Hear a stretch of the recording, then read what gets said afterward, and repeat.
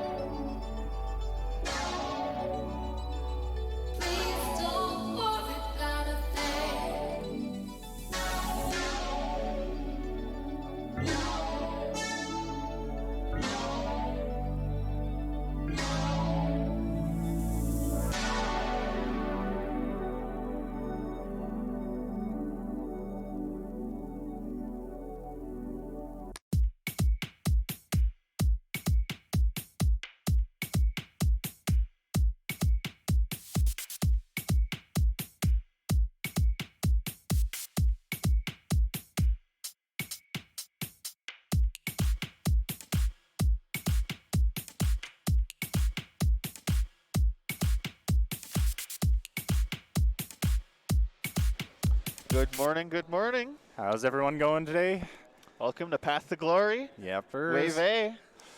It's a beautiful setup we got here in Queen City, Saskatchewan, or Regina, as If you may call it. yeah, Regina, if you want to be that variety. But anyways, I'm TillPlayer64. And I'm Squid Ninja. Yes, and we got people from all over Canada. Unfortunately, we were gonna have some international players, but due to some travel difficulties, I think it's just going to be a showcase of Canada's best today. I've heard Mudace was having trouble getting here, so I don't even know if he'll be able to come, but if not, then it's going to be a rad Canada throwdown. He was supposed to be in Wave A today. He was supposed to be playing this block, so yeah. I haven't heard anything since, though, so.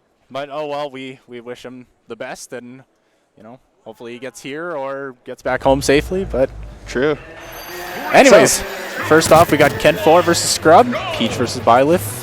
I know both of these players. I've played Ken4 a ton on Wi-Fi before. Scrub is from Manitoba ourselves. Nice. I've had myself handed to Ken4 more than a handful of times. Oh my gosh, okay.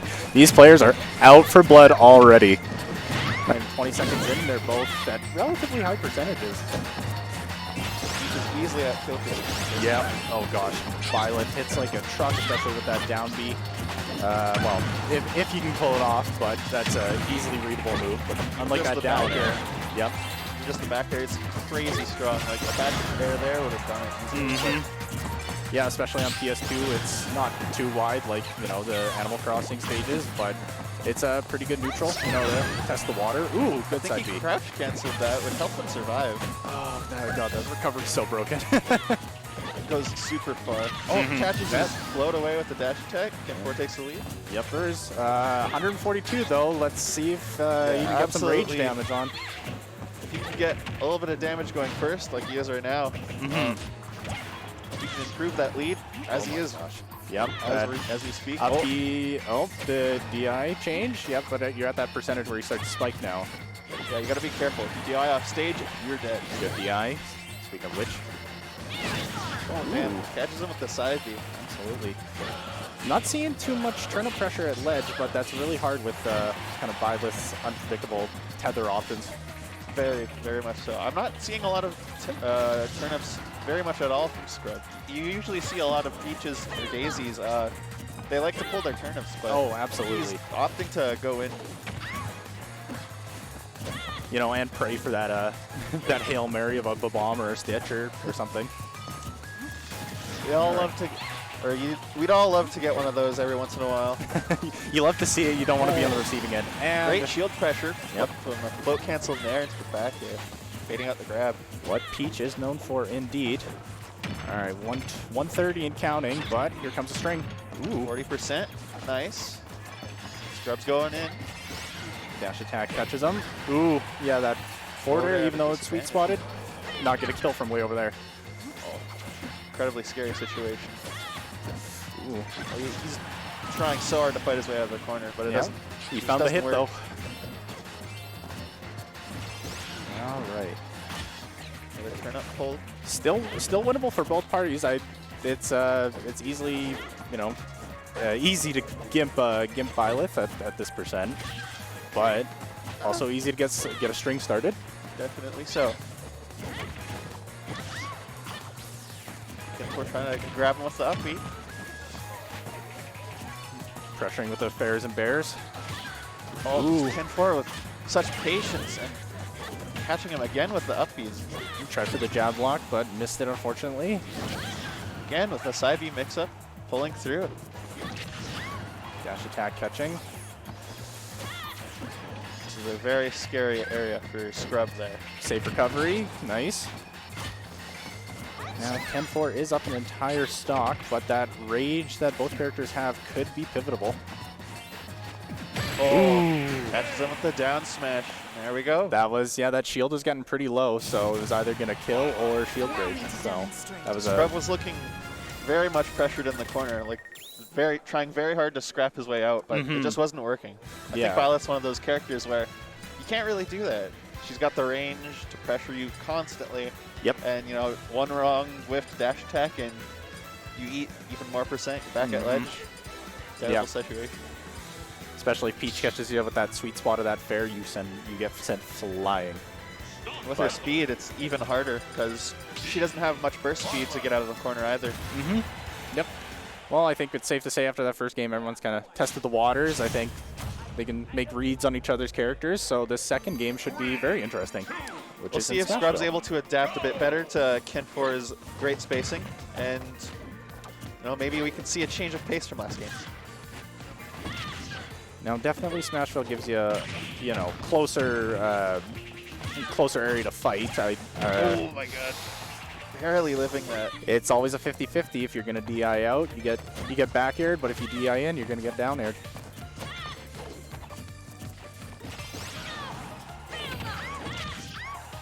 Ken4 with these aggressive options out of disadvantage, working very well, but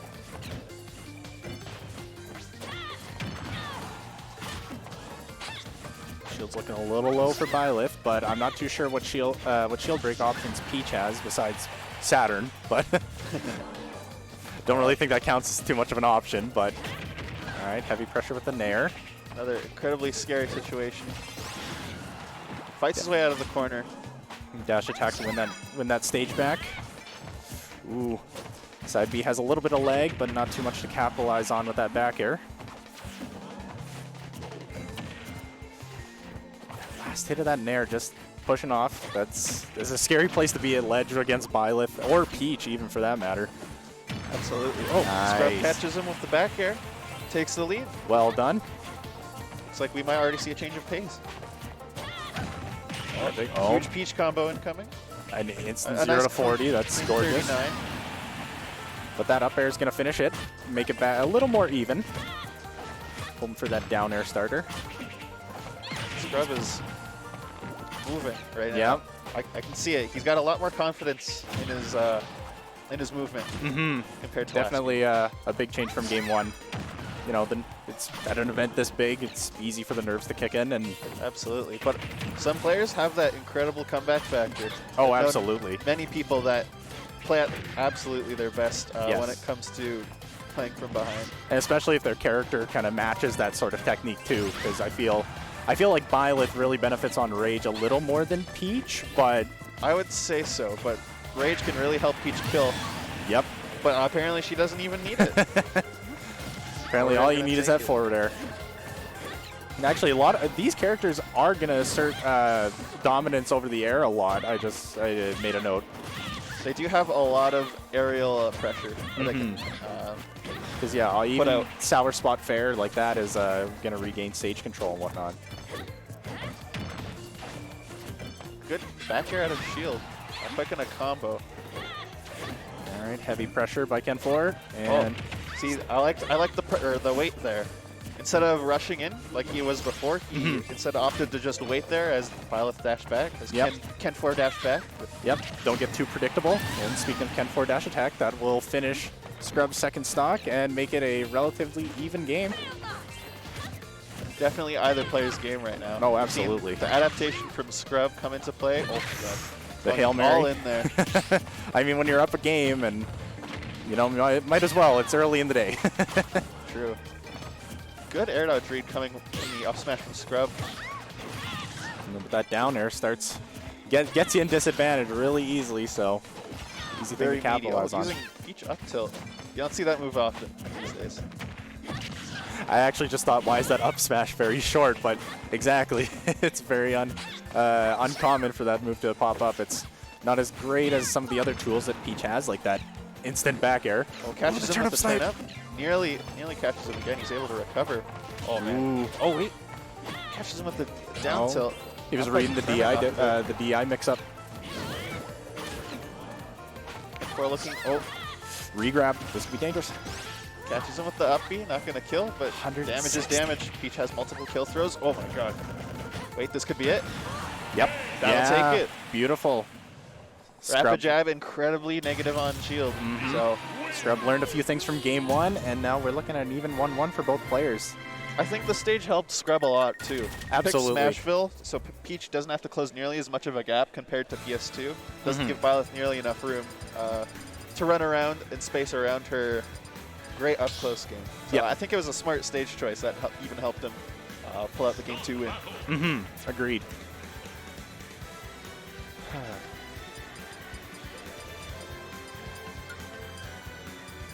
Now, how dare we almost forgot to pick the music before picking FD or Battlefield. Oh man, he's music counter picking him. He is music counter picking him. This is looking very scary. You can't just let someone music counter pick you. That's. I mean, Fire Emblem has a good selection of music, but the fact that he picked Three Houses music, that's a that's a the power up statement. he may need Yep. to pull out this game 3 win. It's the anime moment.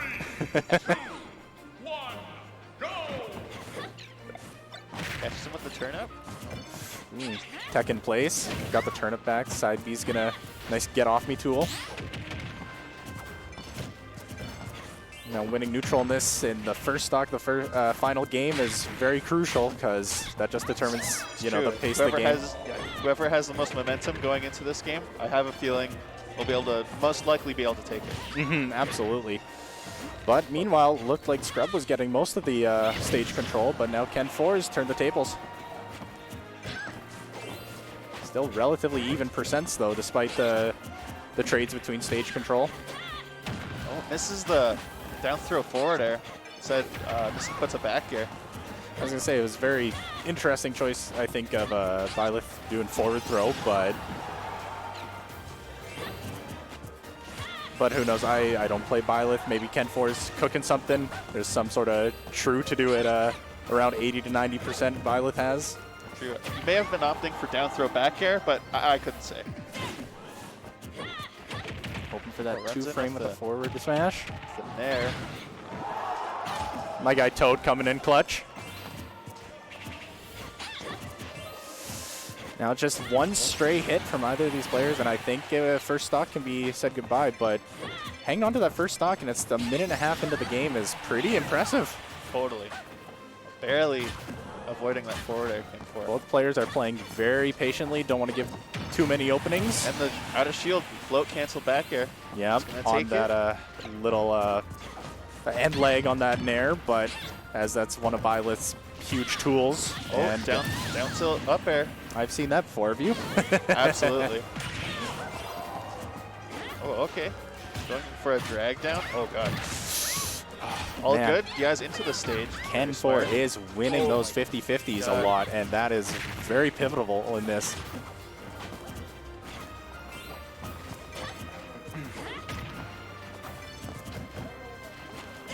Oh, ooh, good roll read. Getting with that sour spot, though. Very tough position. Oh, damn, that'll take an early stock compared to how long these players have been living. Absolutely, not even a minute after the first stock, and Ken4 was playing that very patiently. Good roll out. Byleth most likely wants you to roll in there. Get another juicy combo out. Oh, yeah, true, hey? Well, it's still far from over. Ken4's got the damage to make the second stock go away in a blink of an eye, but don't want to take too much extra credit with that 41. Oh, pulls a stitch face, but not really going to make much use of it. It's also, you want to be very accurate with that, or else you'll be giving Ken4 a really good tool to use against you.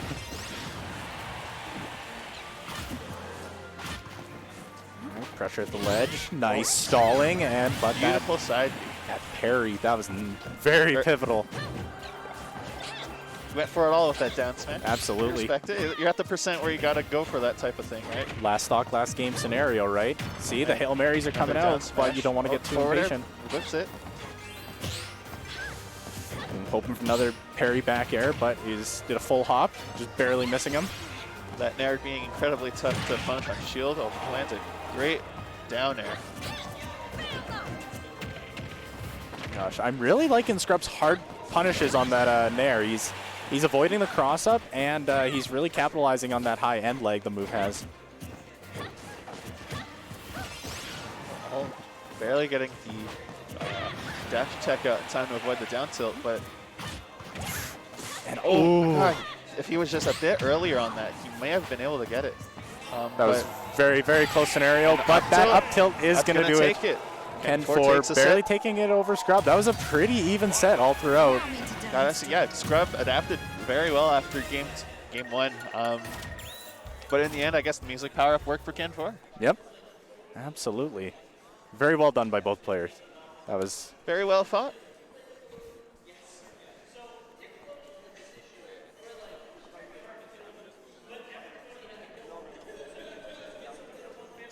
Just taking a look at the the big screen. I was hoping us. somebody was giving a.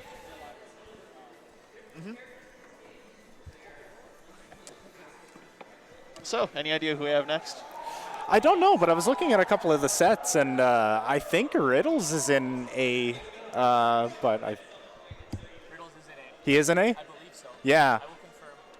I will confirm. I'm like 99.999% sure. I He's mean, in there's Wave A so too. many players that I want to watch today, or even, you know, hope to play myself. But we got Finest Talent in Canada, Riddles, Ouch, Big D, and some, you know, some local heroes too. We got Too Scary. We got BZ. Strikey Guy, BZ. Yep.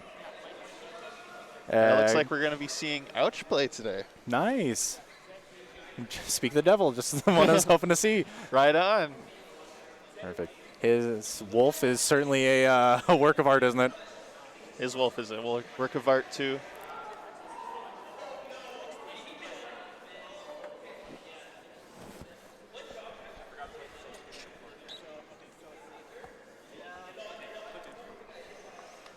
There we go. Okay, question. Yeah. You'll say, would you rather neither of you can hear or only one of you can hear? For now, until I can figure out how to fix it. I'm cool with either or. I'm cool with either, but. I'm going to leave it as neither for now. Okay. I'm All right. going to play around with this. I'm going to try to fix it. Yep. It will 100% be fixed, at least partly tomorrow. I'm going to do my best today. Yeah, no right. worries. There's a lot going on right now. It's okay. Oh, Thank absolutely. you very much. No worries. You guys need anything else, you let me know, right? Yeah, for Sounds sure. Thanks a good. lot.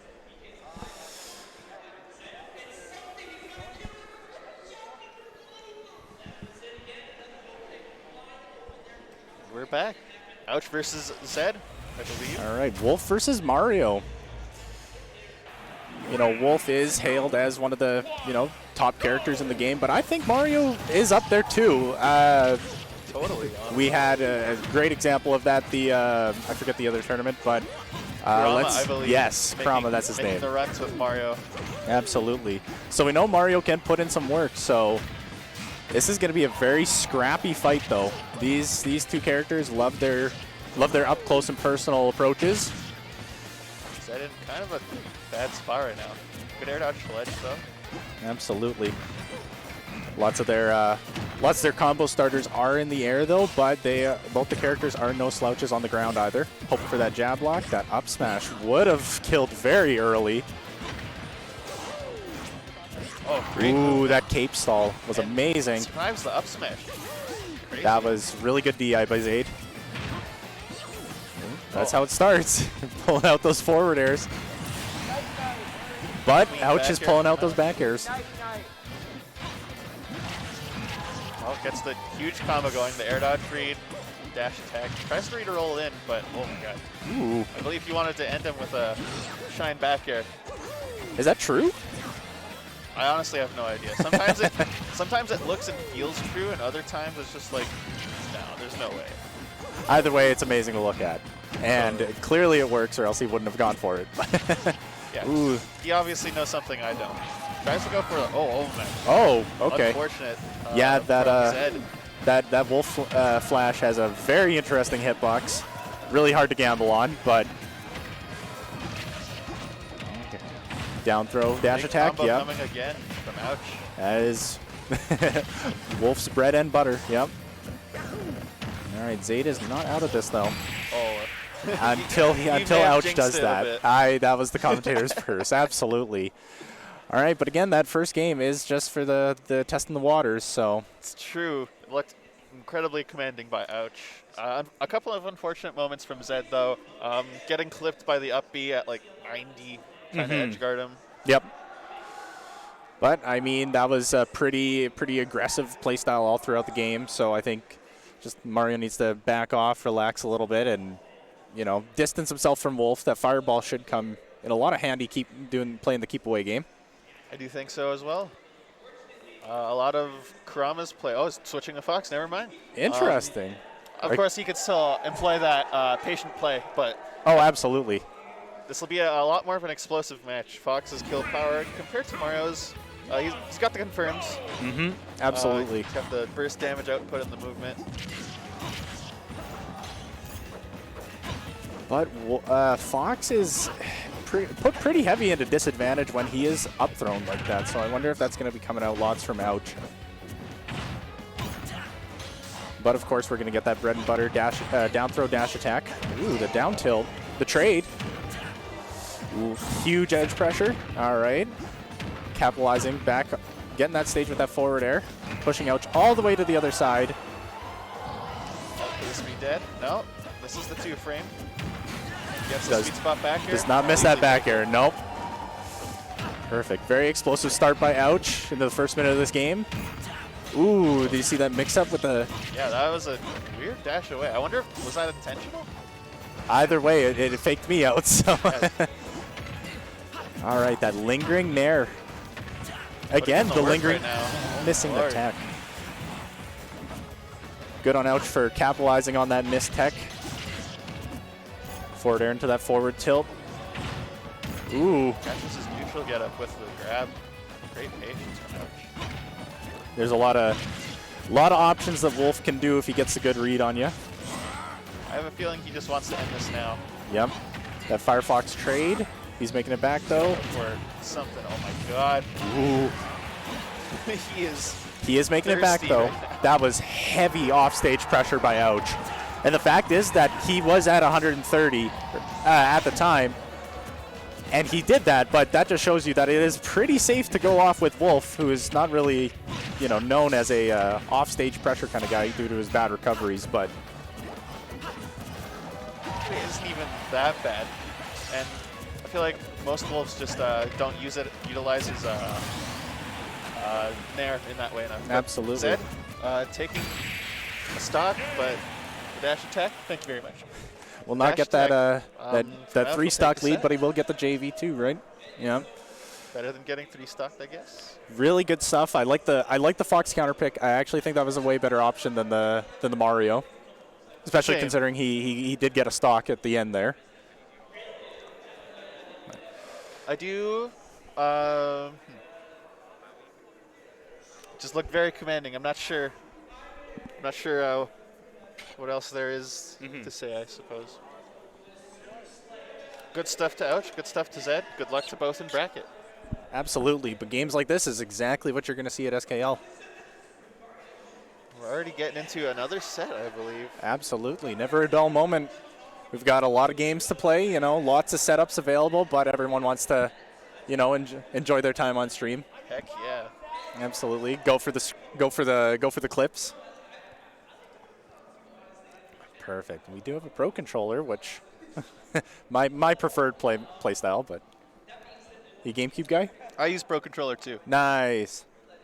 Because I'm simply based like that.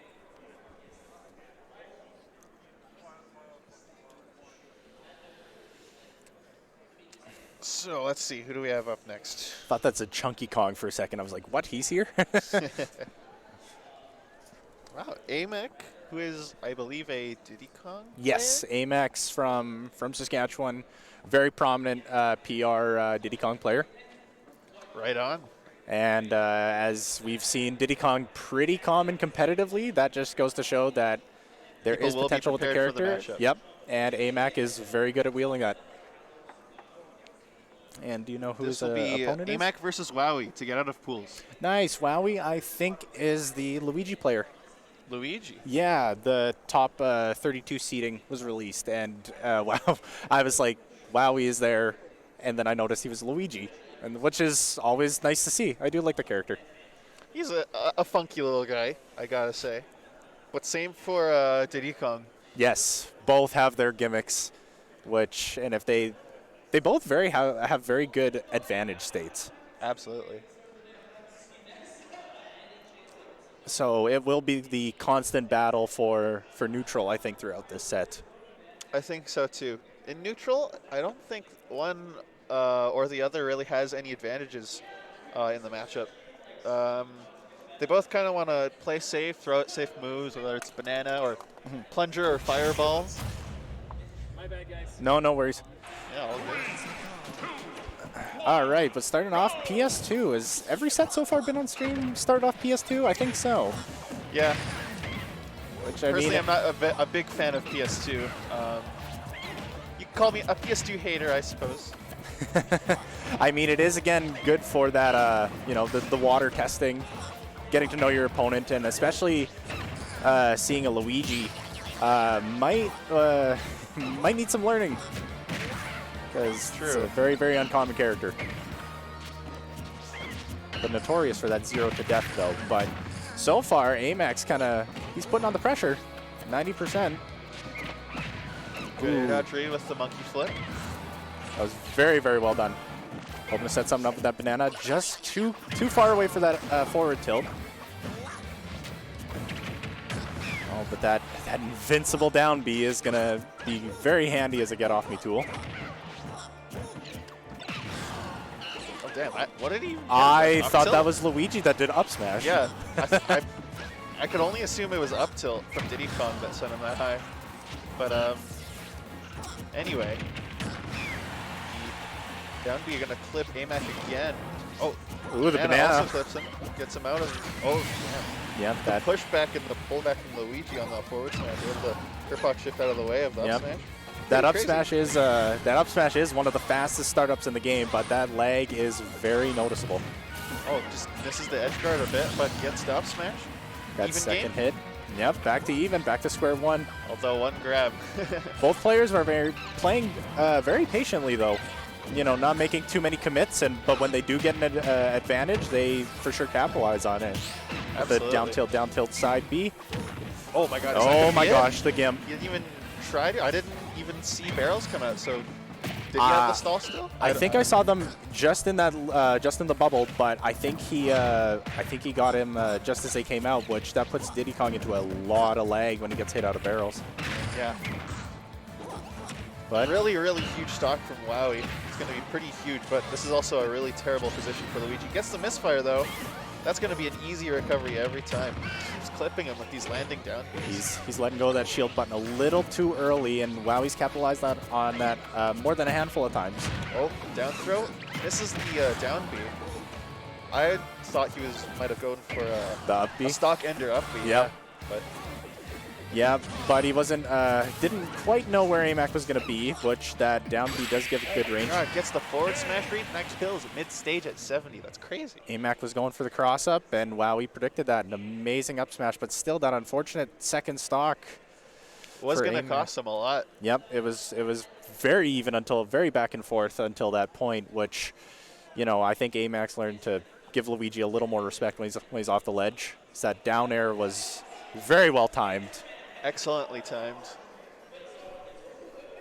Absolutely. We And got player joins three. the battle. Disconnect your pro controllers, please. And Wowie is going to switch to Dr. Interesting. Mario. Potentially? Heck yeah. All right. Very odd choice considering he lost the last game. Ve- But very similar character to Luigi. I But suppose so. But let's see how it works, because he's obviously looking either to see if Dr. Mario will work, or maybe he thinks he'll be more comfortable with Doc here. Who knows? absolutely. But Doc's very limited recovery is something to note of, and perhaps AMAC can get some punishes off of that. But while on stage, Doc is very, very, very meaty indeed. Absolutely. But Diddy Kong can absolutely play the mid-range around Doc and use side B, banana, whatever he Absolutely. can, just play around his short, stubby range. Yep. Kind of like he is now. Yeah, that forward tilt definitely is a very good spacing tool. Ooh, This run is up the down smash. punish. Doesn't have as much lag as you would have thought, but We got that shield up just in time. Banana's kind of being traded back and forth. AMAC being patient, gips him with the forward air, and that'll be a gimp every day of the week. there's that interesting recovery that Doc has. But AMAC using the monkey flip to get out of the pressure situation very quickly. now we have heard people making some waves with Dr. Mario, so Japan, I know, is kind of going nuts right now with the Doc.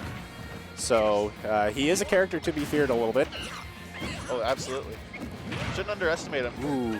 Misses the down B confirm. I think he, or I really shouldn't say it because I don't know exactly, but he might have been out of the confirm range for that. I wonder if maybe a back air instead would have been able to take it. And oh my god, Ooh. the up B in the middle of the dash If attack. that was Luigi, that would have killed. It probably also wouldn't have hit though because it's a bit slower. Absolutely. All right, AMAC is hanging onto this first stock and making really good use of that rage.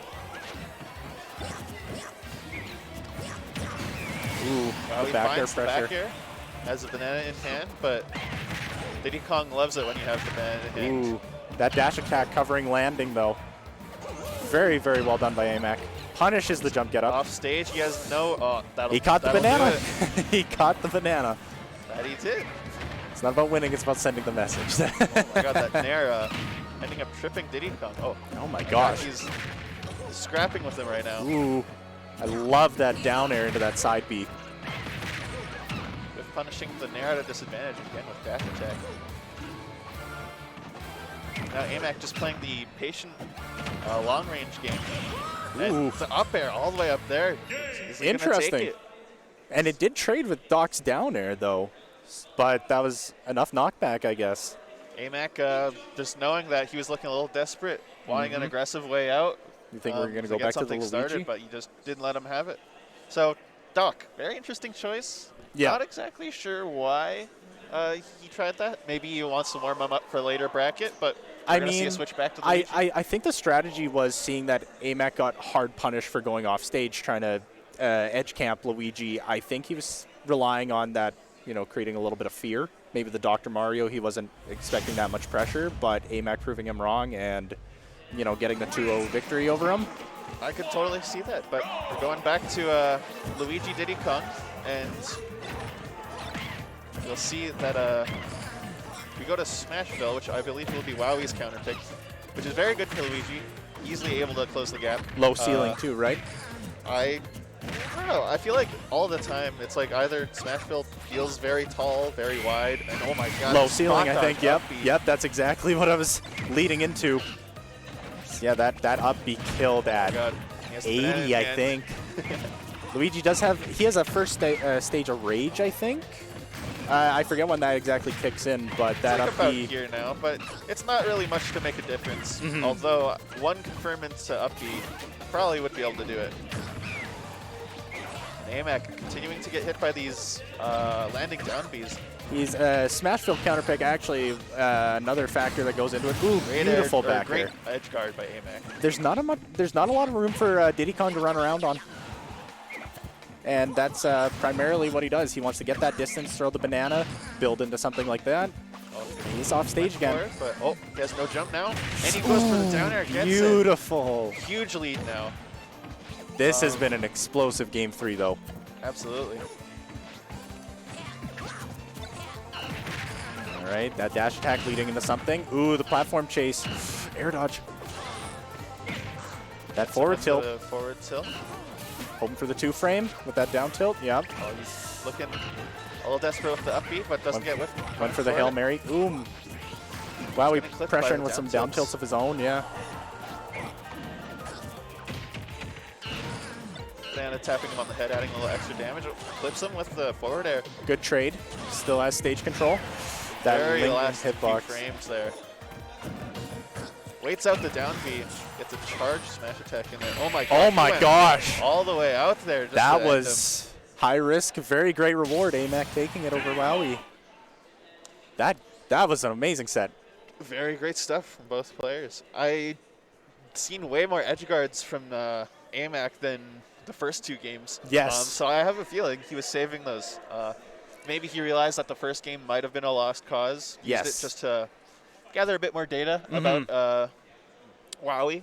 And so employed that counterplay usage in the following games. And That took that it easily. that first edge guard that he did take that early stock though, AMAC did go under the stage to try and edge guard, and a lot of his edge guards, like in games 2 and 3, were off to the side. I feel like he respected Luigi's down air a little bit more to prevent himself to get in that situation.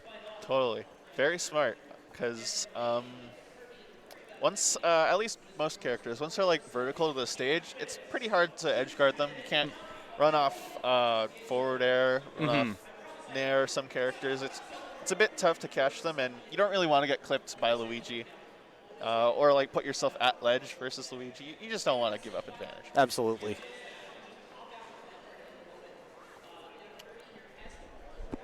Great stuff all around. Let's get into the next exciting set. So let's see. We have for Geo. Oh, goodness. Versus Registered trademark. I like it. This is trademark. You never know what kind of creativity is coming up when when someone hits the symbol keyboard. Dang, I'm seeing a lot of DQs in bracket already so far. Yeah. I mean, it is, you know, SKL is in Regina, Saskatchewan in middle of November. It's not exactly ideal traveling conditions when it's a little wintry like this. It's true, but it's just a bit unfortunate, I guess.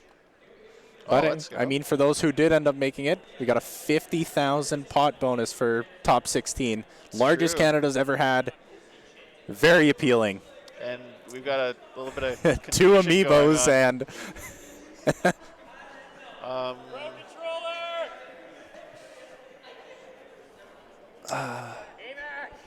So for those of you who don't know, you can actually, with your Pro Controller, you can go to Settings on the Switch, scroll down to Controllers, and click Disconnect Controllers. Not like this. This is like the light way to do it. If you want to completely disconnect all Pro Controllers, you'll want to go into Settings, scroll all the way down into the Controller subsection, Yep. and then you should be able to find just Disconnect Controllers there. because it still retains that connection to the Switch, so if you bump the controllers again, you're now. So Min Min versus Meta Knight. And 4GO versus Rated. I can't find them on the Start GG is this page. Corvo? I'm not sure. Anyways, nonetheless, I actually have never seen this matchup in my entire life. I've heard a lot of it, and apparently it's very good for Meta Knight. He can carry Min Min off stage incredibly easily. He has the speed and jumps. Absolutely. and oh man, if that back air hit, that would have been a stop. And once Min Min's off stage, her recovery options are very telegraphed, but He keeps getting clipped with the Ram Ren there. just doing Min Min things. Ooh, catching him with a dragon laser. That was very well spaced. Well, let's see. It will be just an entire battle for stage dominance this game. Lots of characters flourish off the edge, but once Meta Knight's going to get that stage advantage and carries Min Min off the stage, it's all aerial from there on. You're going to see the down air. Or see no DI out, or sorry, no DI in. Catches him with the Megawatt F tilt. That was Let's take the stop. On-point switch quickly to that F smash in the air. 4GO is looking very, very well experienced in avoiding getting edge guarded here. Absolutely. Making That's great use of the air dodge and even waiting out the nair there. that's everything. Every time someone plays a character with limited return options, you gotta understand what you have and enact them fast. If you delay even 1 second, you might get into a bad position and lose your chances of making it back to the stage. Totally. All right. Ooh, that tornado hoping to clip. But Meta Knight with the 5 jumps, hoping to put that edge guarding pressure on. 4GO just continuing to avoid these edge guards here. Going for a Hail Mary down B there, not quite connecting. All right, no, catches him. No huge punish, just a grab. Something nice and simple. I think Meta Knight's kill throw's up throw, but I'm not on. sure at that percent it would have killed, but Yeah. he finds a stock in an offstage forward air. Finally getting the edge. Is it a kill throw or a throw that kills? I think there's a very important distinction between the two. I think it's a kill throw. It's like not Incineroar up throw or Ness back throw, but Yes, it gives Meta Knight a kill option at a grab, which is pretty important. absolutely. Now, Meta Knight's operating on full rage right now, but No getting longer is. No longer is, yep. Back to 0%. Forgio having a pretty healthy lead, but with Min, you always have the fear of getting gimped. No, he gimps himself with the down air. Maybe he had no double jump or something. He I'm not did quite do, sure what there's a happened. lot of lag on that down air. Still, And I would have thought he'd been able to at least recover from that. Oh my god, this No is jump, a terrible no jump. position. Flips him with the neutral beat, but I think he'll still be able to recover, Yep. yeah. Because Meta Knight had to air dodge to stage to recover his jumps again. Yep. I do believe Min does have a longer range up B before the second jump comes out.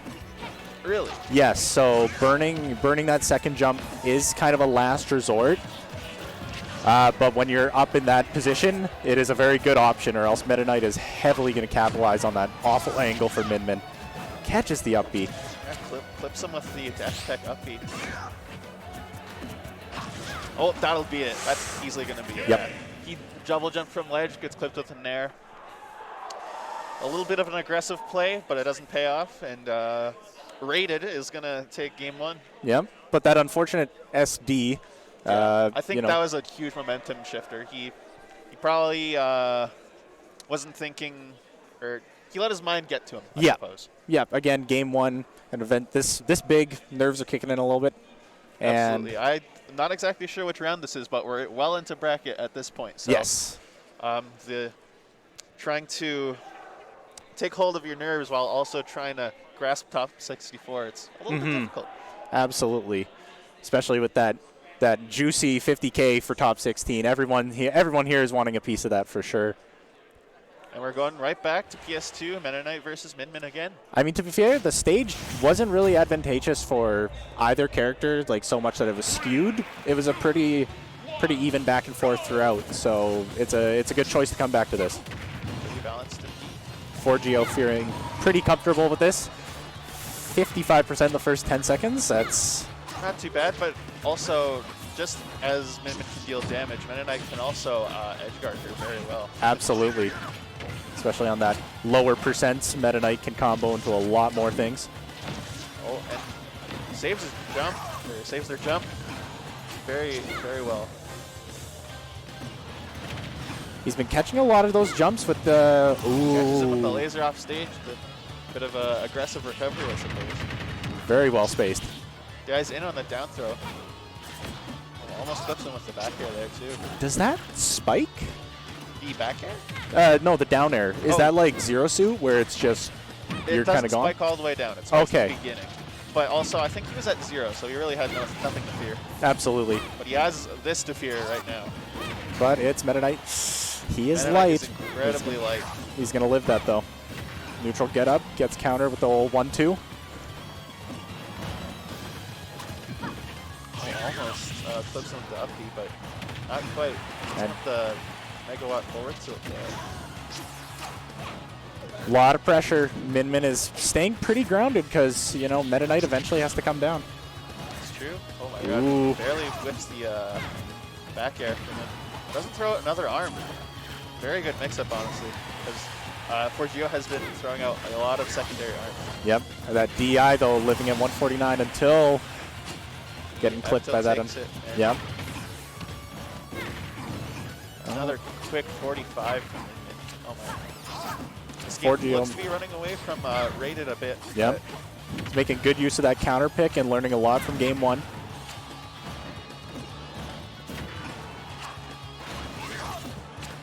Lot of pressure. Meta Knight regaining stage advantage, though. Versus Min, I feel like that's not a... No way. What? What? No way. So it does. That's crazy. Yeah, it does spike. I didn't think it spiked straight down, though. Oh. I thought you would at least go at like a slight angle, right? I think there was some, like, I wasn't expecting him to go at that angle. I was expecting more to go, you know, Towards alongside stage. Min. Yeah. So I think there might have been a, you know, a little bit of a DI misinput. Maybe. It could be, but wow. I was not expecting that. Freaking Min jump scare. Making it 1-1. And we've got the Pro controllers coming back. You love to see it. Is that a Pro or is that a USB GameCube? I thought I saw the GameCube icon. I mean, other than the two players playing right now, there shouldn't be anyone else connected. So I saw the Joy-Cons and I looked over. I was like, one of them was playing Joy-Cons that whole set. We do actually, if you have the chance, go check out the SK Player. He runs solo Joy-Con Kirby. that's rad. It's insane. So there are some very interesting play styles. I mean, Manitoba has the guy who plays with his controller upside down, right? I'm a big fan of him, and we're going to see the Samus change. Samus Rated instead of is switching Meta to Knight? Samus, which is odd because I believe Minuin has a very, very good matchup against Samus. Yeah, as she does versus most zoners.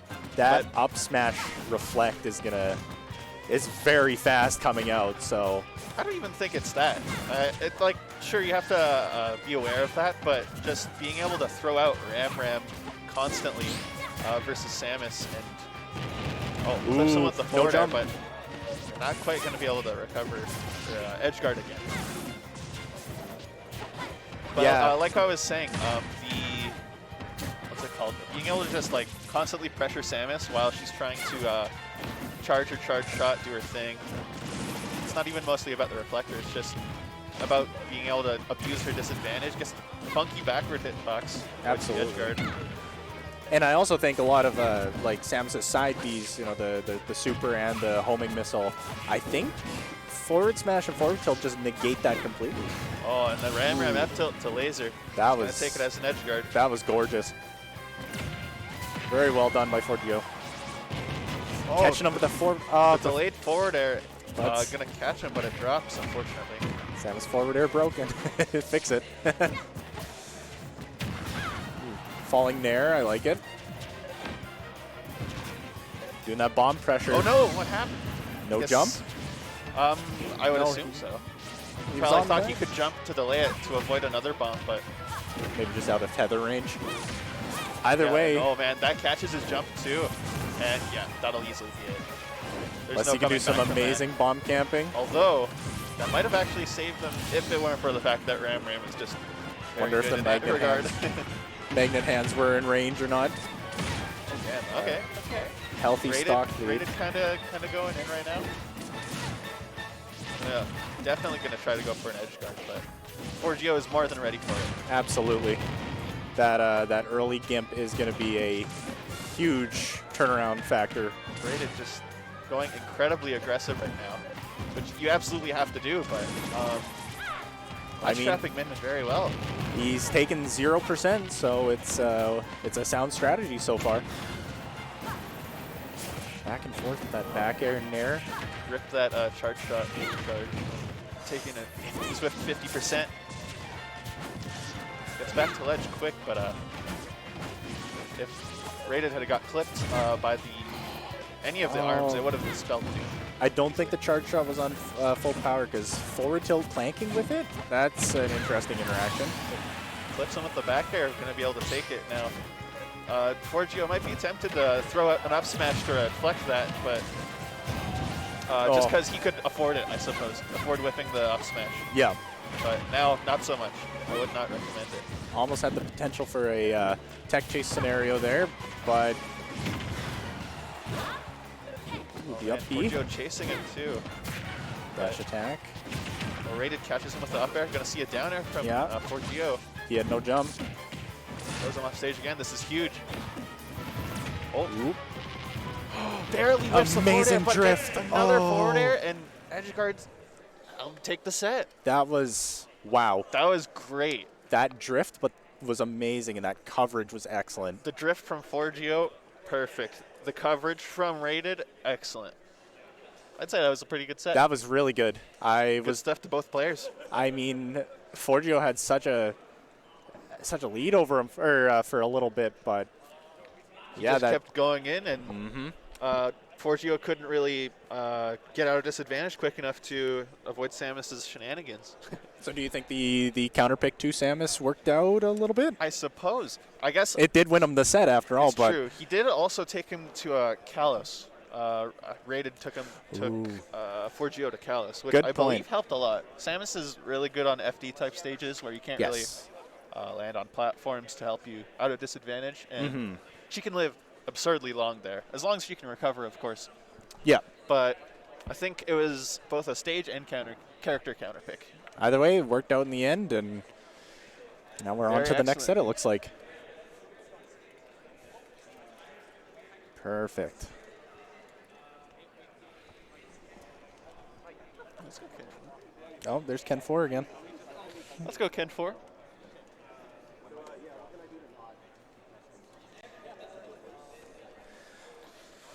Oh. Let's Turned back and the screen was gone. a little downtime. Yeah. We got to look at the other stream. Oh. Ooh. Oh, they might be disconnecting the Pro controllers, doing the I think so. The little tip guide. No, never mind. Perfect. Well, I guess they just budged it or something. Happens. oh wow. Okay. Say Mr. Jab Jab Power Dunk himself, Locus. Seems we got him on. Terry player. Yes. Is it from? Are they from SK? Vancouver, I think, from British Columbia. I see. Yeah. We have Locus versus Thorn. Locus was a very, very early days the pioneer of Terry. Oh, damn. Absolutely. Thorn ended up beating Beezy. Oh, 2-0. wow. So that's a pretty big upset, I believe. I'm not sure what seed Thorn is. We need PG stats on this. But last Coney to get us in touch. Give us the upset factors. And yeah, Mutace unfortunately had to DQ, so it looks like this is just a Canadian tournament. Yepers. Which, I mean, that's cool, but also I would have liked to see a little more American talent come Yes. We do want to stack up on the world stage, but this is an opportunity to show us that we do have some really fantastic players here. Absolutely. Clearly, because Thorn taking over BZ, yes. That's huge. Absolutely. BZ is a very well-known player, PR'd in Saskatchewan, I believe.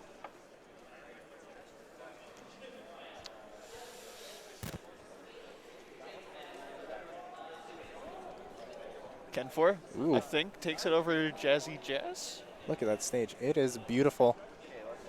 Good stuff. Okay, good. Congrats to him. I was going to say, someone needs to eventually get Coney a melon head, but at least we got him a Grey Cup Festival scarf in the meantime. So, I guess good stuff to Ken 4. For those of you who don't know, we do have two streams going on. This is the side stream, and the beautiful primary stream is going on behind us. If only we could have been on the primary stream. Just kidding. Oh, well, say la vie. I'm actually a really big fan of, like, giving, I guess, secondary things a shot. I like, here, how am I trying to word this? I like to appreciate all parts of the tournament. Not just, you know, the big winners side seeds. Oh, we're seeing Riddles versus Mute or Big D. I enjoy watching the, I guess, less profile matches. Yeah, it's an absolute primary way to see the hidden gems. Absolutely. I'm such a big fan of, like, finding those awesome players that, you know, you wouldn't be able to notice. Because there are some really good players throughout every tournament, but have one, like, if you just have one bad path, then no one sees them, right? This provides a ample and really good opportunity to make some names to faces and, you know, characters to tags. Totally. And not sure what's going on. It looks like we might be having a bit of trouble with the setup. Either that or Pro Controller. I know they had to take out a lot of names. We're at that name cap. True. But looks like there's a break on the primary stream. So if those of you who are tuning in from the primary stream, welcome. Hello. I'm ToadPlayer64. I'm Squid Ninja. And welcome. Just setting up before the game between, we believe, Locus and Thorn. Do you know who Thorn plays? I do not. All right, this will be a. Do you know who mystery Thorn set. plays? Absolutely not. Personally, I'm not. Like, I know I said I love watching the lower profile players, but I also just don't know a lot about people or players at all. Like, absolutely. I can recognize names here and there, and you know, say, oh, this character or this person plays, you know, like Duck Hunt, they play Mario, but I'm not the greatest at it. I mean, but it also serves as a bit of a surprise factor, because obviously if they're pioneering such, you know, unknown characters like aforementioned Duck Hunt, I'm a big Duck Hunt. A lot of shock factor goes into seeing what that character can do. That's why I'm a little biased towards the low tier heroes myself. I do enjoy watching a good lower tier player. Top tiers are fine and all. They're fine and dandy, but you know, you get to see some really thought out plays from lower tier players. But at that point, when you do see the top tiers higher up in the top 16, top 8, at that point you get to see it's not just the character. It is you're seeing a whole different and way more practiced mindset, and then it becomes a little player based, and that's also really entertaining to watch. Totally agree. Perfect. Well, the names are input, and the stages are being banned as we picked. So we know like whatever problems there were are fixed up, sorted out. So assuming Locust is running indeed Terry, definitely wanting some room to run around. Some platforms not really generally recommended, but Terry's got some platform extensions, I think. Oh, okay. Actually, I do remember now. I saw Locust tweet out that he is running PT this tournament. Very interesting. Best. Any reason why? He's a good character, let's be real. I mean, true, but also, I don't know. Figured out very early on in the meta, but I do appreciate seeing him, running one of the previous top tiers of the game. It's very true. And Thorn playing Hero. Interesting. Okay. I'm kind of a fan of Hero. I love Hero. Hero is absolutely. He's the party character that's good. That's true. You see some really funny stuff. Absolutely. But also, people underestimate him. And I keep saying this. People say, I just lost to RNG. No, I mean, RNG is obviously a part of it, but you got to know how to play around that factor. Oomph, accelerate, get those buffs, and he becomes a nightmare, especially if the Squirtle's out. Those buffs could potentially kill the character very early. Oh, absolutely. But Squirtle does not usually see too much light of day, especially if combos like this start out. Usually the switch to Ivysaur pops out because a little heavier, lives a little longer. But Locust so far staying on Squirtle. Starting out pretty even, pretty back and forth. Thorn immediately kind of firing those up Bs pretty early, which was a very interesting tactic. I've never seen that before. The whack almost flipping Locust, but oh god, that side B does so much damage. Very good switch to Charizard there. The Sizzle though, and he's very low on MP if he gets off stage even once. Absolutely. This will be a very rough spot. Oh, ooh, the Flare Blitz. Love it. Maybe also reading a jump. And yeah. Should be okay. He's hoping for that. He's not gonna find the zoom off stage. No, but luckily the small magic up B got him back. But that back air. A little bit of a scramble there, but he finds the back air.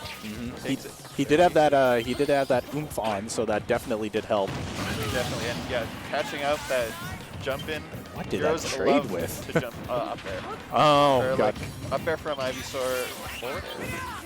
Wow, that switch actually dodged the Sizzle. That was a very well timed switch by Locust. Gonna get caught with the Crackle Slash. He's flipping with the spells.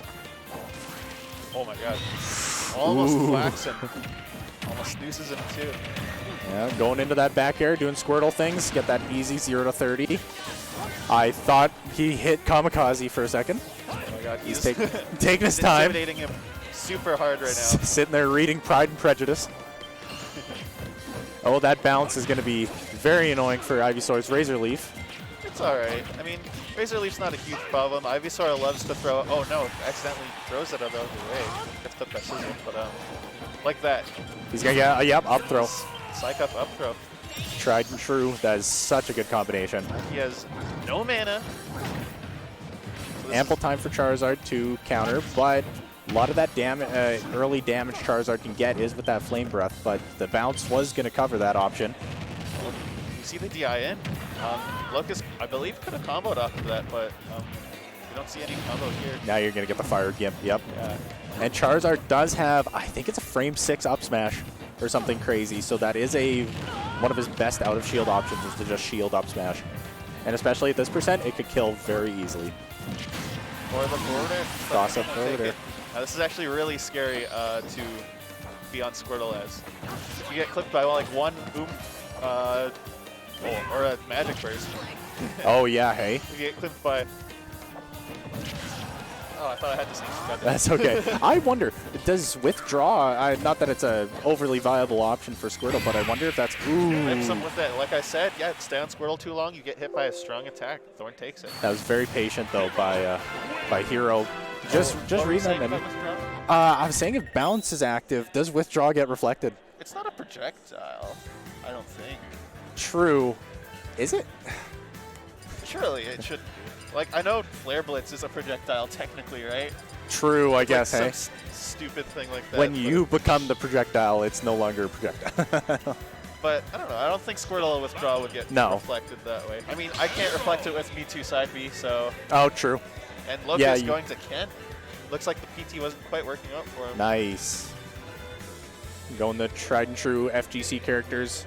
Hero already a little bit of an advantage with the sword, creating that little bit of that distance, but if he can focus through that sword and get in, it's very opportunistic for Locust. It's true. Hero doesn't have very many multi-hits at all, so one good focus and Locust will be in a very excellent position. But yes. Again, the anti-air. And that bounce is going to come in a little bit handy for that Hadouken, but it's not a super problem. No. The Hadouken, but oh my god! Ooh, the crit. Yep. That was a quick 0 to death by Thorn. But in terms of, I guess, Ken versus Ryu, I think the bounce would definitely be way more beneficial for the fight against Ryu, considering a lot of his combo starters go off of that Flame Hadouken. Totally. But Ken lacking it. Locust finding his way in, getting the down air. Hoping for the 2-frame. If that was anyone but Hero, they would have had to fight to get back. Well, almost focuses, but not quite gets through the onslaught of zone that Hero's putting up. He's running in for that, the shield break. Shield break input. Oh, almost gets, clips him with the, I believe it's called Whoosh. I don't think of anything with with Heroes' names. They're all so crazy. Ooh, raw up smash. It's strong Shoryuken, so it doesn't end up killing. All right, interesting. Thorn with a very solid lead, but if Locust does get that kill with that rage, ooh. Oh my god, and the SDI working absolutely in, oh my gosh. in Locust's favor. Maybe pick a new option, guys. You clanked 3 times? Mash-offs like that. Oh god. Yep, there was that shield break input though. Very scary situation. I think that might have just been heavy jab. I don't know if that was, up tilt. He's going to take it. Thorn takes a huge lead, but that'll, no, yep, there it is. Get the first hit, so it doesn't break shield. Yep, okay. So are you going to do it? I don't know if that was true confirmed, but still worked out in the end. Down tilt to up B sometimes is, but I know Thorn was doing some SDIing, so who's to say. But they do have a very healthy lead. The entire stock. Is kind of closing the gap right now. But again, anti-air. That huge arc of both Crackle and Flame Slash have been very beneficial with Locust's approaches. Absolutely. Oh, this will be death. It is. Ooh. It's the nasty confirm, and that was so nice. Kind of even. Oh, clips him with the Rage FGC characters are terrifying. Totally. But a lot of the Rage actually does have the potential of messing up their combos, though, because you're getting flung a little farther. That's Nothing true. turns out to be quite as true anymore. Well, clips him. He doesn't have a double jump now. But he doesn't have access to zoom. He does have that up B, though, and a lot of mana to spare. Oh, good avoidance from the up tilt by Locust, but I don't think Locust has a jump now. Doesn't matter. He is on ledge, so opportunity for heavy ledge pressure. The bang just gonna miss. Thorn. Oh god. And strong Choryu. So wow, 146. Ken takes it. Locust with the insane comeback. I think that was a reverse 3-star. That was amazing. Excellent stuff from him. He pretty much knew exactly when Thorn was gonna set up his zone and just worked around it. Thorn was doing a very good job of keeping him at bay and keeping that lead, but once Ken gets in, it's not a good day. Ain't that the truth? He died at like 80 to a forward smash, 60 to a up B. Yep. With that 146, but Hero is, besides from the aerials, it's very hard to get those stray hits. Like forward tilt is a very good option, but it's a 2-hit move, so it's kind of hard to pull off consistently. But now we're going back to PS2, and I actually don't know. Isn't there full DSR in this wheel set? I think so. Is this a replayed map? Well, yeah, because I believe Thorn won on PS2 round 1. And I guess it doesn't matter now. I mean, it's kind of hard to, you know, because PS2 is so neutral for nearly the entire cast. Sizzle going through the Hadouken there. Ooh. Almost gets him with the kaboom, and oh, that'll be This huge is big. damage. Oh my Catches the god. jump, Shoryuken, but That he's was gonna kill. like 36 to 90. That whack will kill if it does catch that stray hit on you. Oh, this is the up tilt. Thorn gets a stray back air. Oh, watch it. Oh my gosh, he's just missing that key critical second hit in that shield break setup. Keeping it pretty even. Absolutely. But very back and forth though. A lot of them are going on their own combos and then giving them distance, and then the other one following up with a combo of their own. It's true. That does not do a lot of shield damage. Boom. I was expecting it to do like Sephiroth-esque, but I mean Sephiroth fully charged neutral B is an instant shield break, so having that as a quick fire menu option would be incredibly busted. Great parries I've seen from Locust. Like all of these landing aerials from Thorn. Notice he just started firing Hadoukens, and as soon as he started, Thorn put up bounce. He never really used that as an option up until this point. Yeah, that's true. Oh, I probably wanted to click oomph, but it looked like he was going to run out of MP if he did. So smart play. I think his psych up right now. So, oh my god, that was so. Oh my god, the snooze. This is going to be huge. I think that's easily going to kill. It's oomph. Raise. Yep. Oh man. There was no crit on that, but that is just what Hero does. Oh, that'll easily. With Accelerate. I think that operates in the same as Jump Monado, where Shulk's knockback is decreased, or his weight is decreased, I guess. Yeah. Yeah. It is. It can also help him get out of combos. Absolutely. Need to, right? Yep. Thorn also pressing that emergency escape up B button. Hadouken, yeah. Maybe forgetting that bounces out, thinking it was going to run out. It's also an easy tool mix-up, being like, oh, I'll keep my distance while you just stand there. I'll run up with my projectile. Oh, hits him with the P. Psych up and Crackle Slash. A bit of a scramble situation. Gets the whoosh, though. Yeah, gets the get out of jail free up B card. Again. Throws him off stage. We haven't seen an edge guard from Thorn. Oh, but he clips him with the swoosh. Such a long, lingering hitbox. That was... Takes it. That lasted a week. I know. That is a crazy move, honestly. You can confirm that into back air, down air, all kinds of crazy crap. Absolutely. Especially if you get it early, it traps him in there for a long time. Gives you ample time to set up, but very well done. Congrats to Thorn. I think that was 2 major upsets. That was, yep.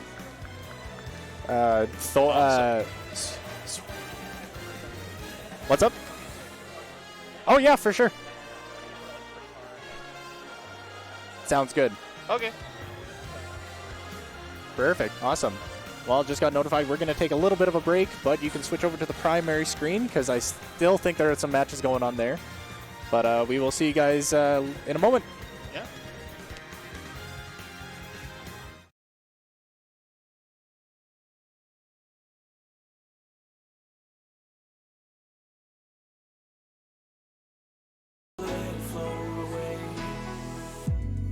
I'll let it float away. I'll let it float away. I'll let it float away. Float away, float away. Yeah, I'll let it float away. I'll let it float away. I'll let it float away.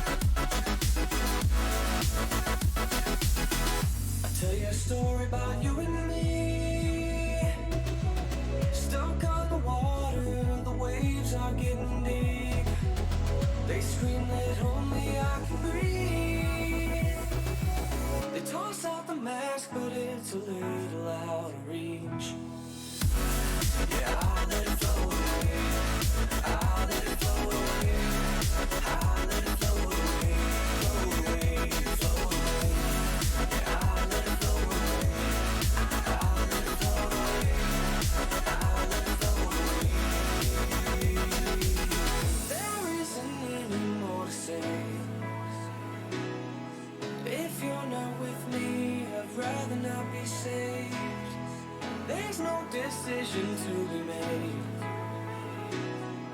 If you're not with me, I'll just let it float away. I'll let it float away. I'll let it float away. Yeah, I'll let it float away. Float away, float away. Yeah, I'll let it float away. I'll let it float away. I'll let it float away. Yeah, I'll let it float away. I'll let it float away. I'll let it float away. Float away, float away. Yeah, I'll let it float away. I'll let it float away. I'll let it float away. I'll let it float away. I'll let it float away. I'll let it float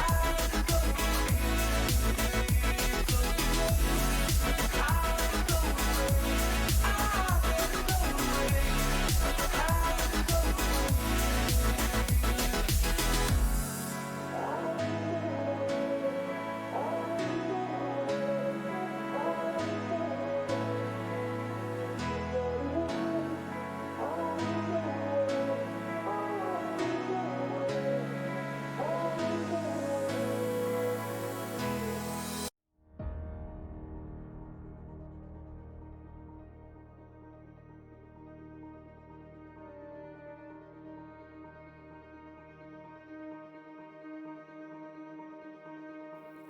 All of your wind has gone, and all of the paths you've drawn have sunk to the ocean sand where no one can see you stand. Don't let the dark embrace cower the dreams you chase under the rust and blood. Don't let yourself give up.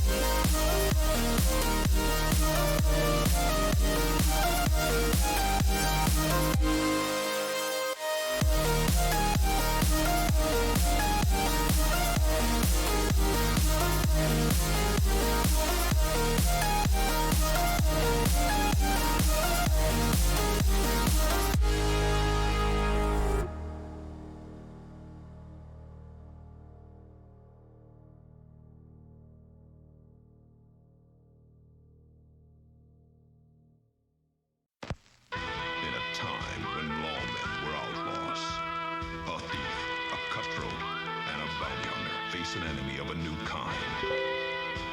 Through the uncharted lands of the West, a fistful of men ride for the Black Water.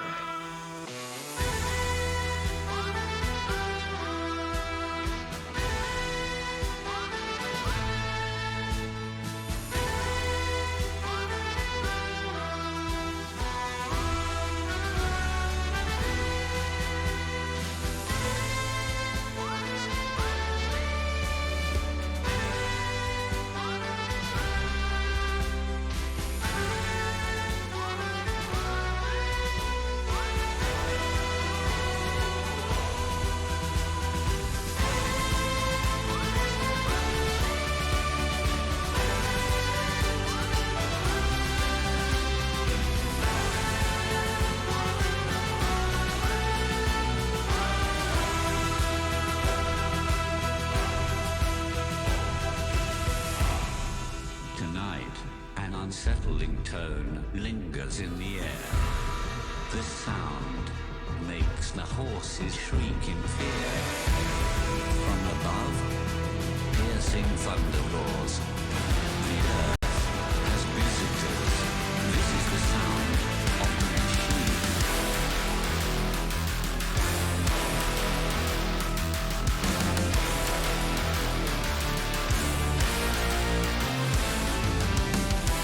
Now staring into the sky, the stars dissipate to make way as a mechanical beast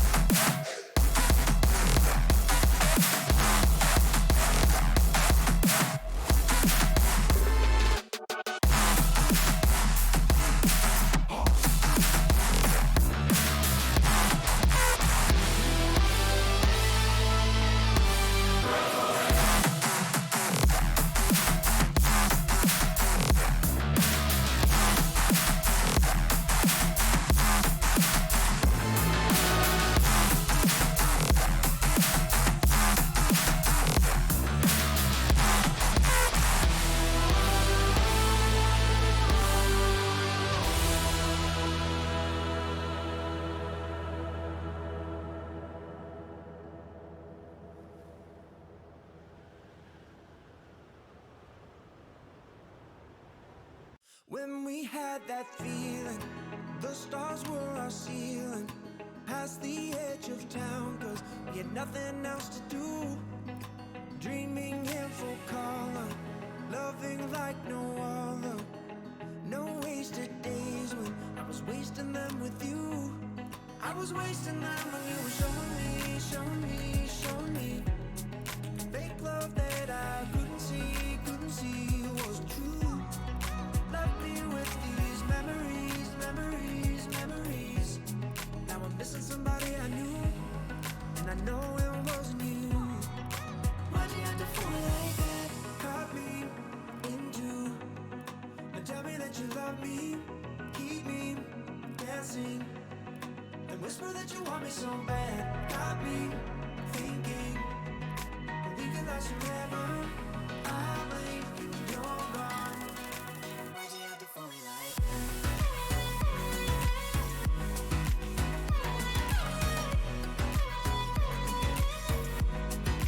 Fool me like that.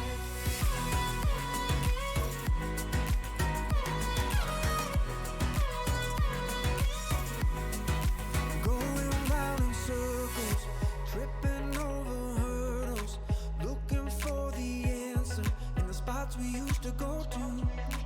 Now it's all but over, every breath is colder. Look over my shoulder, now I see what I fell into. Now I see you were showing me, showing me, showing me fake love that I couldn't see wasn't true. Left me with these memories, memories, memories. Now I'm missing somebody I knew, and I know it wasn't you. Why'd you have to fool me like that? Caught me into, and tell me that you love me, keep me guessing, and whisper that you want me so bad. Got me thinking that we can last forever. I blink and you're gone. Why'd you have to fool me like?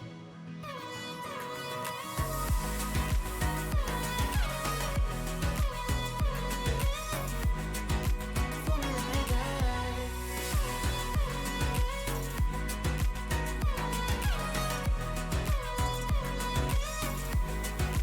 Why'd you have to fool me like that? Caught me into, and tell me that you love me, keep me guessing, and whisper that you want me so bad. Got me thinking that we can last forever.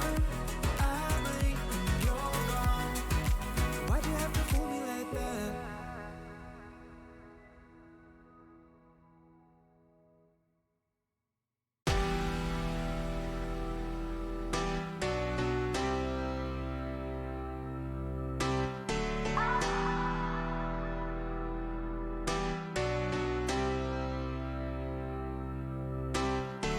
I'm just waiting here for you.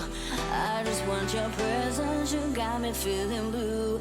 Don't keep me waiting. Don't leave me in this way. Got me going crazy, and I don't wanna wait. I just wanna make you see. I feel like I'm in heaven when you are here with me. Don't keep me waiting. Don't leave me in this way. Got me going crazy, and I don't wanna wait. I just want your loving. Come and give me something. I just want your loving. Come and give me something.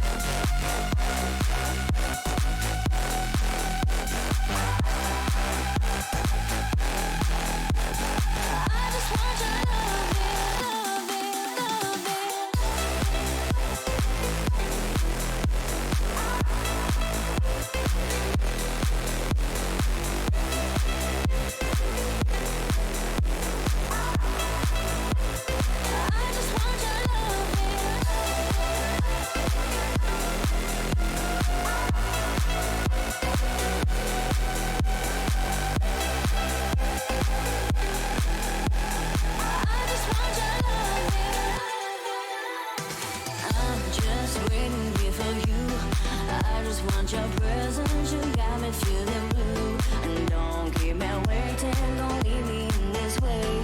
Got me going crazy and I don't wanna wait. I just wanna make you see, I feel like I'm in heaven when you are here with me. And don't keep me waiting, don't leave me in this way.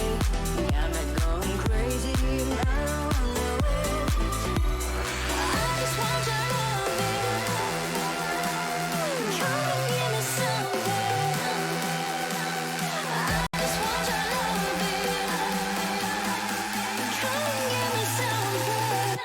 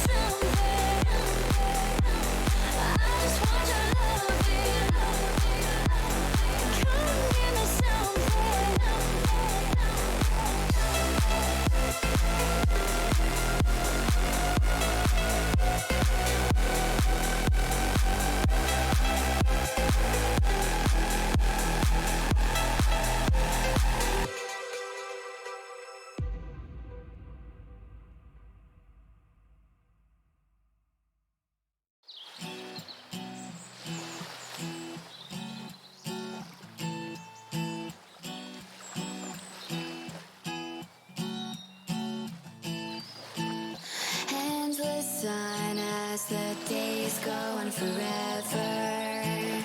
There's no place for time when you're young. Can't find the words, but we know how we feel. Could we stay longer here in the summer? In the summer.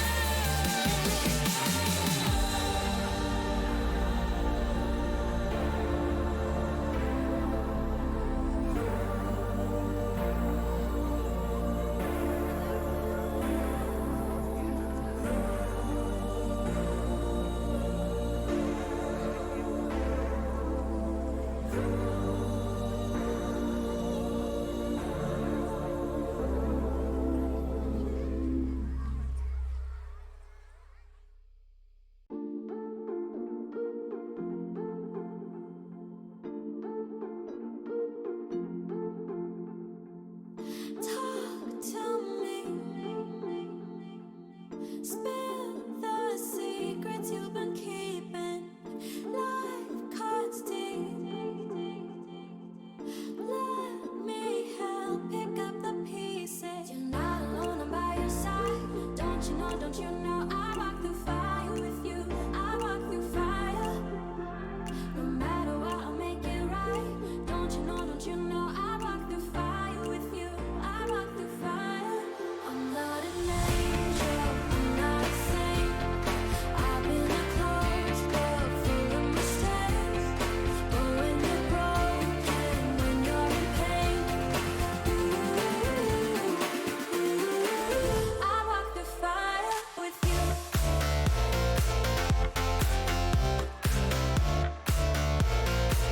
I walk through fire. I walk through fire with you. I walk through fire. You know I don't pretend to be a savior, but let me in. Yeah, I promise nobody can break us. You're not alone, I'm by your side. Don't you know I walk through fire with you. I walk through fire. No matter what, I'll make it right. Don't you know I walk through fire with you. I walk through fire. I'm not an angel, I'm not a saint. I've been a closed book full of mistakes. But when you're broken, when you're in pain, I walk through fire with you. I walk through fire with you. I walk through fire. I walk through fire with you. I walk through fire with you.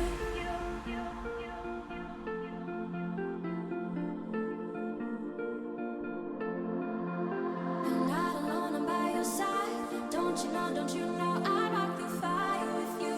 I walk through fire. I'm not an angel, I'm not a saint. I've been a closed book full of mistakes.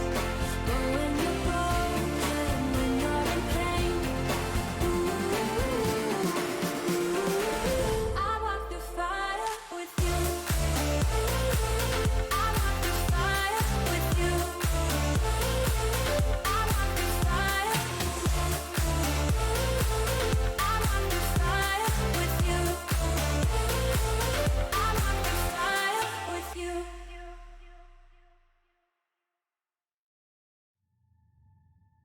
Cities are rising in front of me. I wanna hide it, want to go back to sleep. I wish I could rewind it. Can I rewind it? We woke up naked, like we're more than friends. We can go through it, can do it all again, like we rewind it. Like we rewind it, and I don't. All right. Welcome back to Path to Glory. We are in Wave B pools. I am Fabulous. And I'm Big Sham. How you guys doing? I'm doing good. Excited to see some good gameplay coming up. Yeah. I'm not sure who we've got for our first round here, but we've had a lot of crazy sets today. No, yeah, Wave A just wrapped up, and it was a lot of crazy talent. We saw Riddles earlier. Yeah, Locus was on this stream earlier. Yeah. In Losers, I think. BZ as well, also put into Losers earlier. No way. Easy. Yeah. Hero player. Wow. But Loser side top 64 now, so Yeah. we will be seeing him tomorrow.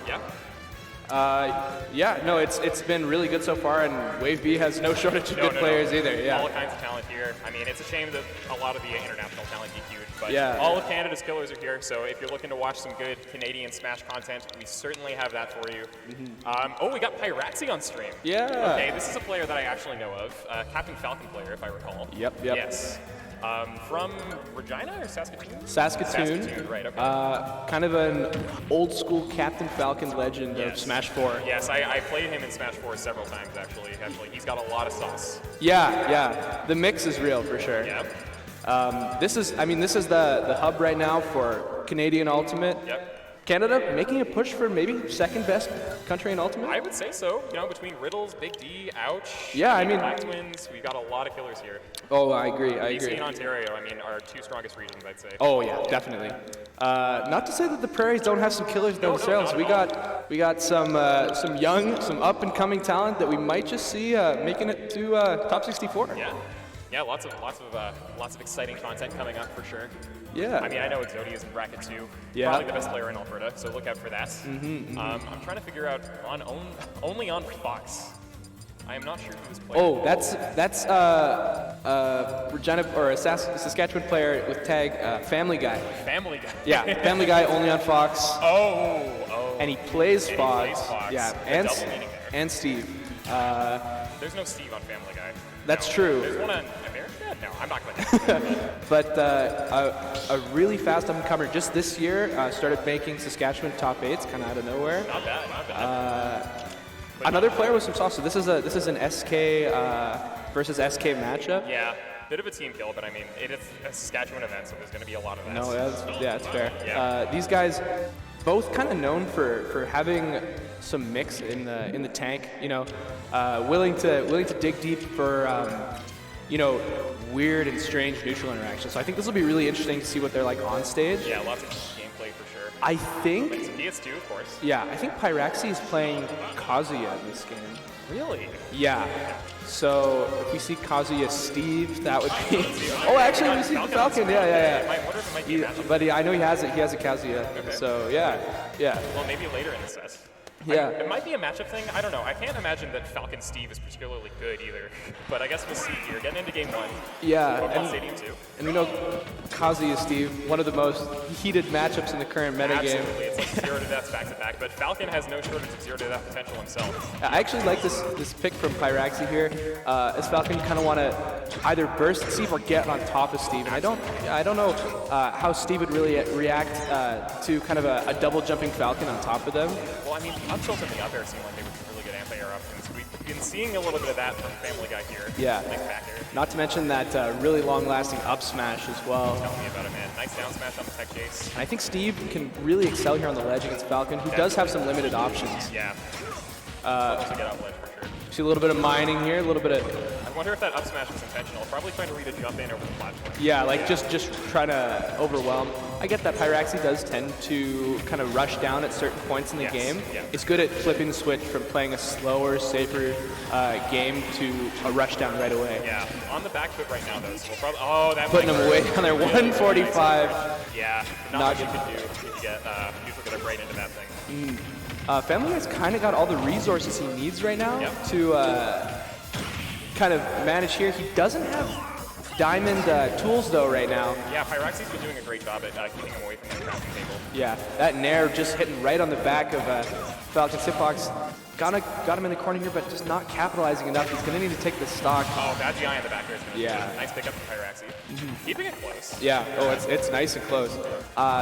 Falcon being one of those fastballer characters, you might see Steve whip out some of those up tilt combos, those jab combos. Platform extending chains. Yeah. Into a forward air. Oh, I like that up smash. Yeah, no, good. Yeah.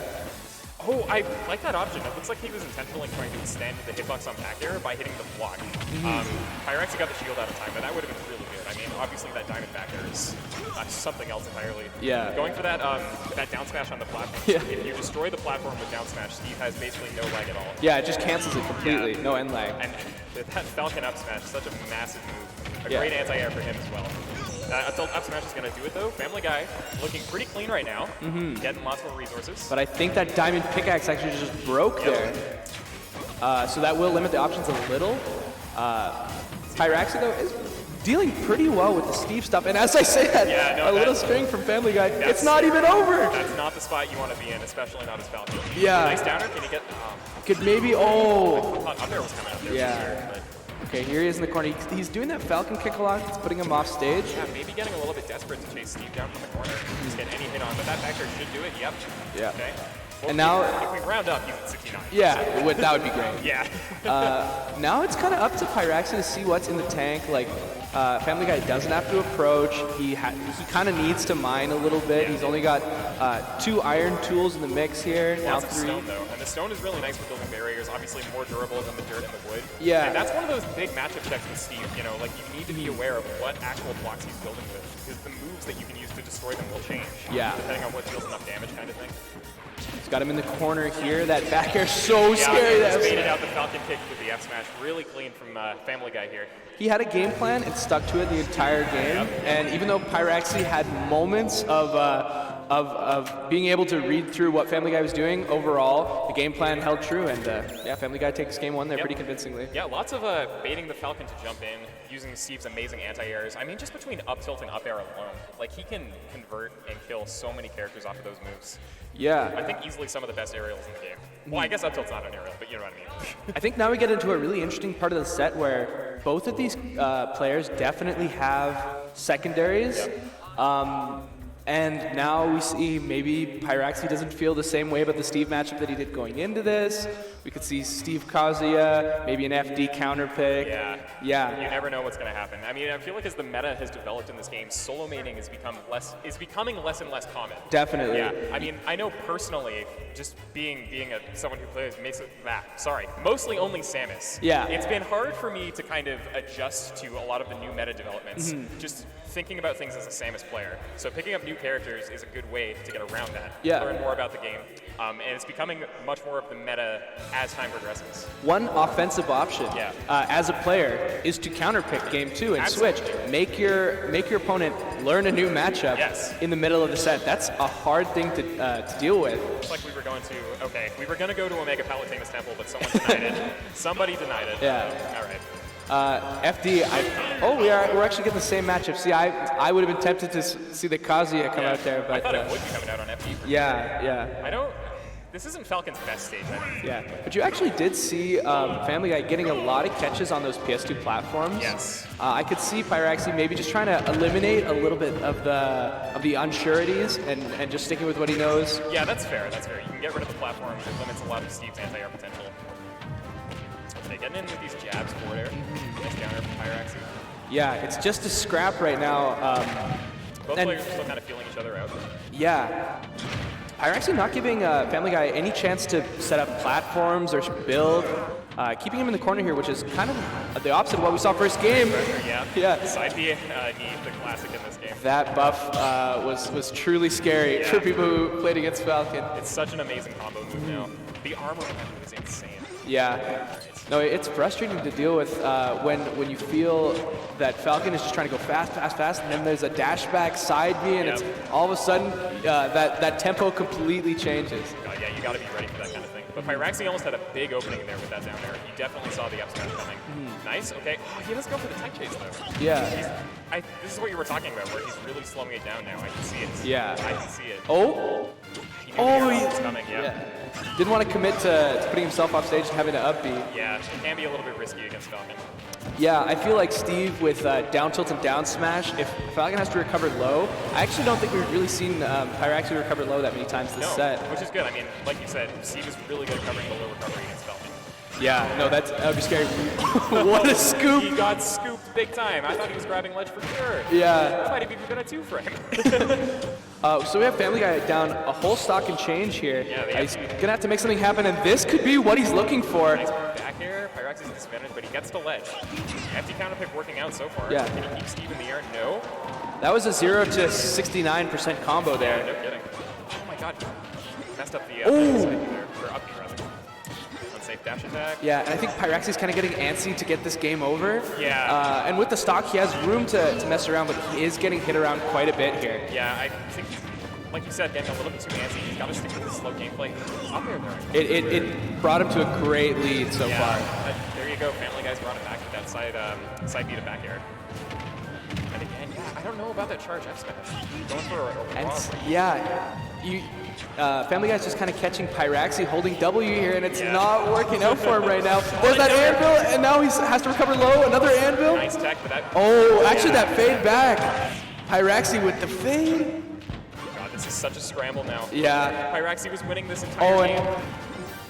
Yeah, now you see Pyraxy slowing it down, not overcommitting in neutral. Oh, and he has to recover high. Oh my god. there's not a whole lot Falcon can do about that situation. I mean, he got the fade back, so he didn't just get pancaked by the blocks. But I mean, Steve is so good at covering that. And Family Guy waited till the end of the set to pull out that, just right at the very end, the blocks as an edge guard. That's why I think Pyraxi was avoiding going low the entire set. The one time he had to do it, he gets diamond F smash.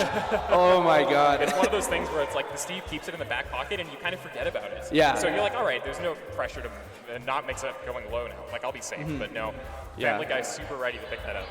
Good stuff. That was really good stuff, I mean, a big edge that Steve has in matchups like that. Any character with a limiting recovery where they have to go with that like diagonal up angle, Steve can cover that perfectly. So much stuff you can put out on the ledge. It's like fighting Snake, it feels like. Yeah, no kidding. No, great ledge trapping on that character. Yeah. But good showing from both players. Pyraxi was looking good in game 2. Got a little bit antsy in the second half. Yeah. Hopefully he keeps his composure for the loser's bracket. Yeah. I know he's got the potential to make a run. Pyraxi's done amazing things in the past with this character. Oh yeah. Maybe we'll see the Kazuya and losers. Who knows? Definitely a soul main. Yeah.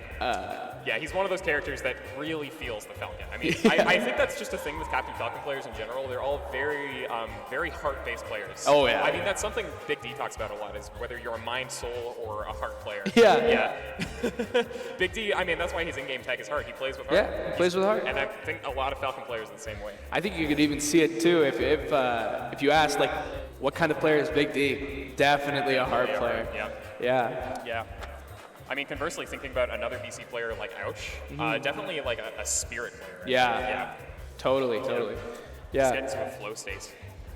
It doesn't look like we have a match up for a minute or two here. Yeah. Just waiting on our next bracket set. Yeah. Yeah, I'm actually, speaking of, I might check the bracket and see what our path is like here. I know in Wave A, our TOs are so gifted that we actually ran out of matches to put on side stream within an hour. You just got all the matches on side stream, hey?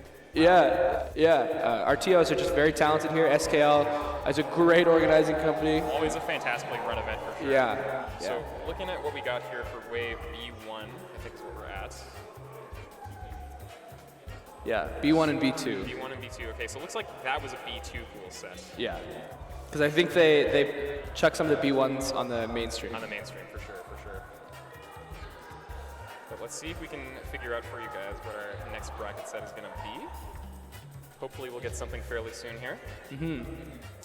Yeah, but how are you feeling today, Shan? It's good. I was a Wave A guy. Yeah, me too. Went 1 and 2, unfortunately. Oh, shit happens. But it's been a great. As you can see, like the atmosphere here is really crazy. We're in a hockey arena with stands galore.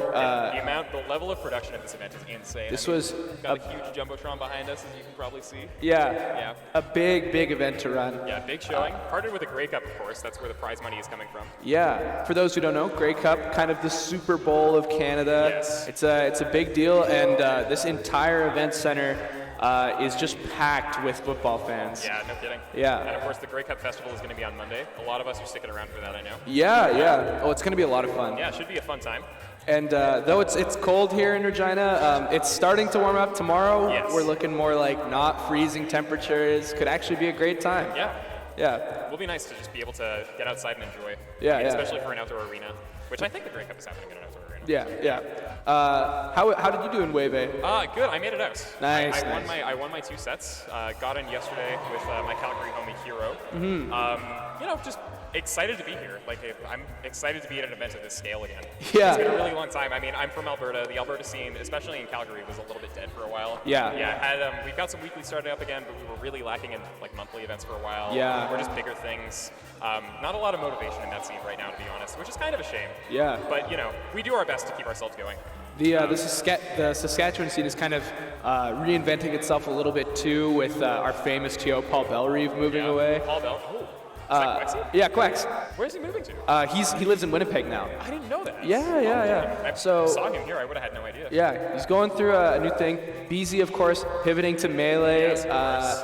Making waves, beat 2 Saints at Battle of BC. Oh yeah, Big win for them. and beat Jess Star recently. Yes, #1 in Manitoba. Basically making a claim for the best melee player in the prairies right now. I honestly would say that. Yeah. a prodigy that kid is, for sure. Which is great, but it comes at the cost of our ultimate scene being a little bit slower. Unfortunately. I mean, you've got a fair amount of killers in BC. Yeah. I mean, Nadia, Pink are both in bracket. Yeah. I agree. We do have some really great top players here, but especially compared to how BC is about as great as it's ever been globally. The Prairies, we're going through a bit of a lull right now, but don't catch us sleeping for too long. We are not. Oh wow, Ross with many S's. That's my name. Not my tag, but that's my name. Yeah. I guess someone shouted me out. I don't know. That would be awesome. So looks like we got 1, 2, 3, 4 on stream. Brilliant tag. I'm hoping that's a me player.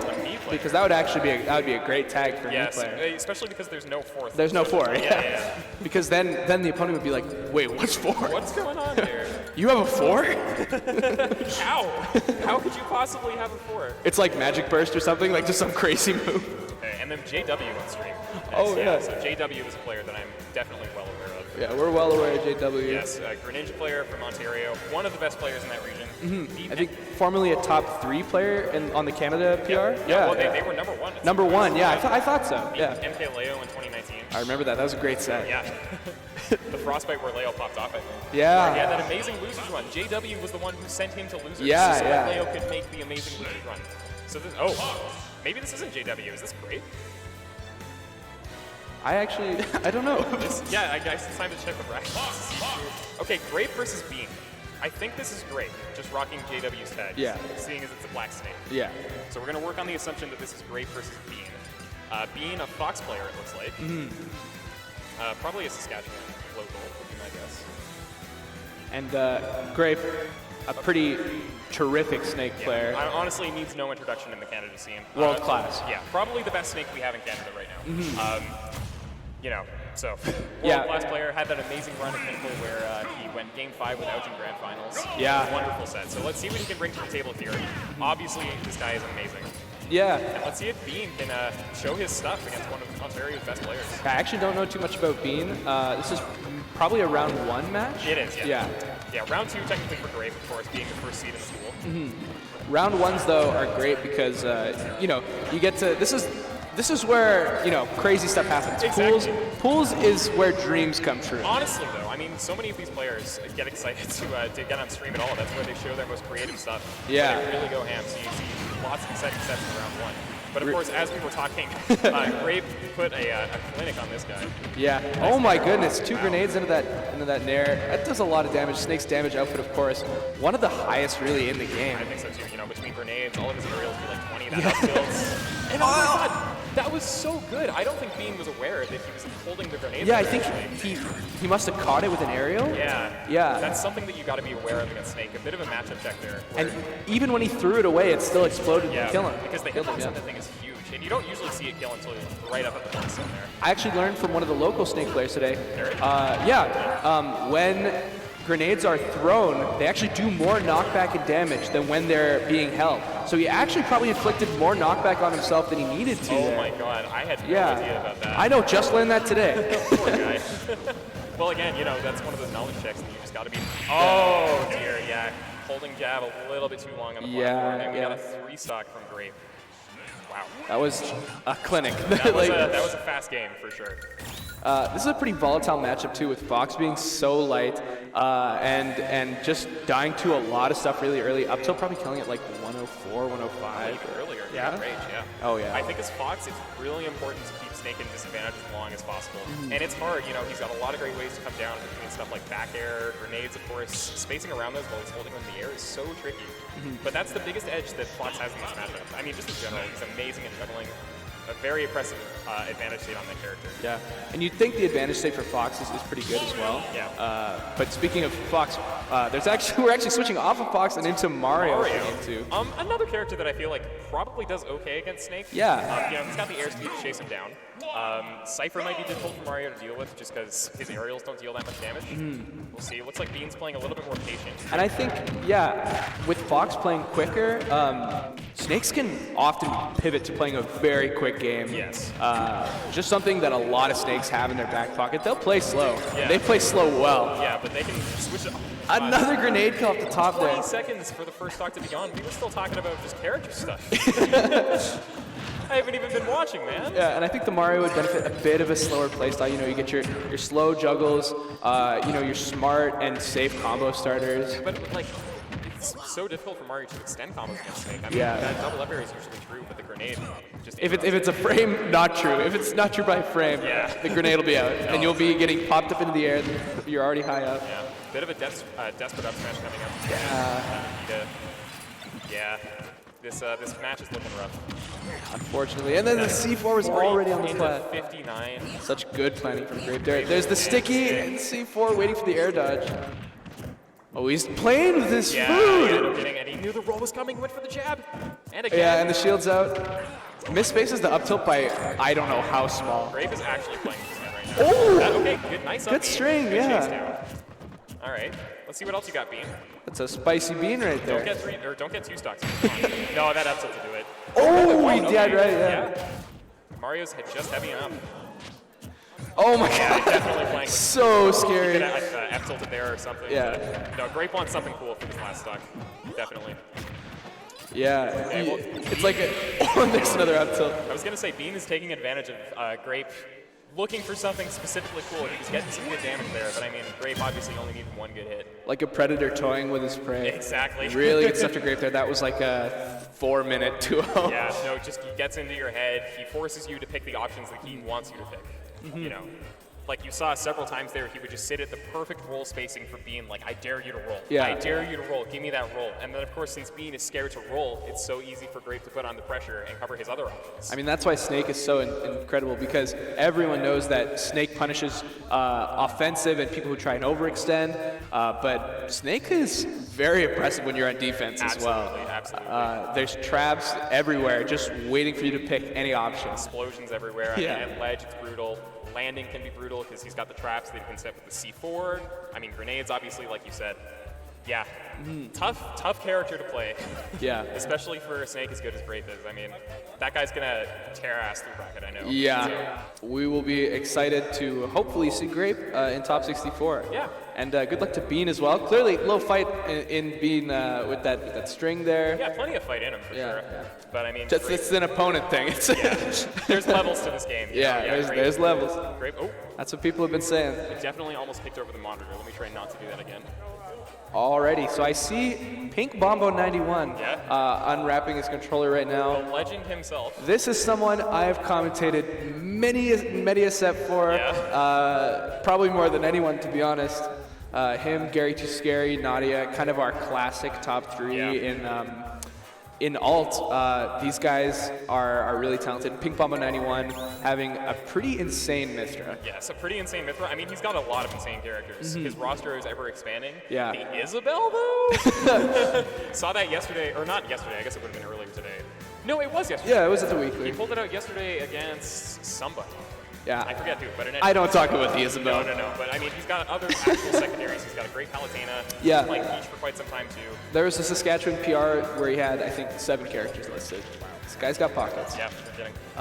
One thing about Pink, though, is he's kind of a tactician of this game. Totally. A big counter, too. Totally a studier of people, and will play whatever game plan he needs to take down an opponent. He's not he's flexible. Yeah, definitely. A big adapter. I mean, he's moldable. Yeah.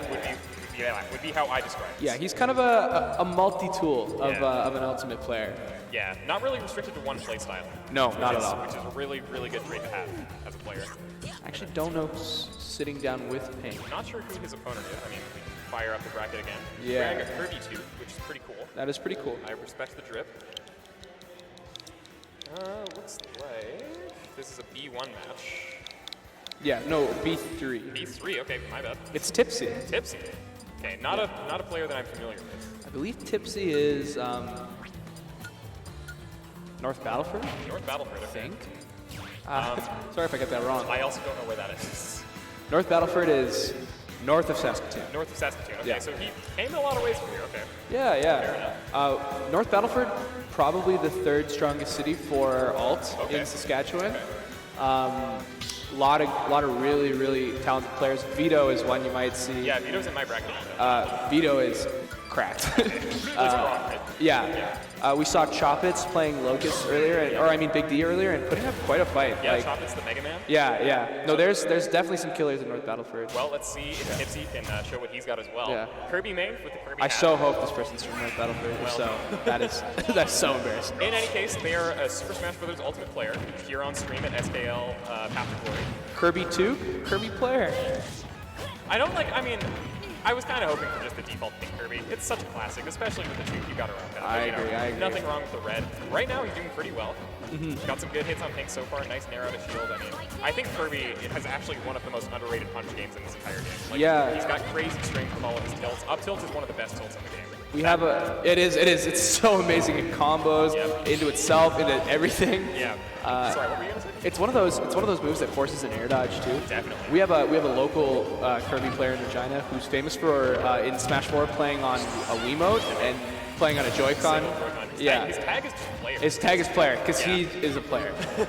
He plays this game. You literally cannot deny that. Yeah. So I would say that there's definitely some matchup experience for Pink Bombo here. Yeah, but Tipsy's showing that matchup experience isn't everything because he got that first stock. But yeah. Of course, that Mythra F smash, that'll just delete you. Yeah. Especially a character as light as Kirby, you're not living that at 60. And then good awareness there for Pink Bombo to know that he's probably going to recover high, and I definitely can punish him with an F smash. Yeah. I don't think Kirby's up B snaps on the way up, which is why Tipsy went for the upward mix-up to get that downward hitbox with the cutter. Give himself a little bit more coverage, but Pink was ready to punish it. Yeah, that down throw fair from Kirby is really important because it sends not very far out and usually puts in, knocks down. Yeah. So you can set up for tech chases after that, where Kirby can excel that really strong dash attack, a re-grab, down tilts and up tilts again. I was going to say, get down tilt jab blocks, more up tilt strings off the tech chase. Good shield, misses out of shield punish there. That Mythra forward air, or Pyra forward air, sorry. Yeah, I would be really scared if I was Kirby against a Pyra. Those tilts will be killing early aerials. Yeah. It seems like it wouldn't be a good matchup, but Tipsy's showing that it's doable at the very least. Keeping it close. Oh, that down air. Yeah. It looks like good DI too. Yeah, held far to the side there. Yeah. Dead regardless, I suppose. And this is where Myth is really strong. When she's got a lead, she's got you up in the air, and she can just kind of go hog wild with her aerials. I think Tipsy, you can tell there's a bit of matchup experience here. You see not falling for the delayed nairs on shield, stuff like that. You do there's some experience here. Yeah, I think that's a really good thing to do in Mythra in general. Is understand that her shield stuff just isn't that safe. Yeah. And if you're ready for it and you're paying attention to her positioning, you can punish a lot of her stuff on shield. Yeah, we got to figure out some way to beat her. Exactly. But Tipsy's been doing a very good job of that so far. Nice offensive recovery there from Pink. Yeah, Pink loves to do that blazing end. Oh, great bait with the down throw there from Tipsy. Down throw does a lot of damage too. Yeah. When do you think we'd see Kirby up throw killing? On the platform, it'll probably kill him now. Yeah. Okay. With this amount of rage, but it's not going to matter because of the bad DI. Just caught. Yeah. Probably just surprised him there and probably didn't have any DI. Yeah. Waiting for the air dodge. Just that forward air will knock you. Yeah. That's what I was saying. Yeah. That's what I was saying about Pink is that every second of those first 2 minutes of the game are all download. Yep. Taking mental notes, I know this air dodge is coming, I know this is how Kirby players like to play, and now I know this is how you like to play. Exactly, no, playing against Pink, if you're playing against Pink in the first 2 minutes, you'll be going back and forth, and you'll be like, I got this. Yeah. Maybe you'll even win game 1, but after that, you'll have your habits on lock. No, Pink's a long hauler too, can have matches that last 4 minutes, 5 minutes, and then without really camping, he's just not one to overcommit, not one to make a poor decision in neutral. Well, he's very patient, and he knows that with Pyra Mythra, he'll get the stock eventually. Even if he can't pick it up with Pyra for whatever reason, Mythra stuff will kill. And he's told me that he's content taking stocks to 200. Yeah, because as long as he can keep it up and keep you in that bad spot. Such a smart defensive player too. You won't see Pink getting strings or getting strung around that last 30 seconds. No. Not that type of player. No, very good at getting out of bad spots for sure. So we're getting into game 2 here on small. Oh. I think the biggest adjustment we've seen so far is that the Pink Kirby has actually come out. It is out. I wonder if it's a bit of an aesthetic counterpick here. Yeah. The Tuke's namesake. Yeah, no kidding. So let's see what Tipsy can do here with this color counter pick. Yeah. Nice forward air to get in there. Pick drop shield a little bit early on that one, but it's not going to matter. That F smash was a little bit greedy, I think. I think for those who aren't aware, toques are beanies that we call beanies toques in Canada. I guess so. I honestly use both terms a bit interchangeably. Yeah. But you'll definitely hear toque, and then some people are like, "What on earth are you talking about?" Well, I think of a beanie, and I think of one of those colorful hats with color on it. Yeah. Like a thing a little kid would wear. Yeah. But no, I guess the terms are a little bit interchangeable. But as we're talking, Pink did like 4 empty pops on top of Tipsy shield. Yeah. Tipsy actually playing pretty good advantage here. Just missed a few things on timings. Had tech reads and everything. Jeff 3 almost gonna kill. Air dodge not on the table here. Barely missing the ray of punishment there. Yeah. Pink loves to do that lightning buster at ledge too. But if you're ready for it, which Tipsy definitely was there, you can get your punish. But there's another one. A lot of players, when they see that air dodge at a hit stun and their opponent's off stage, they instantly want to run and try and hit them. Yep. Pink, not that kind of player. Knows I can play my game at ledge, and sure enough, he took the stock just a few seconds later. Yeah, he'll wait for you to get in the perfect position for him to run. Actually, Pink using a character counter pick there and not letting Kirby get the big neutral B, but actually the Pyro neutral B, or the Mithra neutral B. I've been mixing up the characters too. Yeah, this yeah. is a hard character to commentate. Yeah, I'm not gonna lie. and especially since the Smashers say Pythra so much, it's like we kind of forget which is which. Yeah, I kind of wish there was a community-accepted term for these characters. Yeah. I like Aegis. Yeah. That's a good name too, because then we're not interchangeable. No, exactly. But Tipsy's still in the background here. Nice up B to get off the ledge. Oh my gosh. And maybe he's getting buffed from having way cooler hair than before, but Tipsy definitely has some signs of life here. Is living, just needs to close out this stock. Kirby is not really one that wants to take characters to this high of a percent. No, yeah, Kirby kind of relies on those early to mid-percent setups. I mean, combo into a big smash attack like a down or down smash kind of thing. If he's getting to this percent, it's hard for Kirby to find a straight. Yeah. Aside from maybe that up throw. Yeah, there's a few options. Tipsy's not necessarily in a bad situation here. You still have, early first and second hit fair. Dash attack kills really early. Dash attack is a good kill. I've lost some sets to dash attacks, let me tell you. Yeah.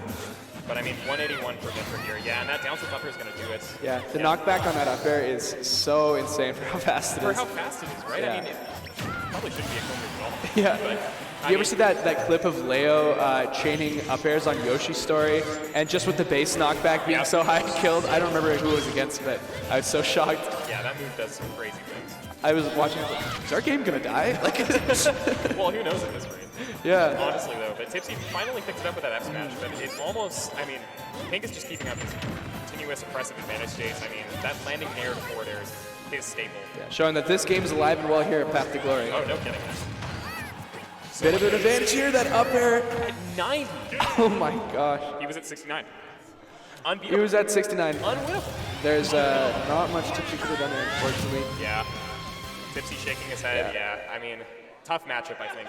No, I agree. I would not want to play that matchup as Kirby. Yeah, Kirby kind of struggles against characters with big moves. Can't get in. I mean, Kirby, just being such a slow character, it's a shame because his ground speed was buffed, but it's just kind of not enough. Yeah. Can't get in on that big pyro forward air, or even trying to keep up with Mithra's run speed. It's so hard for him. Yeah, Kirby does so well against characters that have a tough time getting at a disadvantage. And Pyro Mithra, with their limited recoveries, that's about all that is wrong with their disadvantage. They have really high and fast jumps. Yep. Fast hitboxes. Great landing options with all those powerful aerials. Yeah. And Pink was doing a really good job at not letting himself get into that diagonal down position off stage. That's where stuff like Kirby's down air or forward air are really, really deadly.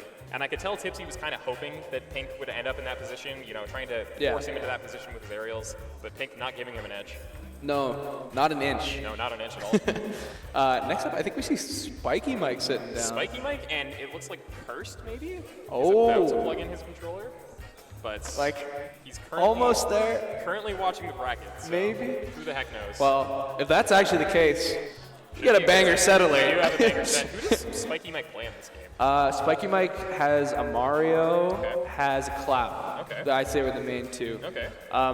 Spiky Mike, known mostly for his melee Sheik. Yes, of course. Is very, very lethal with Cloud.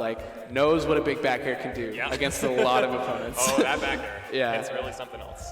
Yeah, and then Cursed, of course, one of the best Wolf players in Alberta. Yeah. I think 9th or 10th on our most recent PR. Yeah. From Edmonton. Definitely a threat in a lot of Canadian brackets. Oh, definitely, yeah. Such a grinder. I mean, always such a positive force in the scene, too. I mean, he also hosted the Alberta Arcadian a couple months ago. Yeah. Yeah, great time. I mean, I love that dude. So I hope he gets a good showing in bracket here. Yeah. But it looks like Mike has walked away. Maybe he was just warming up the chair for someone else. Maybe, yeah. Oh, okay, so I played this guy at the weekly yesterday. Okay. I forget what his tag is. He plays Terry. Ooh. Let's see. Forget Wolf Terry. I like that matchup. That's a fun one. Very, very volatile matchup. Two deadly characters, to be sure.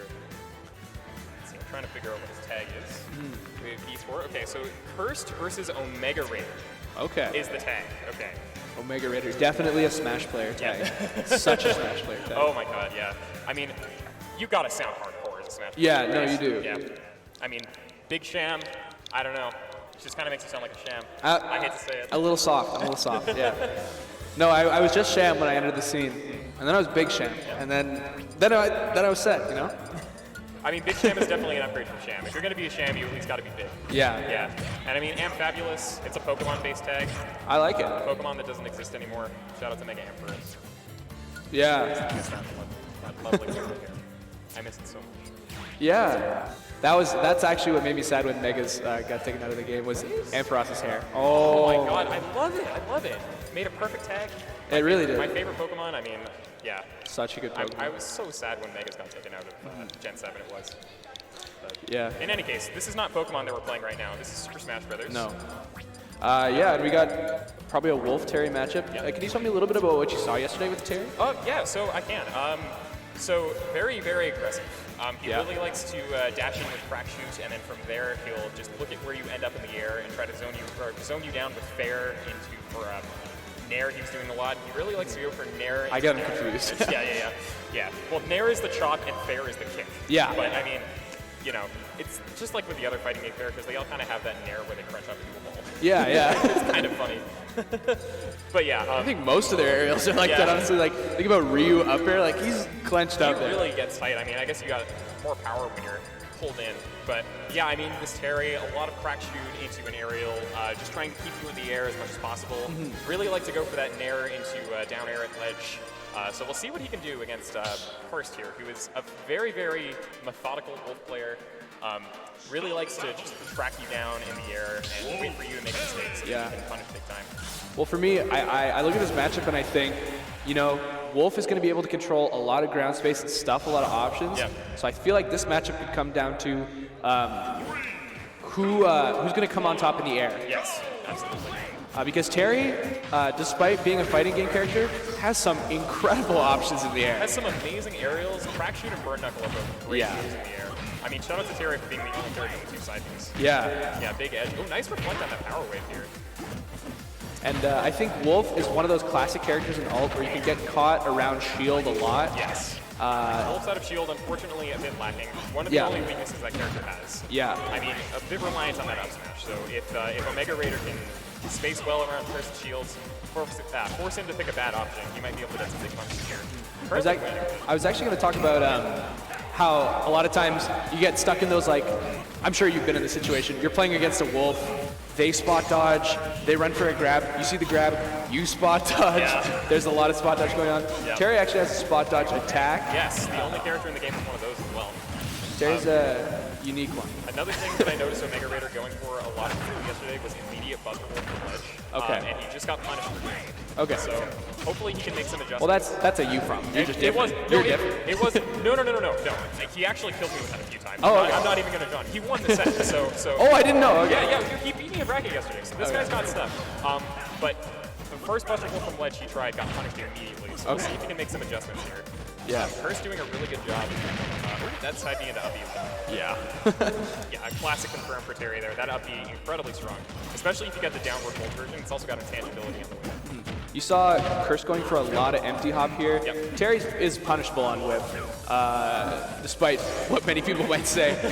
So you see Curse definitely trying to bait some options here. and make moves based on that, because we know strings against big, heavy characters can be explosive. Yeah, definitely. I'm also noticing that Omega Raider is going for a lot of power wave on the ground here to force Curse to go above him. Trying to anti-air him with Terry's up air, which is such a quick move. Yeah. He gets a lot into that as well, and there's something like the spot dodge attack. But Curse isn't giving him a whole lot here. And that should, yep, that'll be it. Great coverage on that up tilt, and 67% on Curse here. I mean, Wolf can do that in a second. Yeah. And I think we'll see Curse try and slow it down a little bit here. Obviously, he's going to play punish when it comes along, but you know, forcing Omega Raider to interact a little bit more. Yeah, there we go. You saw he did the double empty hop and then empty hop again when Omega Raider went for the punish.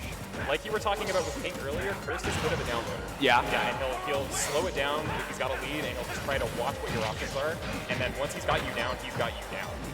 The Wolves that know how to whiff punish are some of the scariest beasts that you can run into in a bracket. Curse is a great whiff punter. Wish punter? What the heck did I just say?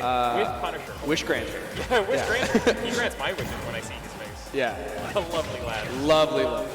Nice F tilt on the 2-frame there, and see if you can pick it up there. And so yeah, that's such a classic of the downloaders.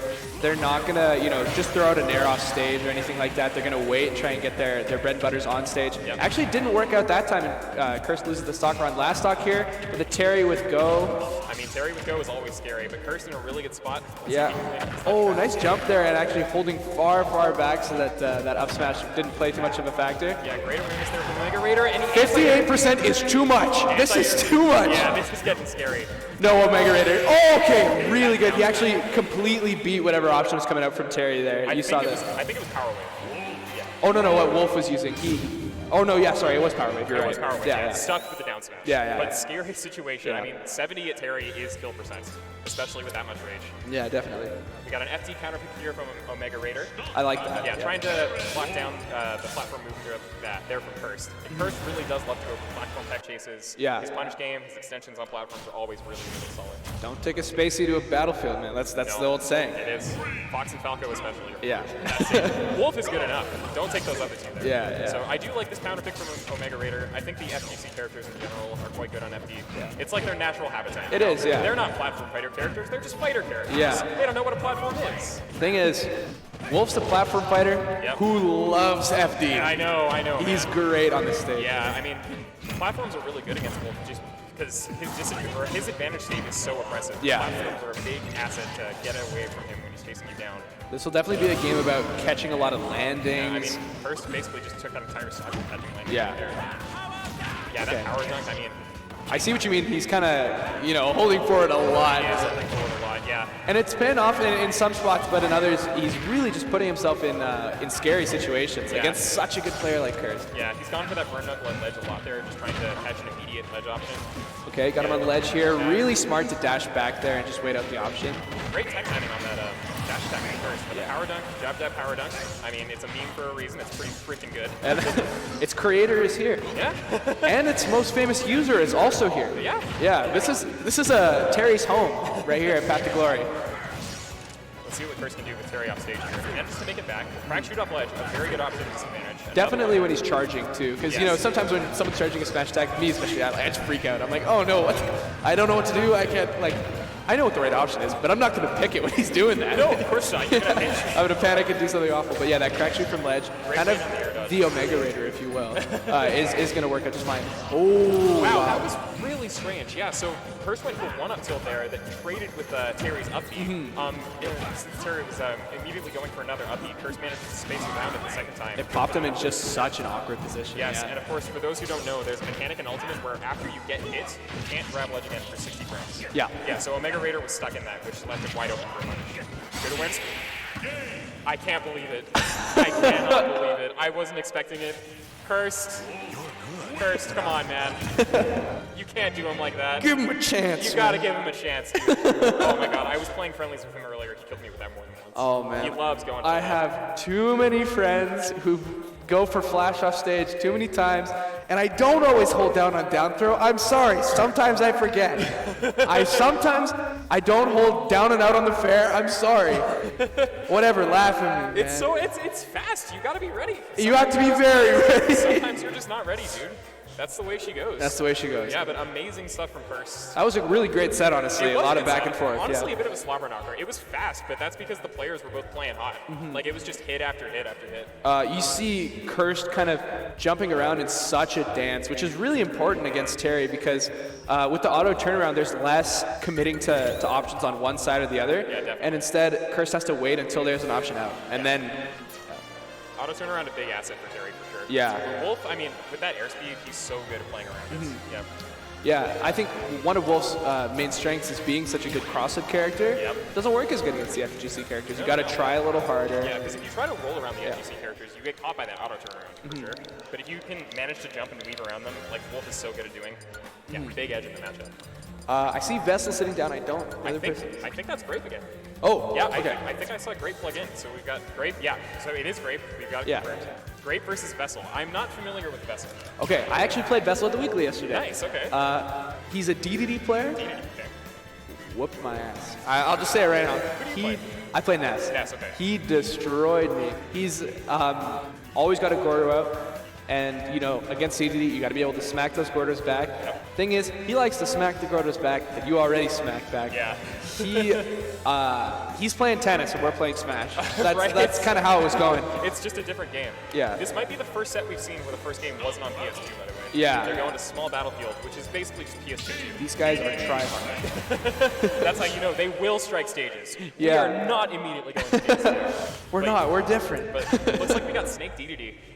Maybe a bit of a hot take. I think DDD does pretty well against Snake. I don't know too much about this matchup.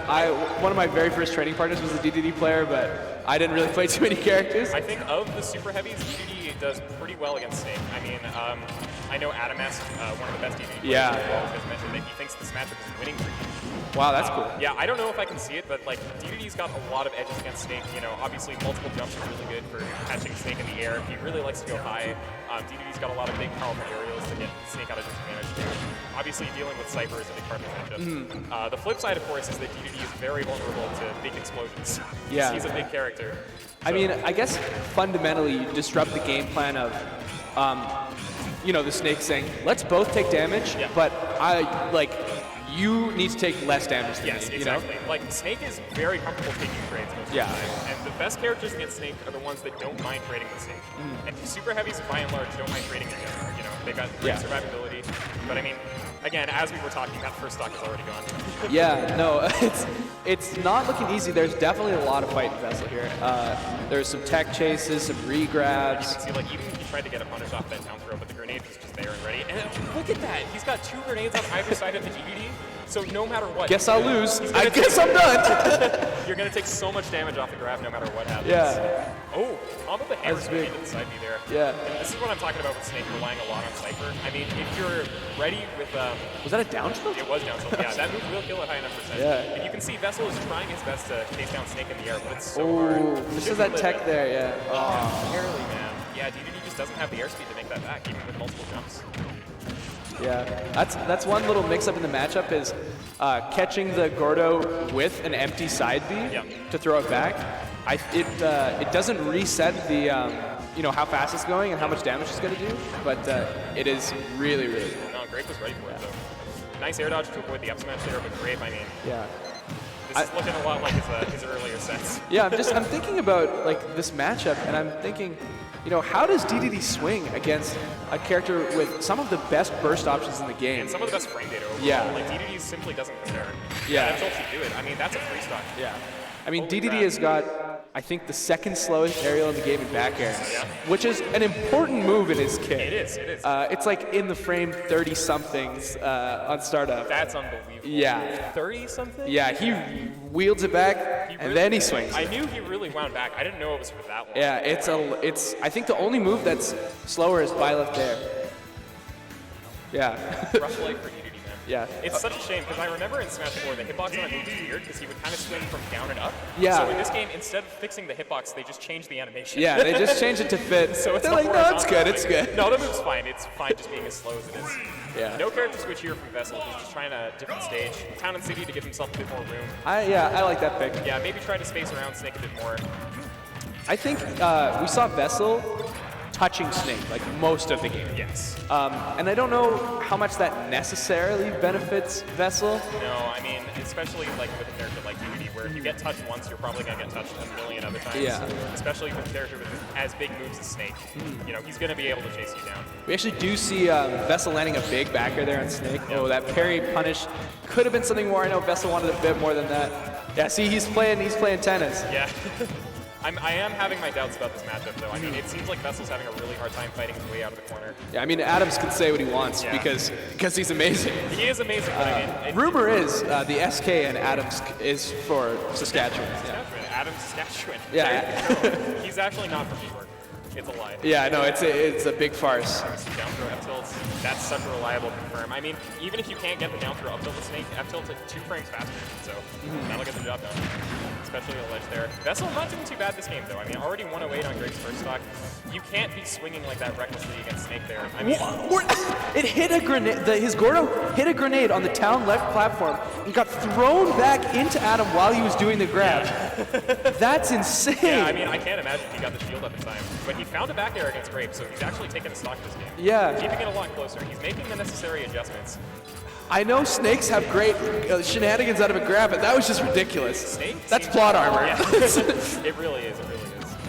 Snake seems to have a very easy time zoning out those Gordos. I mean, just putting any item-based projectile, the Gordo is going to lose to that every time. Like, he doesn't even need to be precise with where he throws the grenade. He can just put it down, and if the Gordo bounces into it, he's fine. Yeah, that up smash is just gonna, DDD doesn't get to run while he's has an opponent inhaled, so he just gets hit with that up smash and then misses a tech on the stage. And unfortunately loses the stock there. JW unfortunately at 69. This could be catastrophic for Vessel here. Yeah. They're deciding. I see Vessel slowing it down a little bit. This is last stock on game 2 where you're down, so you got to slow it down a little bit. Just think about your game plan. Yeah. Try to switch things up if you can. I mean, really great DI, but not great DI from or what? I was gonna say not great DI. I didn't see kill sparks. Yeah, there's no sparks, so I thought it was.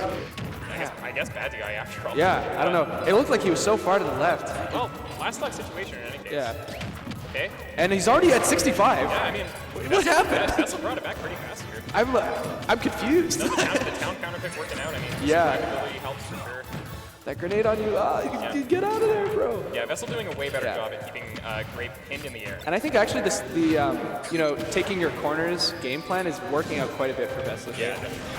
That up smash, he can actually take at 110 because DDD is like one of the heaviest characters ever. Almost got hit by 2 in a row there. That's Yeah, he's through the Cypher, he's on the C4. Yeah. Okay, that Gordo was scary. He's definitely, Grape is scared of these Gordos now. Yeah. Oh! Oh my god, that would have been it too.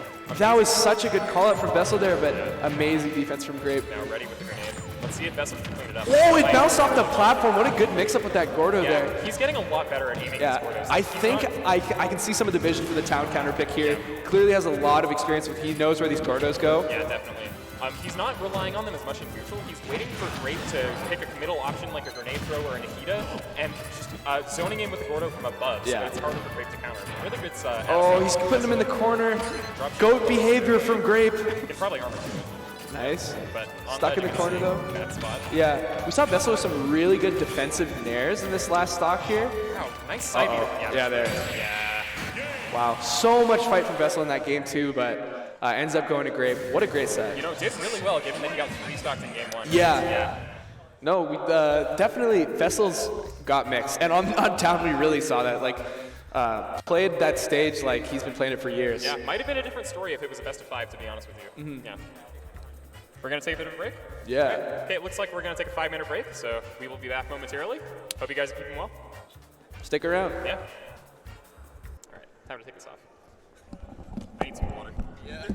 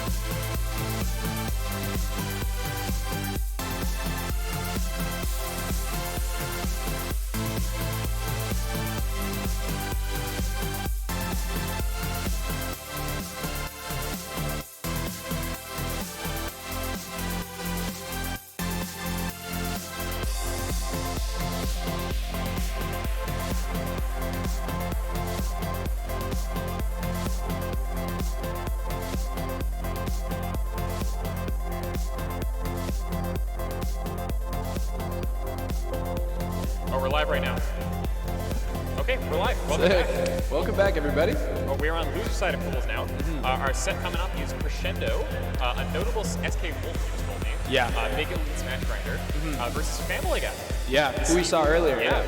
Put on a great showing against, I forget who his opponent was, but yeah. did great. It was Pyraxy. Yeah. Pyraxy, yeah. Right. Looked very, very good at that set. Yeah, these are two newer players in SK who are cracked out of their minds. Yeah, I mean, so good. So much new talent in this game coming out all the time, like in every scene. I hardly recognize the Alberta scene right now, but I kind of love that, right? Yeah. You know, why do we play this game if not for new people to show up and try to prove that they're the best? You know, like that's what it's all about. And especially, quarantine was scary for this game. Yes, it was. We all know that. So anytime even one new player shows up, it feels like a win. Yeah, absolutely. Because this game is still alive and it's doing well. And it's not going anywhere anytime soon. Yeah. And there's a $50,000 prize pot today for this tournament right here, Path to Glory playing Ultimate. Yeah, shout out to the Grey Cup Festival for that one. Shout out to Grey Cup Festival, SKL, the Pats. Everyone. Yeah. A lot of money on the line, and a lot of great players who are fighting for that prize money. We're gonna get right into match one here, Wolf versus Steve. I think this is a good pick from Family Guy here. Clearly has a really talented, cracked Steve, and his other character's Fox. And I don't know how you feel about that matchup, but I'm a big proprietor of that's not a good matchup for Fox. Yeah. Yeah, I think Fox Wolf is just tough because Wolf hits so hard, and the neutral isn't that losing for Wolf. Yeah, I can see it. I mean, I think Wolf is the main thing for a lot of characters. Steve, for sure. I mean, the air speed is going to be a big edge in this matchup. I'd like to see Nintendo try to fade in over the wall to try to fade out the end. I think Wolf probably one of the best characters in the game at dealing with the walls, just because they can commit to jumping over and zoom way over the top. Yeah, or if they wanted to spray, their aerial gloves. Yeah. Family Guy playing very slow right now. He's not shy about going to the other side of the stage behind. He wants that diamond. He wants that diamond hit. I'm honestly a big believer of just let Steve hit. Yeah. I think diamond is what the heck happened? I was looking at you. Yeah, he upbeat the wrong way and he was also too low. Yeah, I was trying to go for some takes off stage, but he accidentally got a beautiful up there. Yeah. I mean, cleaned it up with the side B, so not a big deal. But a bit of spaghetti coming out from Family Guy. Hopefully that doesn't happen again for the rest of the sets. These guys are both SK players kind of around the same level, so I'm just looking to see if they have a head-to-head. Sure, yeah. Because I bet they do. Yeah. Well, now that Crescendo's on the offensive here, he's just trying to keep him pinned in the corner. Family Guy has, again, shown that he's not shy about running to the corner, so Crescendo's like, you know what, I'll just shoot lasers at you. If you want to stay in the corner, that's fine. Move these lasers. Yeah, hold that. Yeah, nice up smash out of shield to catch the rising back there. He's mining no wall. Actually goes for the fast approach there with a grab. Yeah. Steve dash grab has its uses, but it's very committal. Yeah. Oh, setting up that wall there. I think he was trying to go for a tech. Messed it up. Oh, great roll read from Crescendo there. Definitely. Amazing coverage with that F smash. And I mean, after that SD, it's been a completely different game. I mean, Crescendo took that momentum and ran with this. Good down smash. Yeah, this game is wide open for Crescendo to take here. Yeah, and he's actually using lasers to get rid of those walls there. Yeah. And just kind of making Family Guy feel unsafe to mine and to commit to playing defense. Yeah, maybe making him feel the pressure to make a new wall or something, and then he can take advantage of Steve's defensive movements. Definitely. I think lasers are actually probably a really underrated tool to take on the wall. You know, it's a safe, non-committal option. It does a good amount of damage. Definitely. You know, so you can just slowly chip away at them. Oh, great down air. Into up air. Into the side B. No way he's done that. Yeah. I was about to block He's that. real low here. Nice recovery. Catching Crescendo, kind of fiending for that early kill. Yeah, that up he was a little aggressive. Yeah. Yeah. This is kind of that classic thing we saw when Family Guy played Pyraxy as well. Like, Going for a wild setup there, kind of hoping that Crescendo would just stop paying attention to the mind card. Yeah. But he's going to find that back air. Great first game from Crescendo. Like, after he picked up the momentum, he did not lose. Yeah, that's the thing with these players, though, is when they're playing against a character they don't like playing against, a lot of people don't like playing against Steve. Yep. On that third stock, they just want to end the game. Yeah, They want it to be exactly. over. I saw that all the time when people played against Myron at a lot of majors. Third stock, they would just hold all the way forward and abandon their game tired plan. of this stupid tiny space. I don't want to play anymore. Get him off the screen. Yeah. Steve, very much the same. Yeah. A pretty frustrating character to play against a lot of the time. But Getting in Crescendo doing a great job not getting frustrated there. Yeah, kept his composure really nicely. All right, game 2 here. We get the same matchup, same stage. SK pretty famous for just sticking with Stadium the whole set. Albert is no different. Yeah, that's Albert good. is no different. Oh, Yeah. prairies are so Chad for that. Yeah, we love PS2 out here. I think it's probably the most balanced stage. Yeah. I mean, just a good time to play on. Yeah. All right, so Crescendo making some aerial walls, maybe trying to, or sorry, Family Guy's making some aerial walls, Yeah. trying to make Crescendo to go for an aggressive option there. But Crescendo's just sticking with really safe pressure, you know, going for those auto cancel back airs into a forward tilt. Maybe mix that up a little bit later. Nice lasers. But he's- See, is hopping forward, but also aggressing with those lasers.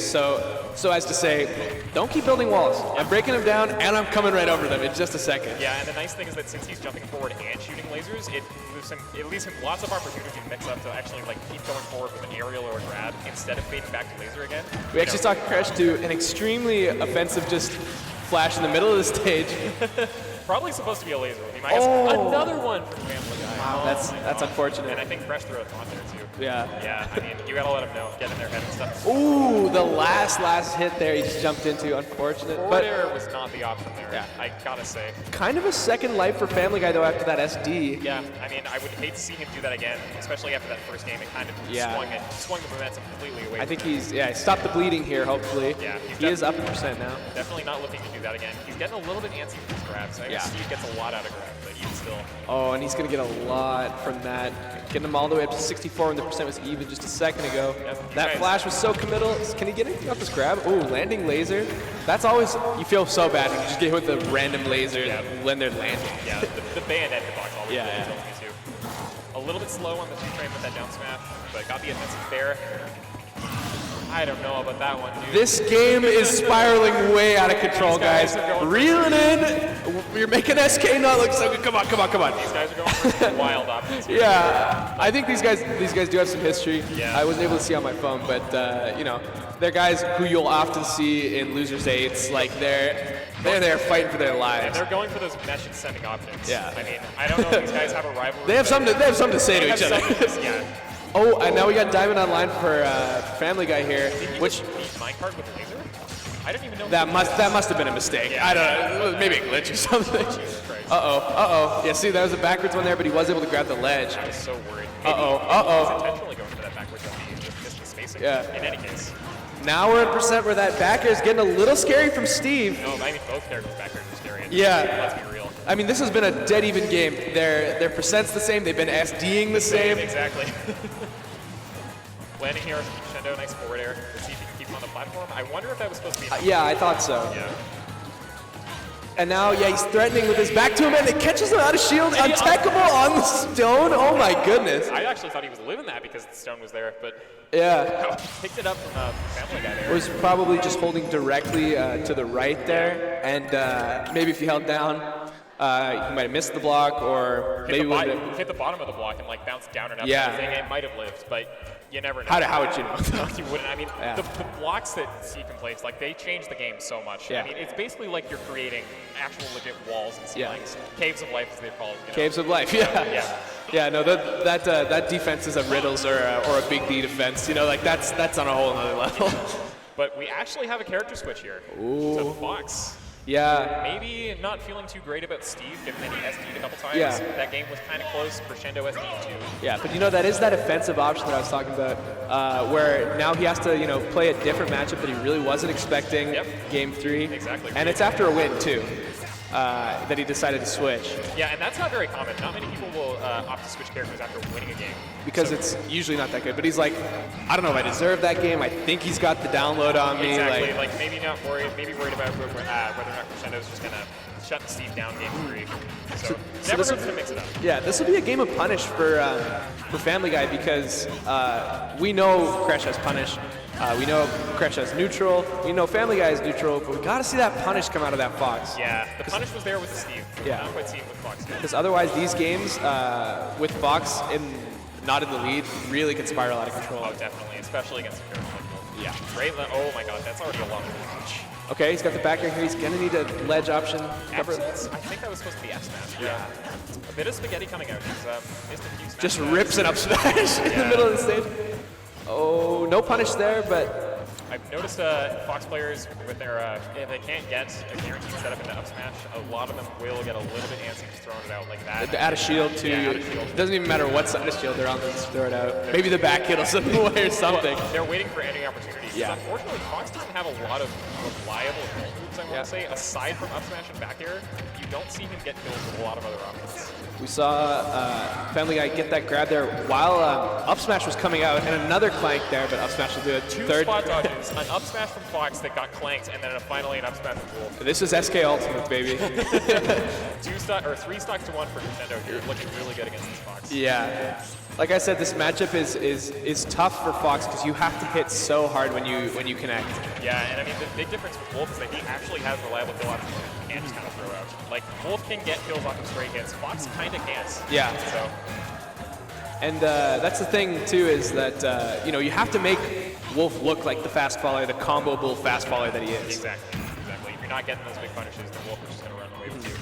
Yeah, still struggling to get this first stock here from Family Guy. I mean, it's looking tough. I think that up their shield goes. Yeah. So I actually love how Crash is playing this, though, because Family Guy is trying to scare with offense. You see him do these empty hops in, like full hops, committing, like, I am going to hit you, but he stands there and says, I am not afraid that F Smash is going to take it. He's going to wait for that option. Yeah. Really great stuff from Crash. I mean, great showing from him in general. Yeah. Wasn't looking bad against the Steve either. I mean, that game 1 was, once Family Guy SD, he was really strong after that. Steve was building walls, but he forgot Crescendo is a wall. Dude is not scared of anything. He's unshakable, man. Absolutely unshakable. And I think with that, he has maybe one more match to play in Losers? I think this is it. I think this might be the last match of Wave B Losers. We got Omega Raider back on stream here. And I'm a little bit embarrassed that I can't remember his tag. Damien. I was playing friendlies with him earlier. He plays Lucas. Oh, cool. Yes. So we've got a Terry versus Lucas matchup here. Yeah. I know a little bit about the Earthbound boys, so perhaps I could provide a little, insider information here. Do you play Lucas as well? Or? Yeah, I like Lucas a lot. Cool. Who do you think is better between the two? In this game, it's Ness. Okay. But Smash 4 was Lucas. I agree. Oh, no. I agree. I love Lucas in that game. I miss the down throw. Lucas cracked in that game. I miss the down throw so much. Yeah. I think Lucas is a really slept-on character in this game too, though. No, I agree. Yeah. I agree. He has a lot of stuff. Yeah. And could definitely surprise just about anyone. Yeah, he's got great kill options, great aerials, great edge guarding. That Zaire, of course, you can get so many setups off of that. Yeah. Great option on neutral too. Yeah, Lucas, I mean, just a hard character to play, I think. No, I agree. Yeah. A bit technically demanding, you got to be very on point with your stuff. Push a lot of buttons too in You do neutral. push, yeah. You're like Lucases aren't one to dash dance or to stand still. They're short hopping and trying to command space with down B and with Bear and side B. Yeah.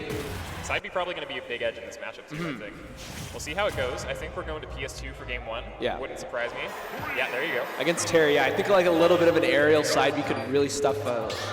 And we actually have a Pro Controller malfunction there to start the game off. They're going to play it out. Yeah. They're going to play it out, no worries. All right. Okay, clearly we instantly see that this is a Lucas that's adept with boxing, which is something Lucas has so much of that people don't really talk about. Like, Yeah, definitely. Lucas knows how to square up. Like, I would not want to run into Lucas in a back alley. His close range options are so good. He's got one of the best F tilts in the game, one of the best down tilts in the game, I think. And of course, those two things combo into each other, like right there, and that's a kill confirm.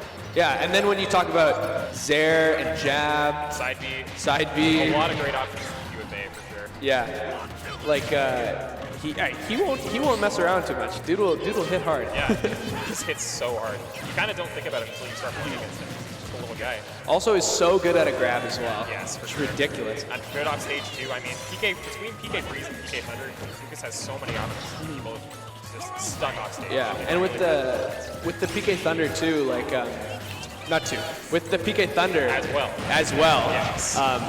It can just really gimp opponents just by running through them. Yeah. Don't want to complain or anything, but it's actually way hard to give people with PK Thunder 1 with Ness. Because you have to hit him with the tail. Yeah, it's sick.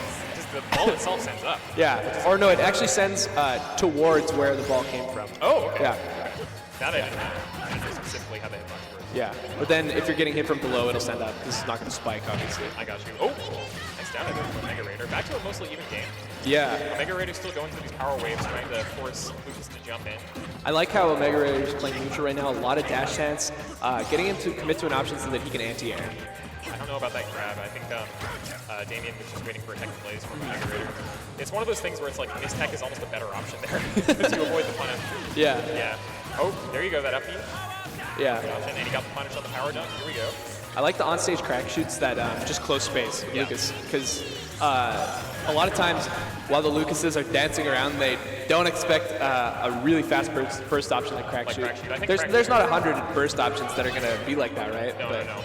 Yeah. But crack shoot is one of Terry's best moves. Yeah. Really nice space spares there, just kind of forcing Omega Raider to stay in shield. Yeah, a little too late on the down smash to get the hit on the ledge there. Zoning out with these side Bs. Yeah, Terry, finds the dash attack. Let's see if he can pick it up the ledge here. Yeah, they're both at 100 plus here. Yeah, Omega Raider's been going for that dash attack a lot to catch get up options. I mean, it is a big, strong active hitbox, but he's been doing it a lot, so hopefully Damien can pick it up.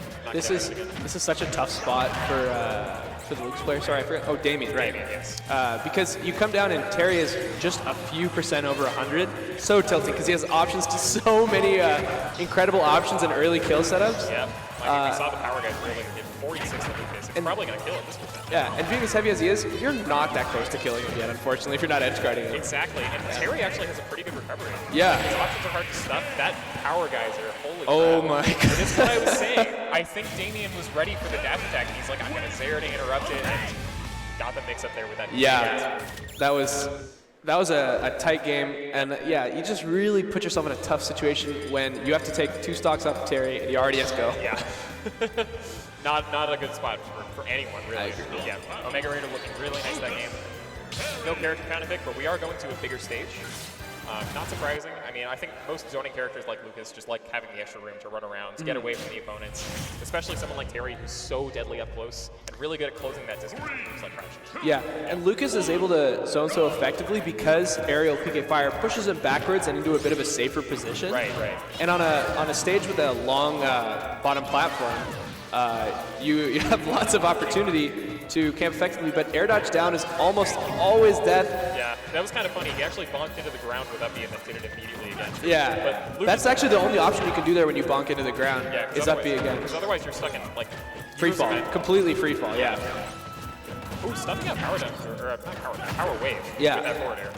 Good stuff. And parrying the crack shoot. Yeah, Parry up tilt, I like that. Yeah, hopefully we can see more of that. Really good option to stuff Terry's crack shoot there. An option that he relies on a lot to get in. So good air dodge there to avoid the bottom hit of power dunk. Gonna put him in an awful position at 70 something. Yeah, I think he was trying to go for a punish on the power wave from PK Freeze, but power wave is just the faster option. I like the idea, but a little too slow. Yeah, great charge F smash there to put Terry in a disadvantageous position. He actually low profiled the side B with power wave. That was nice. Yeah, good air dodge back to ledge. I mean, I like the PK Fire's ledge, but I mean, it's not going to cover something like roll on, especially if you're just jumping forward. Great roll read. Angel platform, roll to the center. We've all done it. Oh, of course we have. It happens to the best of us. Gonna capitalize on it though, and pretty much bring this game back to even. Damien does have to get something started here though. Well, that back was a good start there. This is a great start. That's a lot of damage. I mean, the PK Thunder 2 was a really good option there because it kept him safe from a big punish potentially from Omega Raider. Sad there from Damien. Knew a spot dodge was coming, but just kind of flubbed it. Kind of flubbed it. Yeah, that's the difference between a choke and a panic. Yeah. A choke is when you miss your opportunity, and a panic is when you just like completely flub it up. Yeah. Oh my gosh. Anyway, wow. Great dash attack there from Omega Raider. Omega doing a great job of keeping Lucas in the air, which is, the Earthbound kids have so much trouble getting on the ground when they're on the, especially if they expend a jump or anything like that. Yeah, and another dash attack to ledge to pick up the stock there. Oh, good. That side is going to do it. Good freeze, yeah. Do something that side. Unfortunately, you can't tech that one. It went to the side. It did. Yes, there you go. That's what I was thinking. He did in fact go to the side. We get what you're saying. These guys are just sticking to each other shoulder to shoulder here. Yeah, very even game. I love that Lucas under. Such a great anti. Yeah. He gets so much off of it as well. I don't really think that would be Damien's game plan to stay this close, but is responding really well with, like we mentioned, Lucas is really, top of the line boxing tools. Yeah, I mean, well, I think that's just the thing. If you're having trouble zoning out Terry, might as well try scrapping back. Terry's good at scrapping, but so is Lucas. Yeah. Speaking of scrapping, that auto turnaround, giving him a punish on that jab there. He's got go now. Yeah, this is so scary. Lucas at 120 dies to a lot of stuff. Oh my god, a bit of a flood from Omega Raider, but okay, gets it up. I was gonna say he's taking his time on the platform, but he definitely dropped Yeah. all his time. Yeah. Okay, all these power waves coming out here. Oh, catches him all the way. And a pop off from Yeah. Omega Raider, nice. Wow. Great stuff there, yeah. I mean, just waited for Damien to give him something that he could punish. In that case, it was a roll in. Yeah. You know, the power wave really good for forcing a bit of a clumsy option there. Yeah, because he saw, Omega Raider saw that, or sorry, Damien saw Terry's about to run right in. Let me get as far away from this as possible, but that's Buster Wolf, right? Yeah, Buster Wolf. Went the entire stage to grab him and kill him. Good stuff to Omega Raider. That was a great set. Yeah, great pickup. Good set for sure. End of the road for Damien, but hey, he put on a good showing. Yeah, definitely. Lots of time to get practice in, for sure. Yeah. Cool. So I guess I was wrong. I guess we got a few Evolution sets going. Alrighty. Let's see, we've got... This is Bcash Nova. Bcash Nova. Okay. So, for those unaware, Nova is relatively new, pretty strong talent in Saskatchewan. Has a really, really scary Sephiroth. Sephiroth? Yeah. Okay. I do like watching Sephiroth. Playing against him, different story. Yeah. But I like watching Sephiroth. And Bcash, one of the legends of the Regina Smash scene, had a nasty combo on Alphakins one time. And there's a tournament named after him. Isn't an active member of the Saskatchewan Smash scene, but, you know, came out for a pretty monumental event, Path to Glory. Yep. And I would argue that getting a nasty combo on Alphakins is one of the sickest things. That's basically like being a PR player. That's basically like being MKLeo. Yeah, it's right? basically your MKLeo. Yeah, no, if you can style on Alphakins. Yeah, was like a Link player, just about every sense of the word. Oh wow. Played Red Link and nothing else. Still in this game? Like I said, not a super active player, but definitely could see the Link. Okay. I wouldn't be surprised. Okay. And then I forget who you said the other person plays. Nova is a Sephiroth. Nova's a Sephiroth, right? Yeah. Okay. So Link versus Sephiroth. He has a Joker as well. Okay. But I think he's only playing Sephiroth right now. I feel like there's a lot of Sephiroth Joker players. What's Yeah, with that? it's just like an anime thing. Yeah. I think. Well, I mean, I guess it makes sense. If you've played Final Fantasy, or I mean, if you've played Persona, you've probably played Final Fantasy at least once. That's a good point. Yeah. That's a good point. I'm on the opposite end. I've played Final Fantasy, but I have not played Persona. No, so that makes sense because you're like more old school, Final Fantasy VII, right? My go-to is actually Dragon Quest, but in any case, I tried to get into Persona 5 and I couldn't. I don't know what Yeah. it was. Yeah. But You're just too cool for Persona 5. cool. I'm not in school. Too I'm not cool a for school? teenager. I literally am. Yeah. Yeah. But in any case, again, talking about games that aren't Smash. Yeah. This is the game in front of us. Yeah. Players have got their tags in. Probably going to be PS2 for game 1. Yeah. It would be a shame to see anything otherwise. Really, these are two SK guys. They're not gonna go into anything other than PS2. No. So Link Sephiroth. Oh my gosh, they're banning. They are banning. And guess what? Here's what happens with SK. They decide to ban. They're going to strike the stadium. They're going to strike the stadium. I did that in Smash 4 so much. I mean, Smashville was like that game. Yeah, right? yeah. It's so many times I would be like, I don't want to go to Smashville. Like, we just play the Smashville like, every time. I want to Yeah. play on a different stage. Yeah. We strike the Smashville every time. Yeah.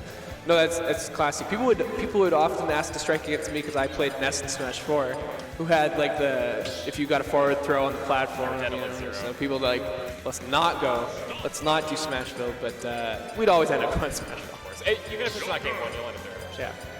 It's got a wolf coming out. Yeah. So. I also think he's on the wrong tag. Yeah. I think Winter is Omega Raider's tag. So let's see if they figure it out here. Yeah. Yeah. Okay. They know. All right. The frame one pause bodes well for the set. Yeah. Perfect. Not much of a delay going on here. But yeah, we actually do end up seeing the Joker from Nova. Is a pretty quick player. Uses a lot of back air. That's It's a pretty good move. Yeah, pretty darn good move. So these are neither of the characters I was expecting to see. Yeah, no, I was also not expecting this. To be honest, if you're gonna take a break from Smash and be less active, I think Wolf is a good character to play. Yeah, for sure. Yeah. No, I agree. Pretty fundamentally solid. Yeah. And if you want to take a break after the stream's done, go watch YQR7 Bcash Saga. It was a great tournament. All right. Multiple years ago. YQR7 Bcash Saga. Check the VODs. I will be doing that later. Yeah. And since I've got a glowing recommendation right now. Nurse was there. What? Yeah. Like young Nurse. I imagine. Anyway, getting into game 1 on Omega PictoChat. Interesting. Yeah. I don't know. I've never actually played on this Omega, I don't think. But I get it, you know. Yeah. Background's not distracting. nice. Yeah, I like the rain. That's kind of nice. Yeah, it's calming. You know, it's like how you put on the sounds of rain when you're trying to fall asleep. It's like the visuals of rain help you remember to stay cool and collected or something. Like the rain. I don't know. Nice regrab there from Nova. Ended up a nice punish, but ends up getting hit with a strong hit of Flash. Yeah. And now the game's pretty even. A lot of laser coming out from Bcash. It was a Link player in Smash 4. Likes his projectiles. Yeah, Laser's a pretty good one. I mean, Yeah. you can kind of play the projectile game with Wolf, even though he's not really a projectile character. But, Remember when Laser used to be better? Yeah. Oh. Yeah, I mean, it used to be arguably the best projectile Yeah. in the game. It's still really good. I don't know about the best in the game. It was so fast. It's so fast, so annoying. Yeah. Yeah. I'm glad it got toned down. Yeah. But I think probably the last time Bcash entered a tournament with Wolf would have probably been when the Laser was still like that. Oh, maybe he's not even aware that. Yeah, he's probably so pissed off right now. What? This move sucks. This now. move sucks. Doing really well though. I mean, he's getting keeping Nova. That's his target. It's right there. Yeah. Keeping Nova at the ledge. Got a couple grabs, but now he's on stage. And I mean, Yeah. This could turn into a big edge guard here. Joker's backwards gonna kill it again. Yeah. Oh. Okay. Yeah. So he did go for a low recovery last time. So. Yeah. I like that, but I mean, I feel like there's almost better options to go for in that situation. I mean, Joker's back air just covers so much, and I mean, he's got that attribute where his fastfall speed is actually a 90% increase compared to where most Yeah, of the it's fastball insane. increase. So he can get moving down there, and he goes from top to bottom so fast. Yeah. with that He ball can speed turn into a fast faller when he chooses. instantaneously. Link has the same thing. So. Yeah. Yeah, but unique. Good call with the Rebels guard on those lasers there. I mean, Bcash is going to shoot a metal to take advantage. These guys are kind of just nickel and diming each other, taking it at one hit at a time. Yep. And right now, yeah, it's benefiting Nova a bit more than Bcash. Yeah, but Bcash isn't, he's not getting antsy, I can tell. You know, Yeah. he's just playing slow, trying to keep the post, you know, waiting for the opportunity to get these little hits. I mean, Yeah. he's relying a lot on lasers to hit damage, which when you're behind, I don't think is necessarily a bad strat. Yeah. So, And he's getting his grabs when he needs to. He's getting some grabs on stage, getting some percentage of it. yeah, good up timing to avoid the two-frame with down tilt, but it's not going to matter at the end of the day. Yeah. Joker's up smash will definitely kill you there. Another Okay, good grab. this is big here. Catches the miss attack with dash attack. Combo, 4 dash attack? Or No, he just missed the attack. Okay. Yeah. I got you. And he's been great on ledge so far. Yeah, not letting him get off. Yeah, great spacing to avoid that down air. Yeah. And another big back air. Let's see if he goes for the. Oh, he tried to charge a smash attack there. Once they put you back off stage twice in a row from ledge, you know, you can get really scary. And I think we can start to see Bcash get a little antsy now. Yeah, it's like I've already been on stage enough. I gotta get back now. So he went for the really quick recovery option. Thankfully, Nova wasn't ready to punish him. Bcash going, I'm not down, you're down. Here's 9 lasers. I mean, the laser might have backfired because again, 69.9. Yeah. 80%. Oh, okay. That was I like Nair down smash. That's a good idea. The up smashes are coming out from Bcash too. Maybe a little desperate to find this. Yeah, kill. we'll probably. Oh, I actually like that. He was often out of shield, just using up smashes that were not close. But doing a full hop Nair there, catching the jump read. it was good. Yeah. A lot of antsy up smashes here, trying to go for a roll read there, but Nova not giving it to him. Just shielding in the corner. Yeah, I mean, Okay. I like the dash attack from Nova. It's like, all right, you know, I got the lead here. Let's try to Okay, go for it. Bcash. I see you. See, and now when it's same stock, no lasers. No lasers. It's a different game now. Oh, of course, you got to mix it up. Yeah, That great catching the jump there. You get kind of locked into it a little bit when you jump and you see the charge smash attack. It's like, oh, what do I don't want to hit it. I don't want, you know. It's Yeah, it's one of those things where it's like they're charging smash attack, they're completely vulnerable, so you want to go in for that hit, but you're just not ready for like the hitbox shifting of Joker. Definitely. And it's a mix-up that's skewed in favor of the person charging the smash attack too. Yeah. Because they can change their release timing. Definitely. So it's a bit hard to get into punches like that. Yeah. I appreciate that he went for it. Game 2, we're heading to Kalos.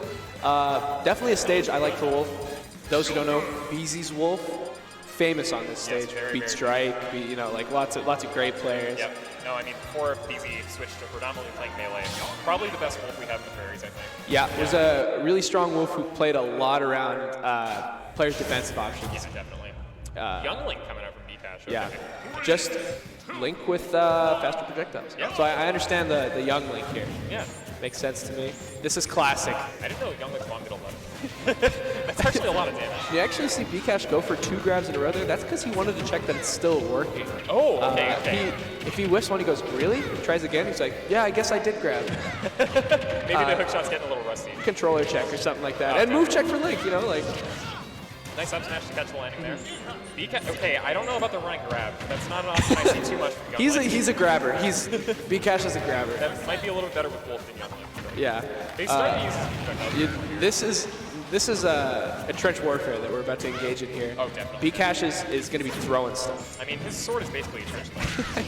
I can't believe he just tried to grab the corner there, and Nova just barely missed that. That was so scary. Okay, up smash out of shield. Oh my god, 2 whip smash attacks. There's some spaghetti happening. Yeah. Even that single hit up tilt flank and single hit up B. I think we're kind of trying to, we can kind of understand a bit of Bcash's game plan here. Go for projectiles when he's close, grab. When you're in shield, up smash out of shield. These are strategies that are going to work for him. Eventually. But for how long will it work is the big question, right? Exactly. Nova definitely a player that has adaptability in him. Oh, got it in the tank. I think at this level you need to be able to adapt to some degree. Yeah. Like otherwise you're just not going to make it as a competitor. Yeah, and see, look, empty hopping over top of that grab there so he can get a grab of his own. Yeah, Nova's already starting to figure it out. Good recovery though. I like the early up. There's the grab, yeah. I think Nova's going to go for a back air there, so the up B definitely Yeah. should be. No edge guard there. Got some magnet hands on that up B. Yeah. I thought maybe he would try to pull a bomb and go for the bomb recovery, but not fully necessary. Actually did the fire arrow into boomerang. Yeah, there. and I see that a lot from Young Link. I guess he just wasn't ready for the chase down with like a fair or something. Up B, across the stage, you know, maybe fishing a little bit for some options here. That should be it. Yeah. I don't think he's making it back. That was a good down gun there. It was a very good down gun. I'm very scared of down gun. As a player, that move freaks me out. Sometimes it does nothing, and then sometimes I'm dead at like 10. Do you remember when it used to hit in like every direction instead of just straight down? That was insane. That yeah. was insane. Another thing that definitely needed to be toned down. Yeah. Okay, good calling down there for Bcash. I think Nova. That's a classic skill check in Smash Up. He was feeling himself a little bit too much. He was like, all right, I'm going to catch this stupid kid landing. But Yeah, exactly. Yeah. There's that grab again. You got to be wary of the aggressive options coming down. Okay, there we go. Got to grab out of shield that time. Doesn't quite get the upper follow-up. And again, another anti grab coming up from Bcash. Yeah, He really likes those grabs, eh? Yeah, we don't really see a lot of edge guards coming out from Nova. And Bcash doing a lot of similar up B recoveries, no tether or anything. So I'm interested to see as Nova gets a little antsier, maybe we might see him run off stage, maybe here, yeah. That down gun could be huge, yeah. Because he's jumping early almost every time, too. Yeah. That's a great catch on that one. Yeah. I thought we were going to see more back airs to edge guard, but I mean, again, the down gun certainly gets the job done. Yeah. Good grab on the Rebels guard there that time. I think Nova definitely expecting just to run into the aerial. Yeah, Nova, one of those classic jokers that only likes to back air when the back air is huge. Which is like, it's fair. It's a much better move than.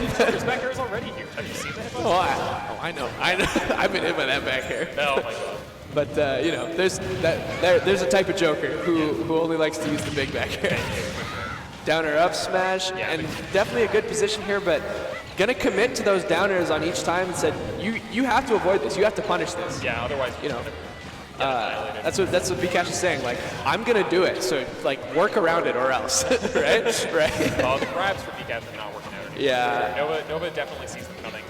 He's Yeah. hopped around the last few. Just kind of waiting. Nice jumps there to commit to an option. Down gun nothing. That's always so scary. I find when playing against Young Link, when the little up B hits put you in a tech situation. Yeah, exactly. Oh my god, am I gonna get jab blocked or something? Or I mean, the other thing that'll happen is like when you get hit against the stage with that. Yeah. The timing can be really tricky, and it's easy to miss your wall tech. Oh, I miss those. He's gonna grab. Okay, no. I thought the grab out of the corner was coming for sure. Yeah. Nice landing there. I would like to see a few more of those coming out. Yeah. Just more like, you know, projectile. Okay, got him on the stage here. Oh, he went for the reverse up B to try to get him off stage. He goes back on stage again, grabs. This could be big. Yeah, that reckless dash attack from Nova is actually going to get grabs. But that dash attack was actually just good. Down gun, probably? Nope. No, he just lets it back. I feel like Nova's not going hard on these edge guards. Like, he's missing a lot of bombs with these stocks early. Bcash couldn't quite commit there if he wanted to throw the bomb or just shield the bomb. He ended up with neither. Yeah. Looks like Nova's going to take that 2-0. Did a little too much on his shield there. The jab into down smash, I mean, it's not going to beat Joker just holding a shield, unfortunately. A legend of Regina Smash falling there, but props to Bcash for coming out. Yeah. I love Bcash. Yeah. And Nova, I think, is moving on there. Top 64. Not bad at all. Top 64 loser side. Maybe we'll see the Sephiroth tomorrow, but the Joker was looking pretty clean. Both. He's got really clean characters, as you saw. Some great movement along the way. Yeah. Hope to see lots more of that moving up. Is Mux up next? Let's go, Mux. Let's go, Mux. We got Mux on stream. Mux versus Tipsy. Okay, Tipsy coming back. Yeah, Player from earlier. He's lost the beanie, it looks like. Yeah. So maybe no curtain. Maybe. That would be crazy. That might be the mind game where if the BB's not there, you know he's playing a different character, and it's a total mystery. Now he's a random name. Muxedo, easily one of the most iconic Saskatchewan Smash players, has a dedicated fan base. As we can see. The cheerleaders are here. Yeah. I love the sign making station at these events, by the way. Yeah. It's super sick. I wish awesome. more events had stuff like that. Yeah, and Mux as well, one of the most accomplished Saskatchewan Melee players out there. Team MSI, beat husband and wife. Really? Yep. Oh, wow. At a Gommel. Nice. Yeah, like these guys are so talented and veterans beyond veterans. Like these guys have been playing a long time.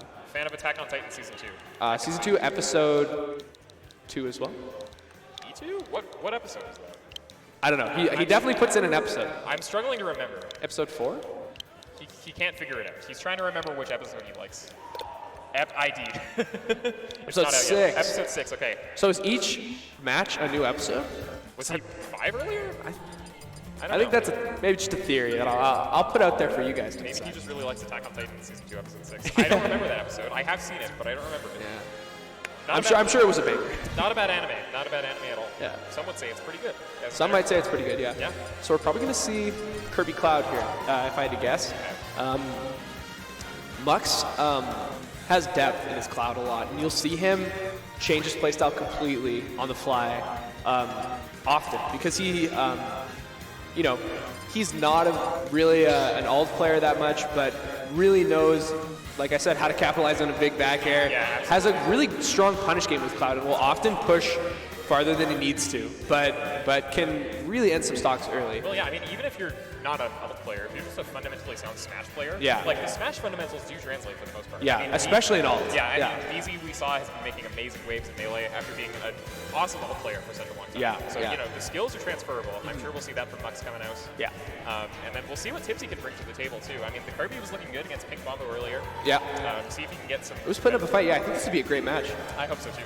But it looks like we had a Pro Controller accidentally connected to the setup. That is so sad. Can't go a tournament without it happening. That's so sad. It's happened to me in friendlies today. It happened to me when I was on stream earlier. I mean, Yeah, I hear a lot of people say that the wireless interference is really rough at tournaments where you're playing and there's like either lag or sometimes your stick just goes in a random direction because someone else's Pro Controller. it's just too many Bluetooth devices in one place. Yeah, honestly. yeah. I actually used to play on Pro Controller, and I switched. I was on Game Controller for a number of years, and then I switched to Pro Controller because I was playing other games instead of Smash, and the controller just felt better. Yeah. But when I was going to tournaments, that interference was a real thing. Yeah. It was a very real thing. So I've heard AMAC talk about that in depth. Yeah. So eventually switched back to GameCube controller. And it was good. just remember, if you ever lose to AMAC, it is because of the wireless interference. Okay. Yeah.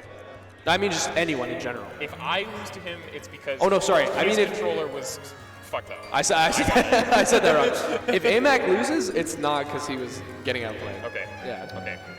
You almost made me feel really bad. It's No, like no, if no, you no. lose, it's because his controller was broken, so you actually just suck. Yeah, you actually just suck.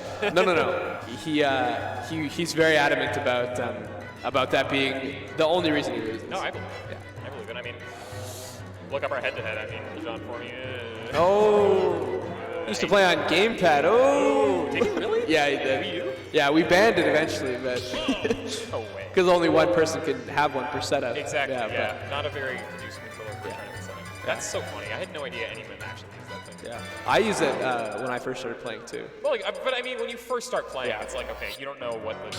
But it was very transferable to GameCube. He's just never been a GameCube guy. That's fair. But yeah, Kirby Cloud, like you said, yellow Kirby this time. Okay, so definitely like a different mood for Yes. Tipsy. Yeah, he's trying to stay absolutely radiant, confident about his gameplay. Yeah. Like the beaming yellow sun. Exactly. Charging limit on the platform right out of the gate. I mean, that's the Cloud classic. Forward throw down air, yep. I love that down air. Up tilting hail is a true combo. Now he's got Blade Beam. Yeah. GG's. Blade Beam, I mean, a lot of Kirby's copies of abilities are really good. Like, they're hard-coded to be better. Yeah. The person who copies them from in some cases. Oh! Nice edge guard to the Blade Beam there. Gonna make it Forces nice. him to use limit. Yeah, Yeah. exactly. And if you can force Cloud to use limit on stage like that, you're always doing really well. That's gonna get punished. Oh, classic jab grab. Yeah. I mean, it's the classic in some games. I don't know about this one. Yeah. it's just not that good in this game. No. But when you hit it, you're just. incredible. Nice F smash to catch the anti dash attack. Yeah. And taunting to lose the copy ability. I guess he wants to nail that again. Yeah. Which, fair enough. I mean, Does he have it here? Yeah, he does. He did the same combo both stocks. Yep. Down air, up tilt, inhale, super reliable. 50%, yeah. No, I love Kirby's up tilts. I think this character is so fun to play. It's unfortunate that his matchups are what they are in this game. Yeah. It's not very good in the meta. Kirby like has the potential to be so good, but unfortunately, since Melee has just been so slow, just insanely slow in the air. Yeah, the other thing that Kirby really doesn't need is that mechanic where he sometimes loses copy ability on being hit. Yeah. Like, it just feels like insult to injury for the little guy. Like, let him have it if he gets it. It's already hard enough to get him kill, you know? And some copy abilities, don't really give him that much. No, it's better to have inhale in some matchups. Yeah. But Tipsy showing that he likes the blade beam in this matchup, and I don't blame him. I think it's really good off stage, at ledge against Cloud. It's so funny how Cloud is one of those characters where his options kind of beat him really hard. Yeah. No, I think the Ditto is really fun to watch, and a lot of Cloud's edge guard any poor recovery with one blade beam, and then they'll put it as an option because sometimes that blade beam hits the jump. Exactly. Yeah. And that's what you're looking for. But picking it up from okay, air dodge here. He saw it. He saw the air dodge. See if Tuxedo can pick up this stock. Forward air is my point, going to do it, and that's going to be big damage.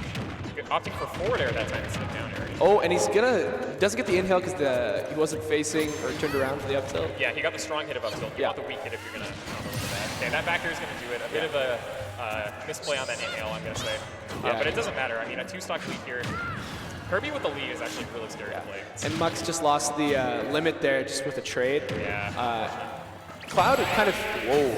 That was such a fast stock. Tipsy was on that so hard. He read that jumping immediately. Cloud being a bit famous for stuffing any character with stubby range, slaying those characters.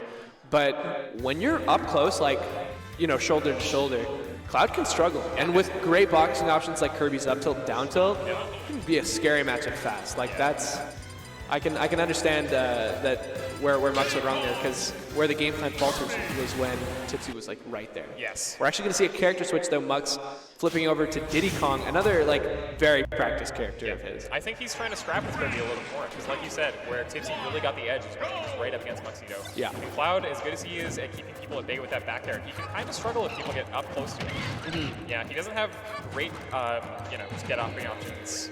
I didn't see upping and up smash with shield pretty solid. Yeah. But if someone's behind a shield, he has to roll away or jump away. Exactly. So maybe trying to trying to get a bit more of an advantage in the scrapping game here with Diddy Kong. Yeah.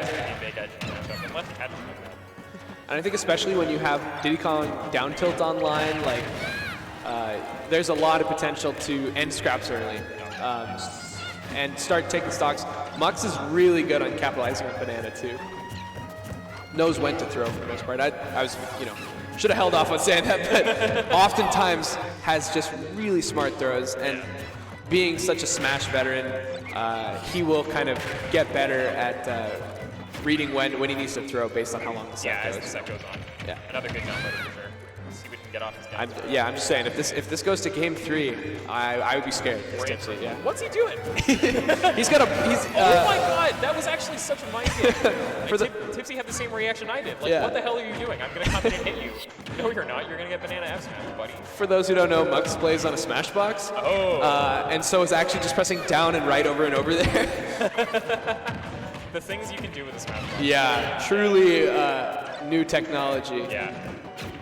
Oh, the banana throw, he actually, I think, crouched under there, and then was able to get a tilt off as well. Yeah, really great nair to cover the get up there. That move is strong. Yeah. One of his Kirby's best build moves for sure. One throw on the banana here only. Shields it. Good dash attack to catch the rollback there from Mexico. If the banana had another throw left in it, he actually would have slipped on it there, just the way it bounced off his shield. Right. Yeah, it's important when you're playing it as and against it to keep track of how many throws he's still got with that banana. If he's only got one throw left, then just be ready. Tipsy's doing amazing right now at not letting Diddy land, which is not usually a struggle that Diddy has, but... no, Monkey Flip is a great option. Yeah. But Tipsy's been tracking it down. He's really just laser focused on it, and those dash back F smashes are giving him so much mileage in this set. And interesting that he keeps taunting in between stocks. I guess he wants the inhale at low percent. Yeah, he's got that bread and butter on lock. Yeah, I think that's what he wants, because that gets him to 50. That's a lot. It's good damage, dude. Yeah, roll away, smart. And I mean, just having a command grab is a good option. I mean, even though Popgun, it probably helps in this matchup just to keep Diddy back a little bit. Yeah. Also, probably a better shield break punish than Kirby might have in the base kit. Oh, definitely. You can see him going for that down B off stage, the rock, to try to catch Deke recovering. Yeah. A really good option that Kirby has to just go big hitbox all the way down. Let's see what he can do here. Trying to get him with that landing damage. Oh, was able to hit the banana, but no punish. Yeah, I think smash a little early. I think he missed his dash forward there. Must have, yeah. There, that's There it good. is, yeah. Banana up smash, yep. Catching the run away from Tipsy. So 80%, I mean, definitely doable for Mixito. Let's see what he's got here. Clutch mucks? Clutch mucks, I love that. Yeah. Cluck muck. That just sounds so weird. Let's see, F tilt, okay. Good option. And yeah, High recovery. Yeah, no, I think Mux is in a generally okay position here. Like, 115 is Diddy. You obviously can't get hit by a lot of stuff, but Diddy is scary to play against the last stock. Exactly. Mux is really keeping his composure here. He's waiting for Tipsy to come to him. I think Tipsy is just looking to wrap this game up pretty quick here, but Mux is taking advantage of it. Good catch there. His antsiness. But yeah, Mux with the veteran buff here, like clearly not really playing much different than he has in other stocks, not nervous. No, not nervous at all. Oh, good to avoid the down smash there. Is that's Oh so scary. What even happens? I don't know, they're both blue. I thought they were both going to go flying. The explosion put Mux in a tech situation on the stage and sent Kirby way far away. Way far away. Okay, lots of rolls coming from Mux here. Maybe there is a little bit of nerves. Oh, okay, gets him with the second hit there. I was scared when I saw the first hit whip. Trying to catch his landing here with some peanuts. Oh, he's rolling so much. Oh, he's looking like For Glory. Ah! Oh, shout out to For Glory. Shout outs to For Glory. Oh my god. Okay, Tipsy's got banana now. Yeah, this is so scary if you're Mux. Yeah. Tipsy's So many things kill as Kirby. Oh! That'll do it. Got the banana F smash. Wow. Good stuff from Tipsy. A big pop up coming out. I mean, Mux did a great job keeping his composure there. Yeah. Just playing it not too fast, not rushing in, that kind of thing.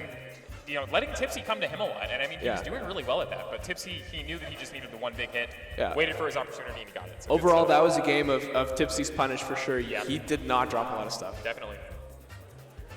What's that? We got one more. We got one more set for you guys before Am and I sign off today, but it's been great so far, and I'm excited for this last set. No, me too. This pool has been sick. I mean, lots of fun sets to watch. Yeah. Lots of people that I just love. I love seeing all the people come out, man. You know what we haven't seen yet, though, is a game 3. We haven't. It's been all 2-0s. You're right. So I'm excited to see if... Wait, no, there was. Crescendo Family Guy. Oh, right. That was a good set. That was a good set. Yeah, that one was a game 3, but it's been all 2-0s otherwise, I think. You're right. Yeah. Definitely seen some really, really strong game plans, and I think I'll be excited to see how the beginning of this top 64 goes. Me too, man. Me too. You'll see Am and I both tomorrow at different points throughout the day, probably. You're loser side, right? Oh no, I'm not competing, but I'll be on comms. Oh, I see. I see. Okay. And you might see Am on comms. You might see me, depending on how my bracket goes. I got to play Ouch Run 1 tomorrow. Oh, that'll be a good set. It will be a good set. Yeah. It will be a good set. We'll see how it goes. But this isn't about me right now. This is about the players who are plugging in to get started. We got Luke Duke? No. We have Rilo on one side. Rilo? Yeah, Rilo, Regina Snake player. Yes. And I thought that was Luke Duke, but I guess it's no. Looks like kind of a Luke Duke impersonator. Yeah, it is. Yeah. Who's our other? Oh, Balukas. Balukas. Yeah. Interesting tag. Looks like a cross of Luke Duke and Dunker. Yeah. It's like I saw the strong resemblance. Yeah. Like yeah. Oh, I miss Luke Duke. That guy was so funny. Yeah. Anyway. I think Luke Duke was here yesterday, but. Oh. Yeah. I didn't see it. But in any case, I've already forgotten the tags of these guys. We got Rilo and Balukas. Rilo versus Balukas. Okay, talk to me about these players. Okay, Rilo is a top 2 or 3 player in Regina. Cool. Plays Snake. Okay. Really, really talented player. Kind of in a character crisis. Plays a lot of Corrin. A lot of Corrin? No, a lot of Byleth. I get those two confused. Me too. Really solid player, and often will, like top 8 a lot of Saskatchewan events. I've seen him top 2 Saskatchewan events. Like, he's a great player. I don't know anything about Balukas. He's a Pro Controller player. That's a big red flag that off is the a big bat. red flag. Yeah, I mean, I don't know, man. Yeah. Pro controller player is just not something you want to be. Yeah. I'm kidding. Rilo is such a not disconnected pro controller guy either. I hate to out him like that, but it's true. Pro controllers are only an issue if you don't disconnect them. Yeah. But whatever controller you like playing with is obviously fine. Yeah. Unless it's a box, ban that shit. I'm kidding. If you want to play on a Guitar Hero controller Go for it. or DK bongos, we will welcome you. The amount of pride you would get for beating someone with DK bongos. Yeah. Don't you have to, like, I remember watching Smash Summit recently. Yeah, did you see Axe? Axe screaming into the Yeah, controller. they mapped R to shield. No way. Or no, sorry, they mapped R to yell. Yeah. Yeah. Oh, my God. Which, yeah. Guitar He couldn't move left and right. No. Oh, my God. Yeah, I mean, stick with the normal controllers Yeah. if you want to win, of course. But there was a guy, definitely a double down, who played on a Guitar Hero controller. Really? Just entered bracket with a Guitar Hero controller and took sets. Like, it was crazy. I could not imagine. Or that one guy who plays with his GameCube controller upside down. Upside down, I Yeah. have seen that guy. Yeah. I have seen that guy. That guy really tripped me up. Yeah. Yeah. It's like flying a plane with inverted controls. Flying a plane without looking out the window. Yeah. Like just reaching behind you with the It's literally like playing behind your back. That's so bad. Oh my God. I couldn't do it. I am not big brain enough for that. No. Lots of amazing places to mod and get GameCube controllers. Indeed. Yeah. Indeed. Lots of online vendors. I mean, Probably one in your local scene somewhere too. Exactly. I mean, there's so many super smart people in the Smash scene. I mean, these controllers are our lifeblood, you know. They are. Been here since Melee. Yeah. Not going anywhere anytime soon. Been here, since the beginning. Oh, geez. Yep. So we got Rilo. Okay, Rilo is going to opt for the snake here. And it looks like Lucas is a Pokemon trainer player. Okay. Makes sense to me. Oh, never mind. That's just doing TO stuff. I thought someone was on stage or something.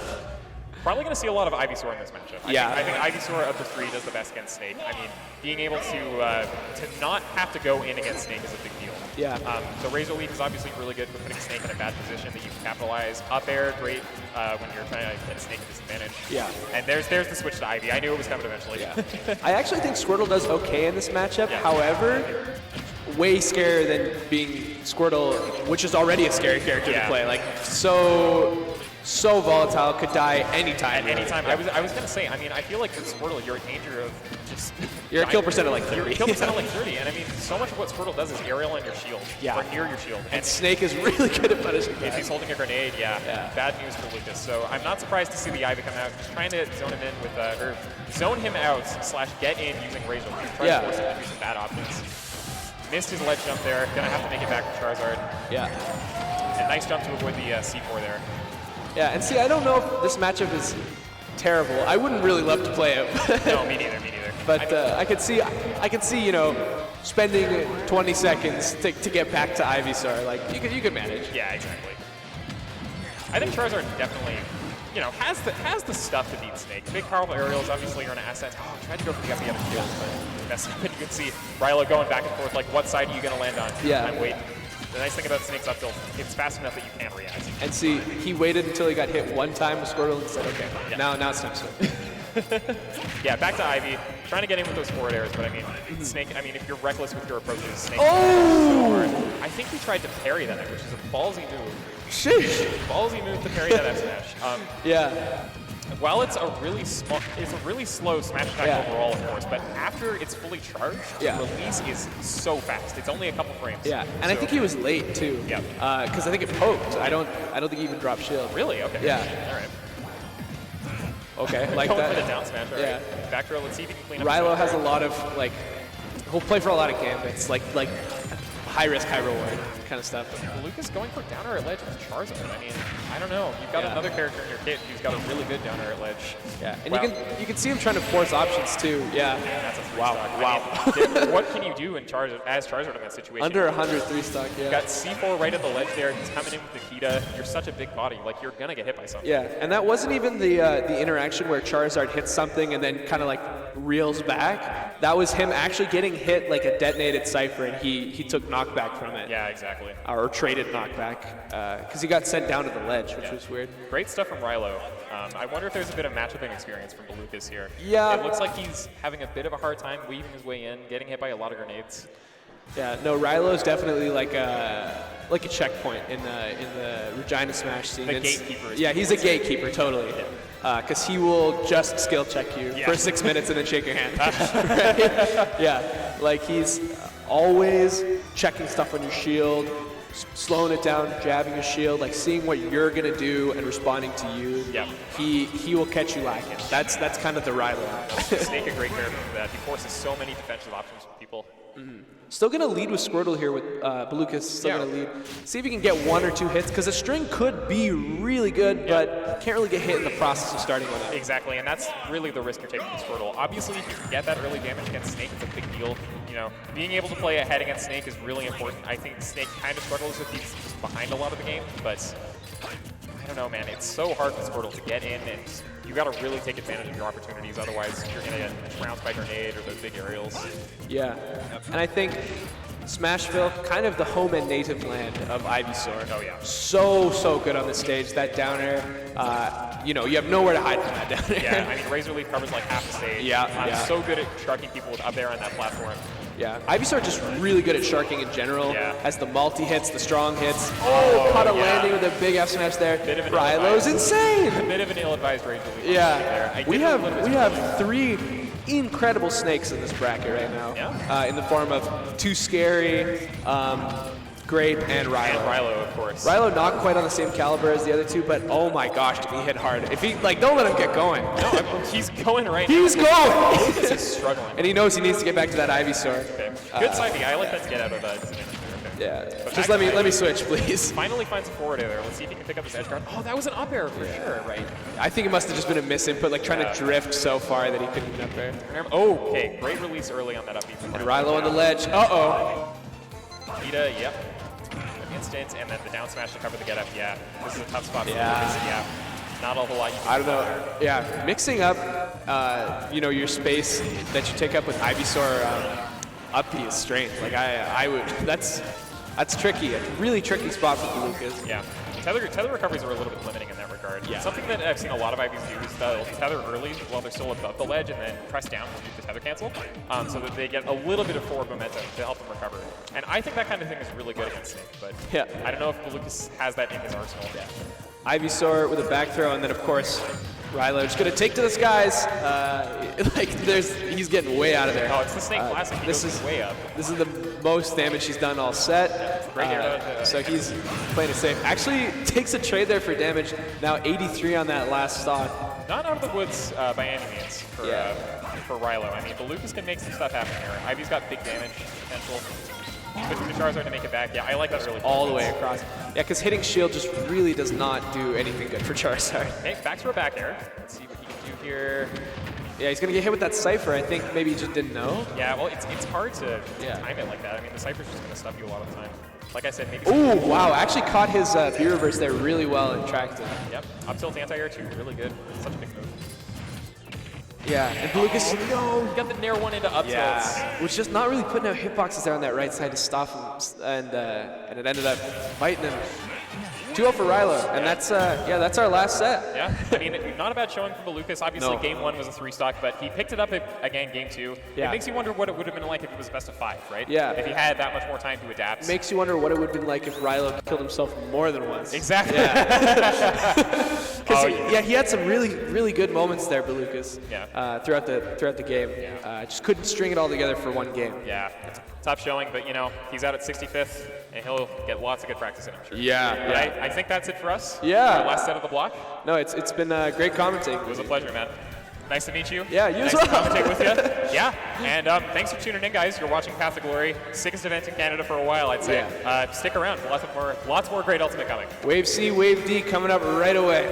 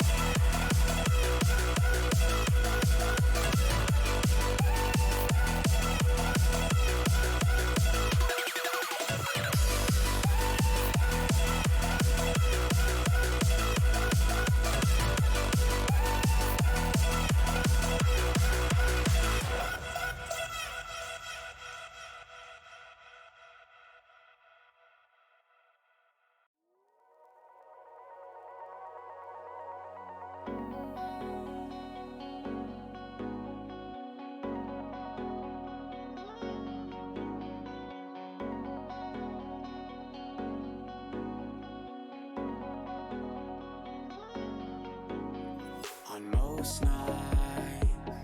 I'm just wearing my pajamas, staying up too late, 'cause I'm watching Futurama, thinking where's my drama? My life's no melodrama, leave it off the screen, 'cause it's got no genre. Sometimes I call my mama, Rain, yeah, she's always my armor.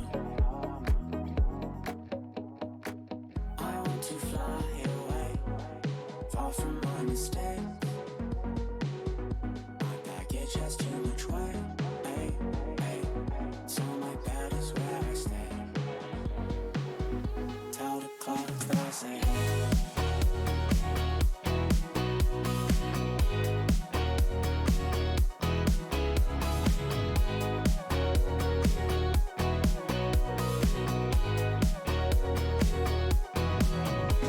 I know it's a phase, but it's harder to realize that I'll never be a quarter of the man I could have been when I got older, and all the things I could have done if I was smarter. Think of my departure. Look at the hour, I have work in an hour. It's been 2 days since I've showered. I want to fly away, far from my mistakes. My baggage has too much weight, hey, hey. So my bed is where I stay. I want to fly away, far from my mistakes. My baggage has too much weight, hey, hey. So my bed is where I stay. Tell the clock that I say hey.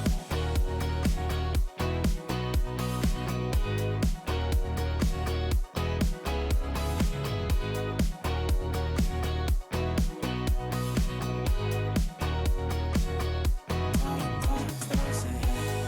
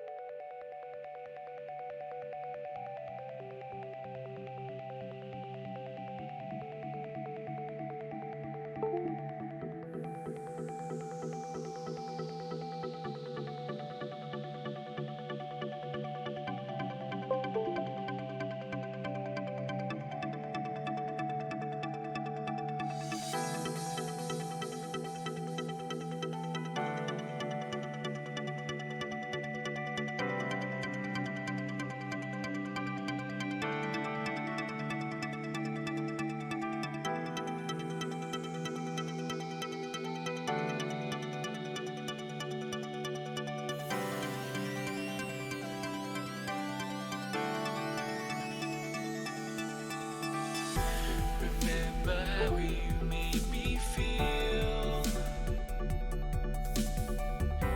I can't believe it seemed so real.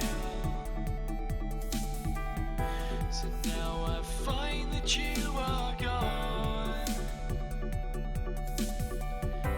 I've lost the strength to carry on.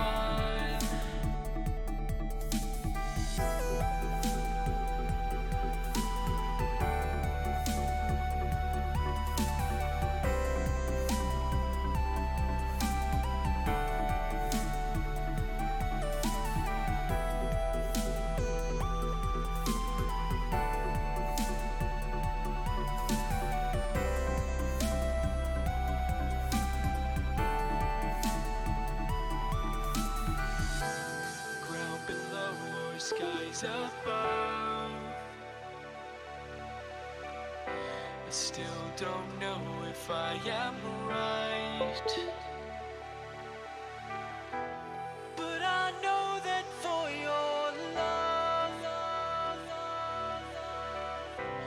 go till world end tonight.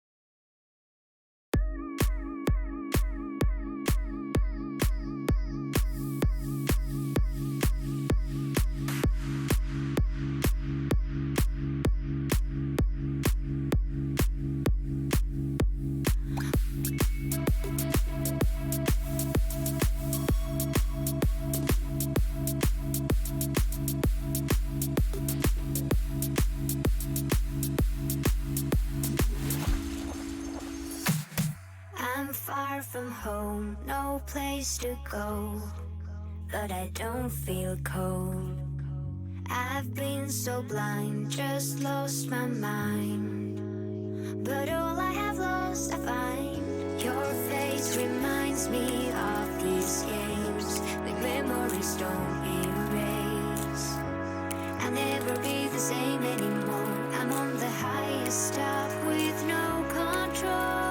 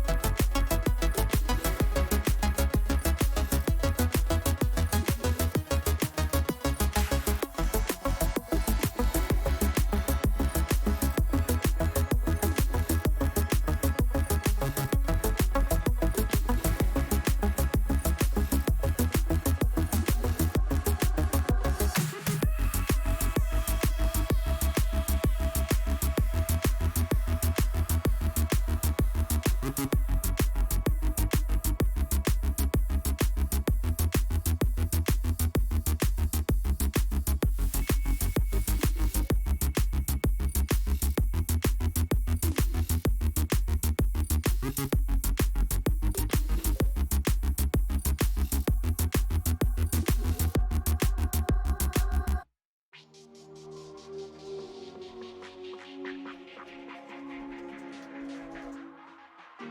say something, it's out of line.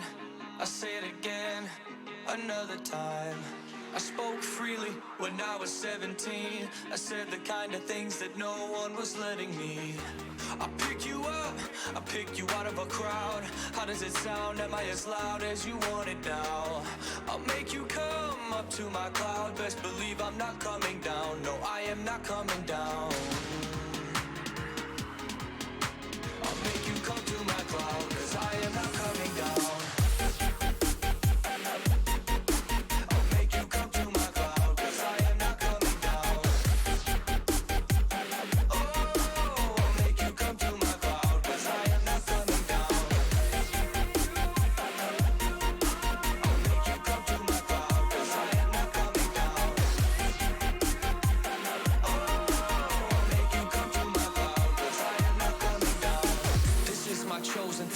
I'd rather smoke something. I could probably blow a ring. I'm opening up as a singer. Nobody wants quality, they only want quantity. They keep ignoring me, it's boring me. I wanna be paid, I want double now, or I will not tell you how to get to my fucking cloud, 'cause I am not coming down.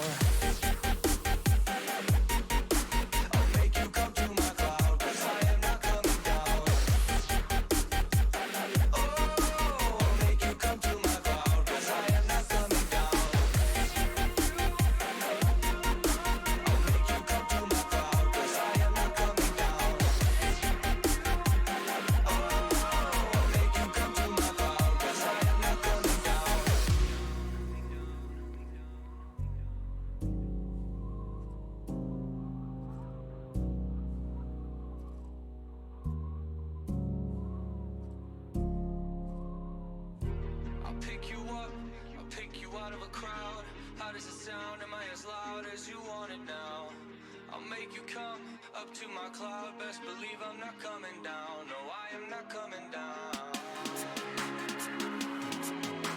I'll make you come to my cloud, 'cause I am not coming down.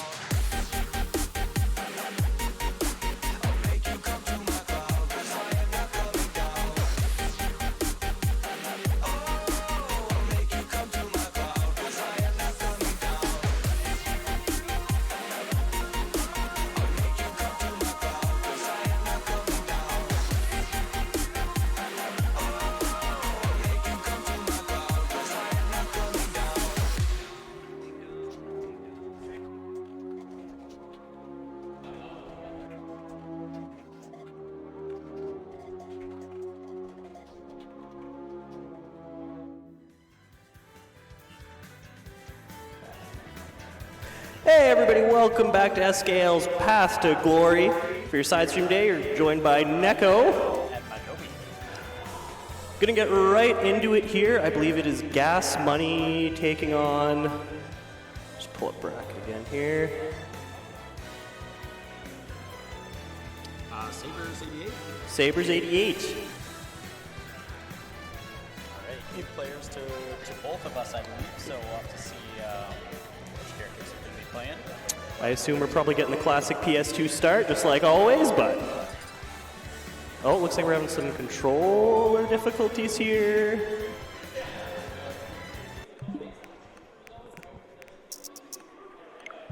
Yeah, looks like we're resetting the controllers.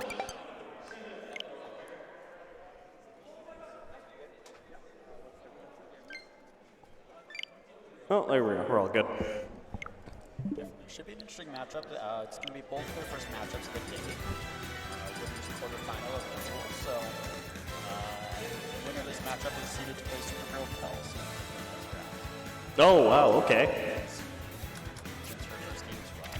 I mean, pretty. I'd like a pretty safe assumption to say they're probably going to get to play. quite talented player herself for sure. So. Yeah, and commentator. I've never heard her on comms before. She killed it today.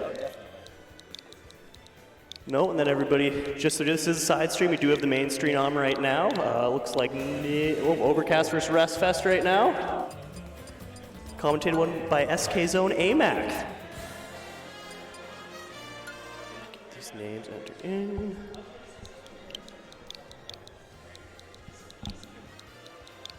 So coming in so late to the day, it is a lot of times players can start getting tired after being at the venue, playing a lot of friendlies. So you're either going to come in hot from your friendlies, or you might be a little run down. Let's see how these players are feeling.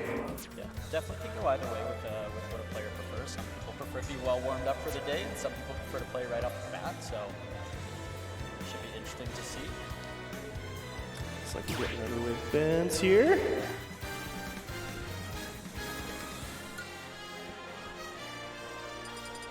And yep, classic PS2 start. Can't expect too much there. Let's see what we got for character picks. Banjo Ridley. Interesting matchup for sure.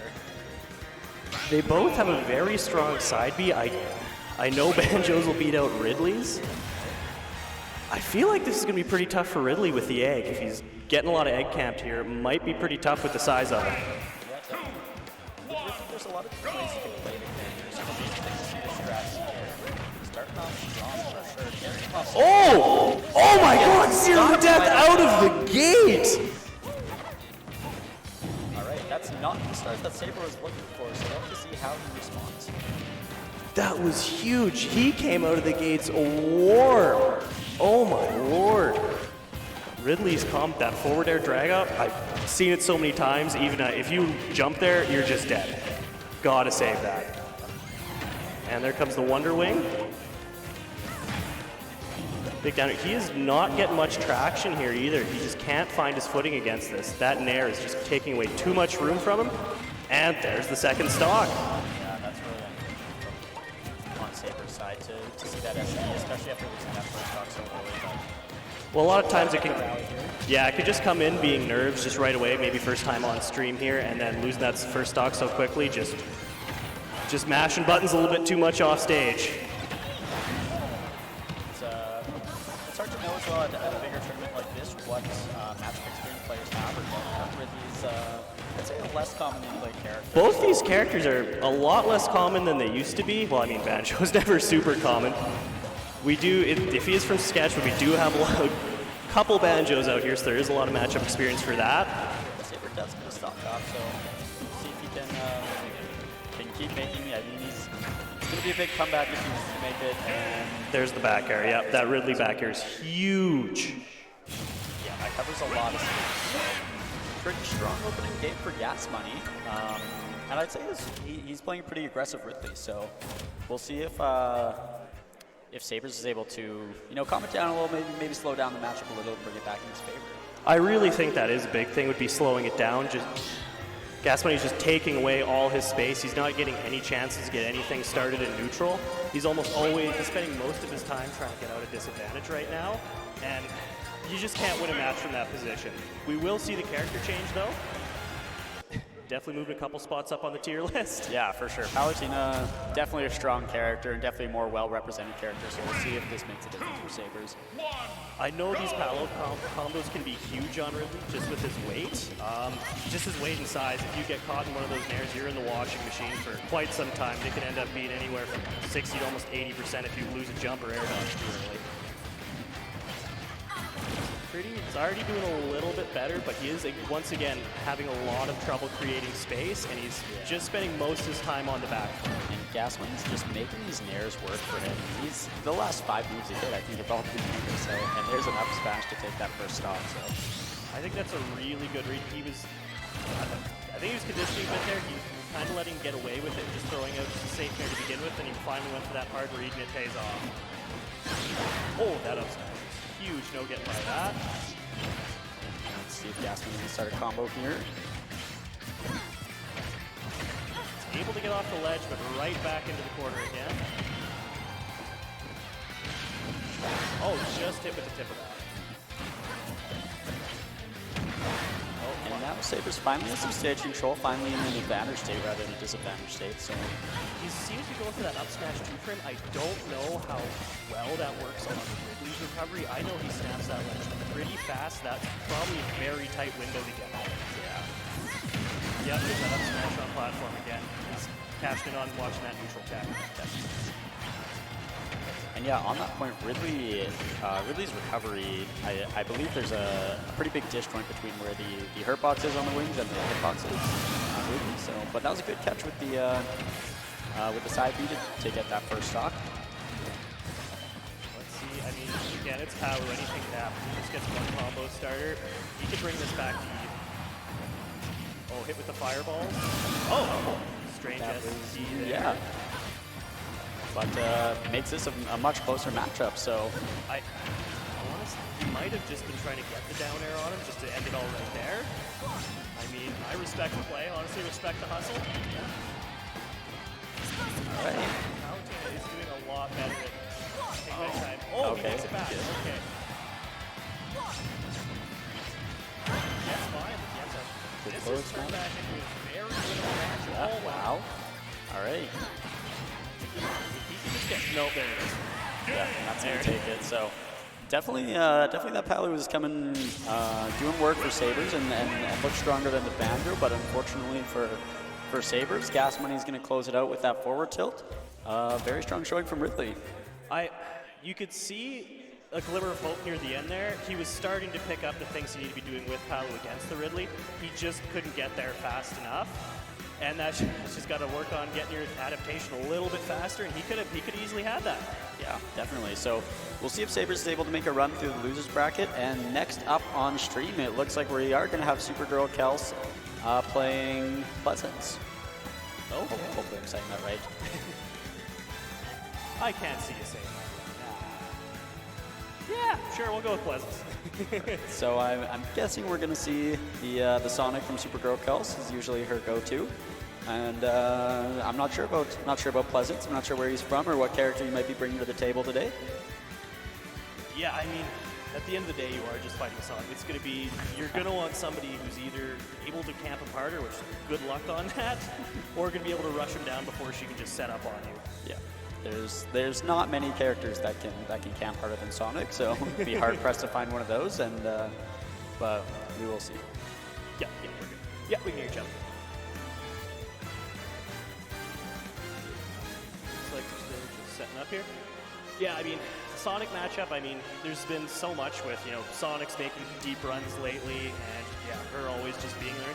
Sonic's is starting. People are slowly starting to figure out the counter play. I remember very early on. Almost nobody knew what to do, and he was just sitting there charging spin dash. Because I know a lot of the NES players figure out stuff with like down tilt beats it and just some other weird interactions there. But it's going to be a lot of matchup knowledge because we don't have many Sonics out here. No, we do not. We are a very wolf, ages fast rush down province. For better or for worse, a lot of clouds as well. Yeah. And no, we will have to see. That will be the interesting thing. Not knowing where Pleasance is from, maybe they do have some matchup experience. Yeah, they're definitely. I know of a few good ones spread out throughout Ontario and BC as well. So not non-existent. Just one of the, maybe not a rare matchup, but one of the harder matchups to learn for sure. Kels coming all the way from Quebec for their sermon. We do have a lot of top Canadian talent out for this one, so great to see that in Saskatchewan for sure. No, this is absolutely huge for our province. Like, I couldn't believe the people we were getting, especially Coney coming out, Riddles, Big D. Like, I just couldn't believe that this was happening in Regina, especially with the prize pool. Yeah, definitely.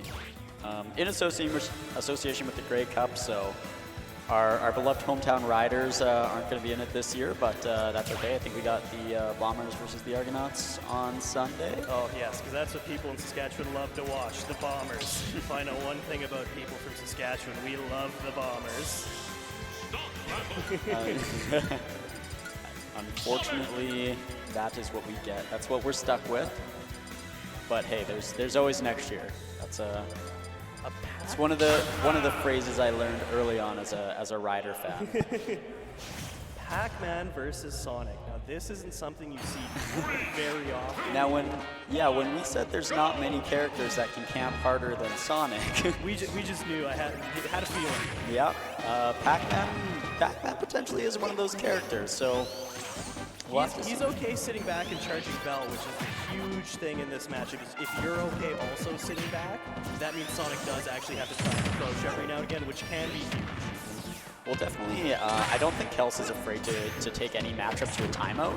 And holy moly, this combo she's putting on damage. I was going to say, as soon as she gets the lead, she won't be scared to hang back and force Pleasance into approaching.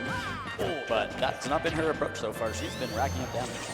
No, I think a lot of times when people kind of expect you maybe play a little bit more campy, coming out of the gates and just getting in their face right away can really put people off, especially with Pac-Man again. He's going to be wanting to sit back, charge those fruits. He hasn't had any time to get anything going. Definitely. And that forward smash is going to take the first stock. So now we'll see if Kels keeps on the aggressive player, if she does start to back off. And she's going right in for it. She wants these big combos off the start. She's using his hydrants against him very effectively. We just saw it there. She was using it as momentum to get herself in closer, maybe to mix her, and she's using it as an escape option as well. Just masterful use of your opponent's neutral tools, which is very high-level stuff.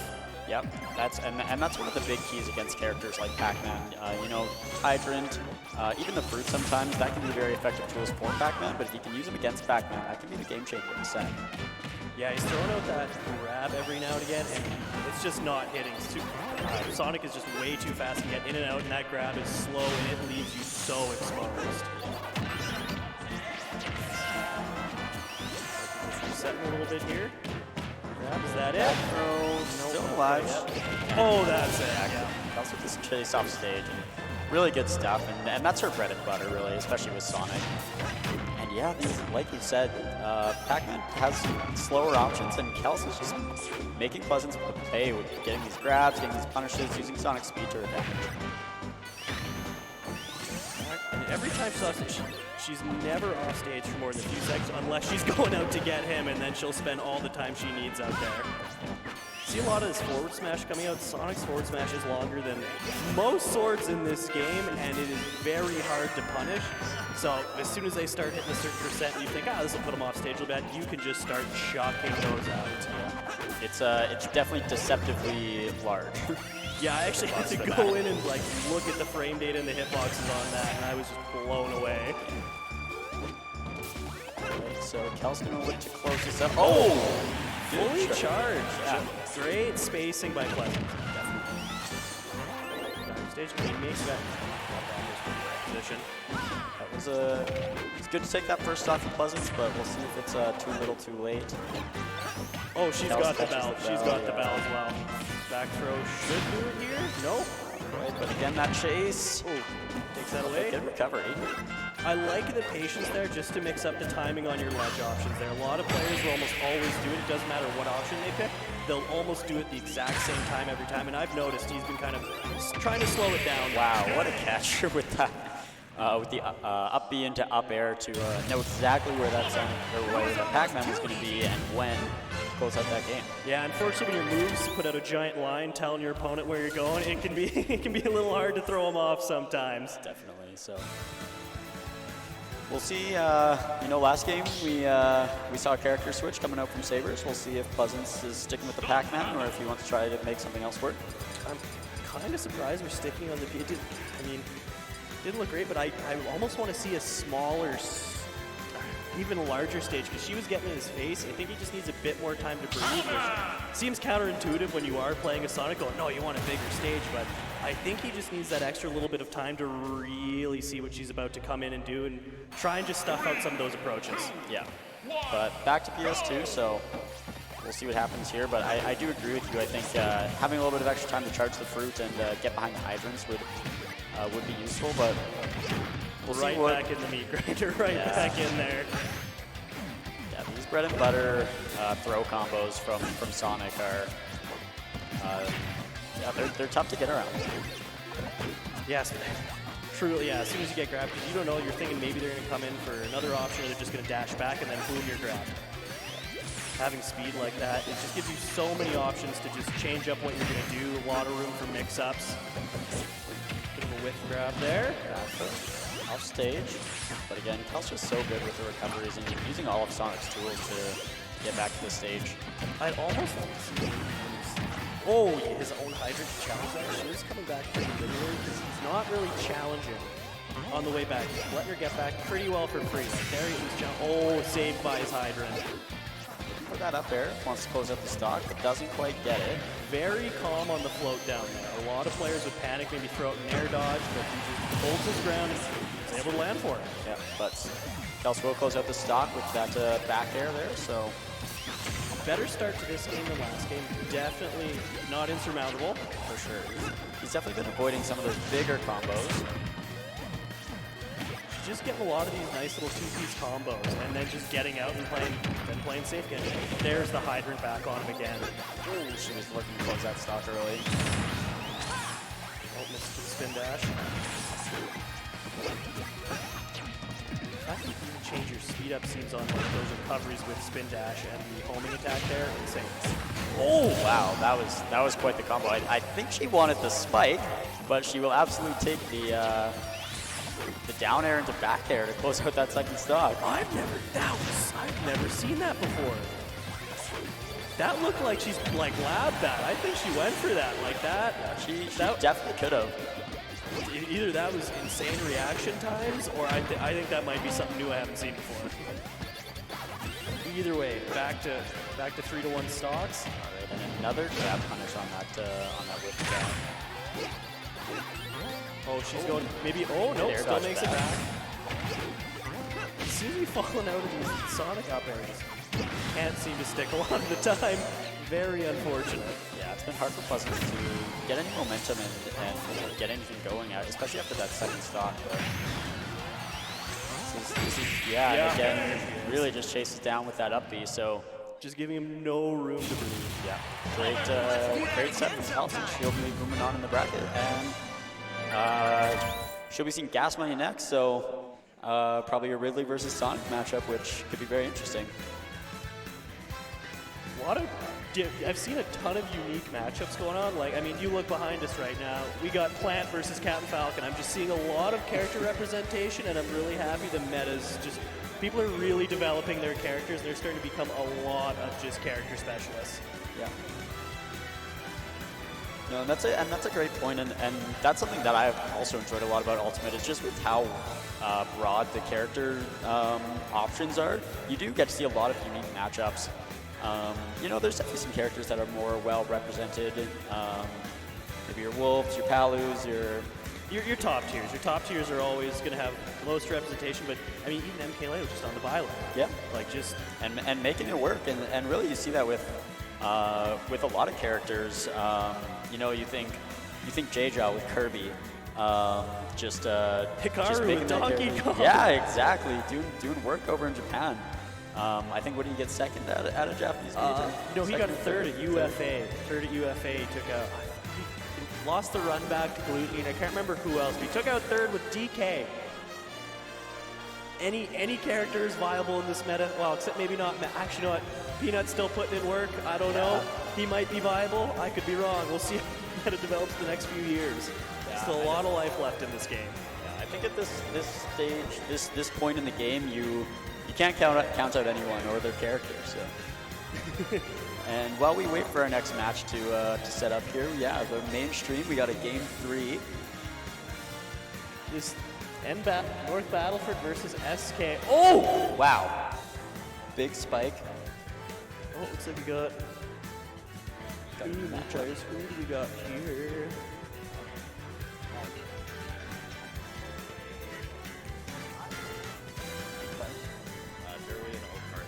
Durley and Oakheart. Okay. No, we do not have one. Yes, please. Thank you. Probably not unless Tio. Okay, awesome. Yeah. Cool. Thank you.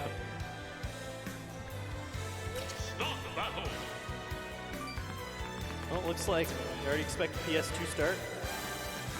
Okay, I thought my foot touched something. Thought I broke the screen there for a second. Oh my god, huge. Niji takes it. And he pops off for the win, too. Yeah, that was a close matchup, so that's... He is the pop-off king of Saskatchewan. That dude pops off harder than anybody I've seen in my life. Doesn't matter if it's him playing, anybody from NB, Guy. Guy gets loud, guy gets everybody excited. I respect that.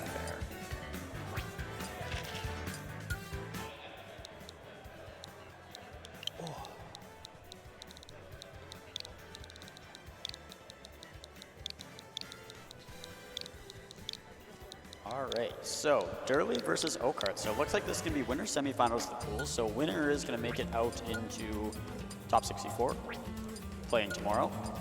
And the loser will have to win one more game as well to make it to tomorrow's bracket. Yeah, a lot of players already out, but still a lot to be played. Still just today, and then so much more tomorrow. Don't miss it. I believe we're starting at 4 tomorrow. 4 o'clock tomorrow. Yeah, that is also what I heard. So gonna be a lot of good matchups taking place tomorrow.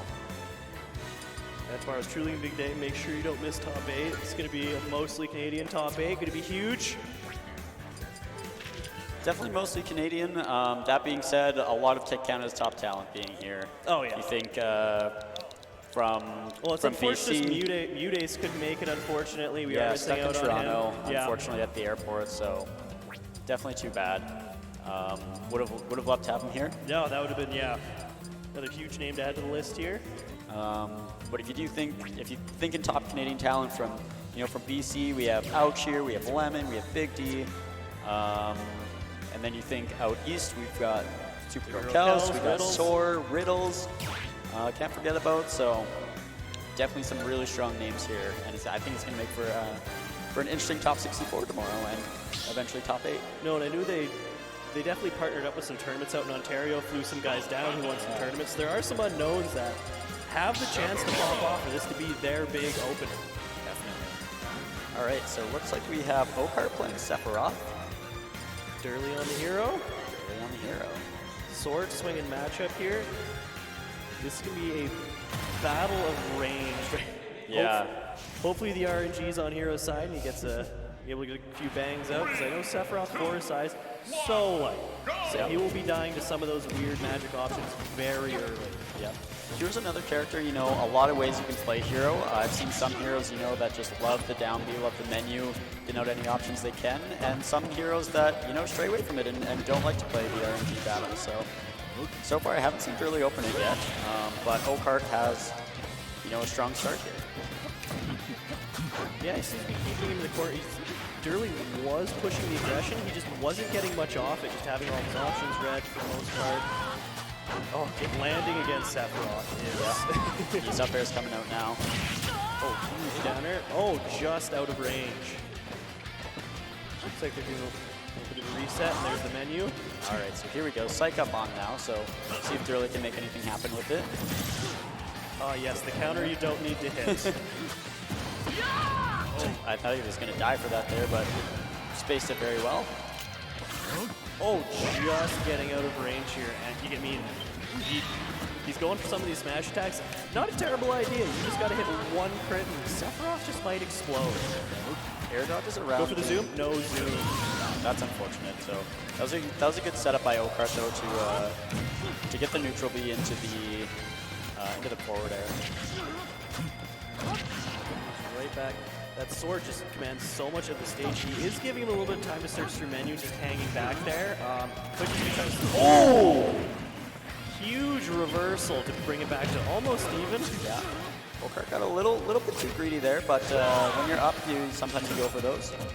You're a lot of guys. You're on stream. You want to. Yep. You get tunnel vision. You want that one. I don't blame him. And again, using that neutral B to force out an air dodge and follow up. That's really good stuff by Oakheart.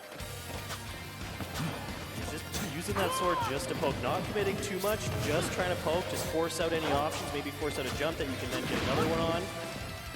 The landing with that fair is pretty thin to hit most characters, with Hero being one of the humanoid taller ones. Shouldn't be too bad. Alright, up throw, see if you can follow it up. That's the dash attack. Great patience waiting for that air dodge to come out of the punch. Throwing out some random kabooms. So Oakheart with a bit of a lead here. But again, playing Hero, that can be gone in a second. So. And Dusty right at the end. Doesn't quite get the charge on that upbeat that he wanted. So unfortunate Dusty, but that would get the first game to Okart. So yeah, right at the end there, I definitely saw Okart looking for that that neutral or combo starter there, and then just fished for it enough, was like, nope, we're not getting it, switched out to something else, and takes the stock forward one way or another. Yep. So we're going to change the battlefield. Ooh, but which battlefield is it? Or are we going to get the music counterpick? Northern Gate battlefield. Okay, interesting. Giving him the home field advantage. Yeah. I don't know how I feel about that. Yeah, that's an interesting call. Oh, but we are going to see a character switch from off the hero onto the Incineroar. Oh, I love it. I love it. I love the Incineroar. Oh, what do we got? Pro controller. Yeah. Good. Disconnect your controllers, everybody. Please, please. If you're gonna use a pro controller, get a corded one or something. Please, the epidemic to stop. All right, so we'll see what this Incineroar can do for Durley. I wonder if if this is a newer character for him and an older character, and maybe the hero is something that he's been trying out. I do like the platforms are going to give him more space to land, just being such a slow airspeed character. If he gets, because Sephiroth really likes those up airs, so it will give him a chance to at least stop and then shield up on top. And it is looking like it's working much better for him right off the start. Definitely good start to the game here. We'll see if he struggles at all. Obviously, Sephiroth don't like to get hit by that, but obviously Sephiroth being a big range character and Incineroar being as slow as he is, that can make it tough. It can, but then at the same time, when you get in, just Incineroar, you will make Sephiroth explode, especially if you get a Revenge on deck and then hit that Alolan Whip. He is gone at like 80 from thrust.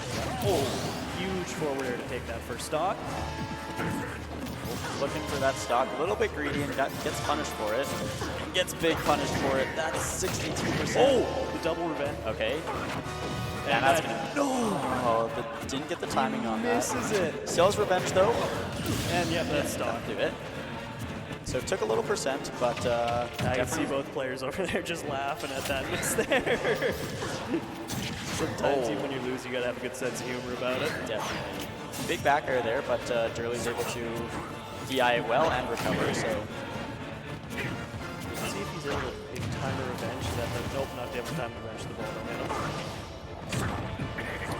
He's able to actually mix up the recovery pretty well with Incineroar. It's working out. Oh.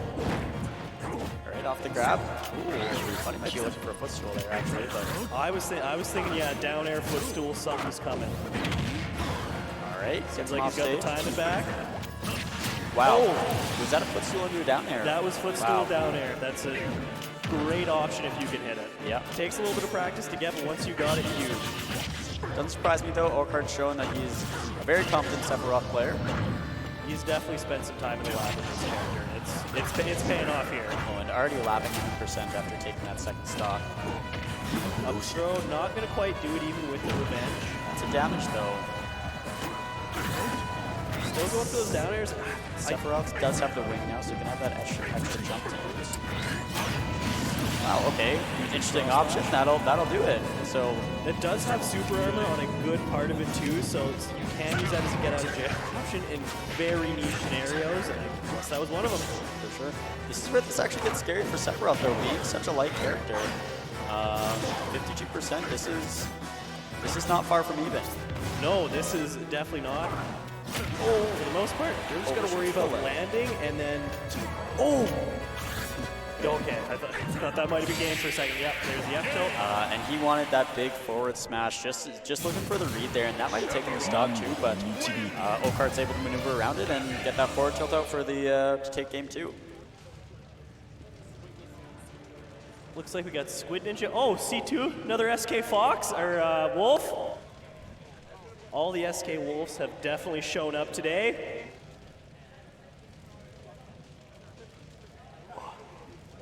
Yeah, definitely. So Okart moving into the top 64 on the winner's side. And congrats to him. He played well. I mean, yeah, definitely. With Sephiroth being a newer character, no Tweak was piloting for a while, but I still think there's a lot to learn with this character. Like, there's so much potential to be unlocked. No.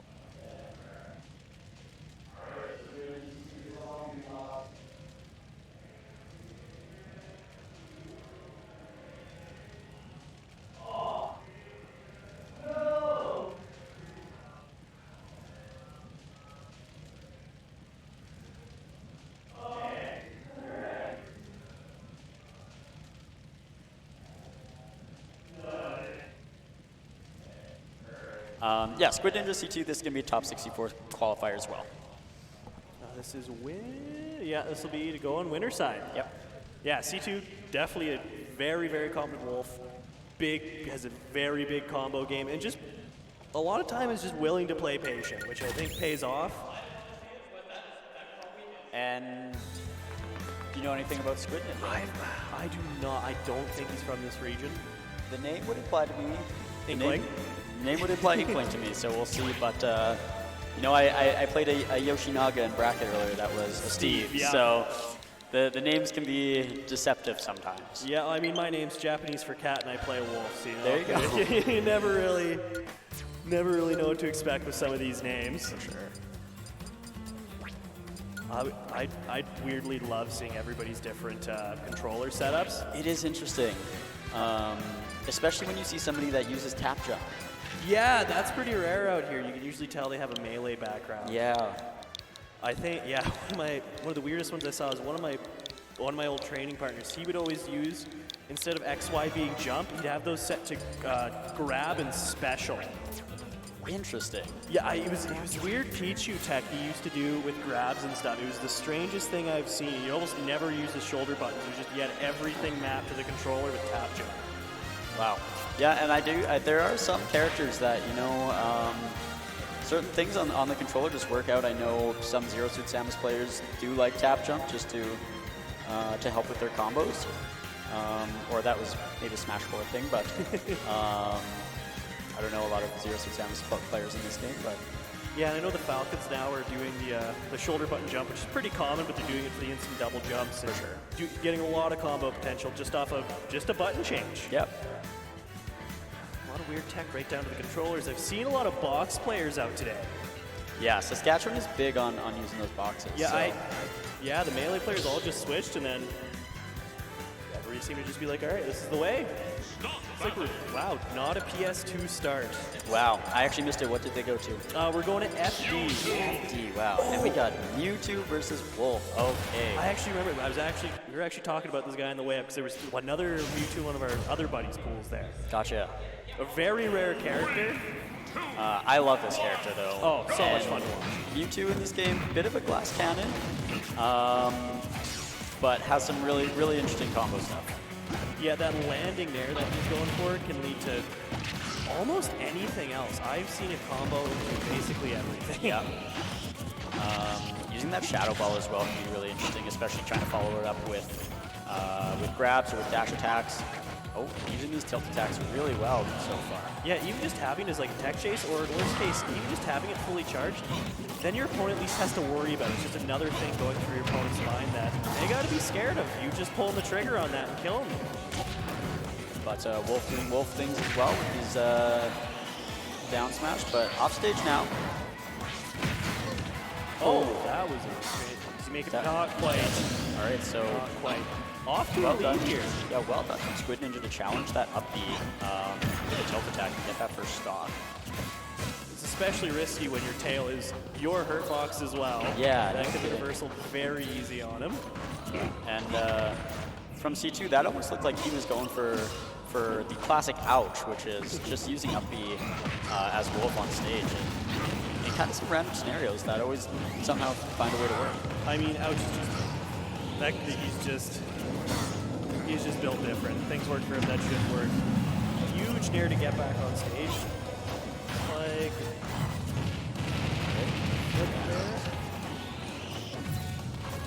yeah, you see, he's starting to just wait and see if he can get that Shadow Ball and reflect it back, which yeah, will kill. Yeah, what you'll have to worry about is Mewtwo then reflecting it back. Yeah.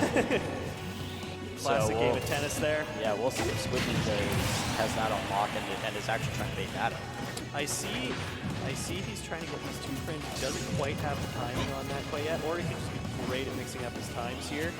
Either way, as soon as he starts hitting those, that is a big problem for Mewtwo. When you start getting two frame, you are a sitting duck off stage. And oh, nice parry there. All right, back throw. Yeah.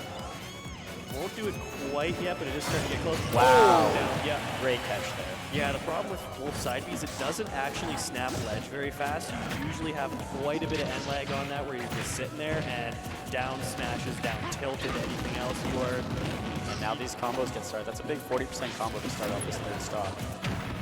Yeah, that down tilt, especially into down tilt fair, things like that, can also great combo starter, and then eventually just a kill confirm too. Huge range on it. Now, one thing I'm not seeing a lot from C2 is he's not slowing the game down or even, yeah, see, that I was just about to say he's not using laser too much. I don't know if that might be a matchup thing, but I might like to see him start slowing down a little bit since he is getting a lot of his options stuffed out pretty fast. All right, down tilt into up air.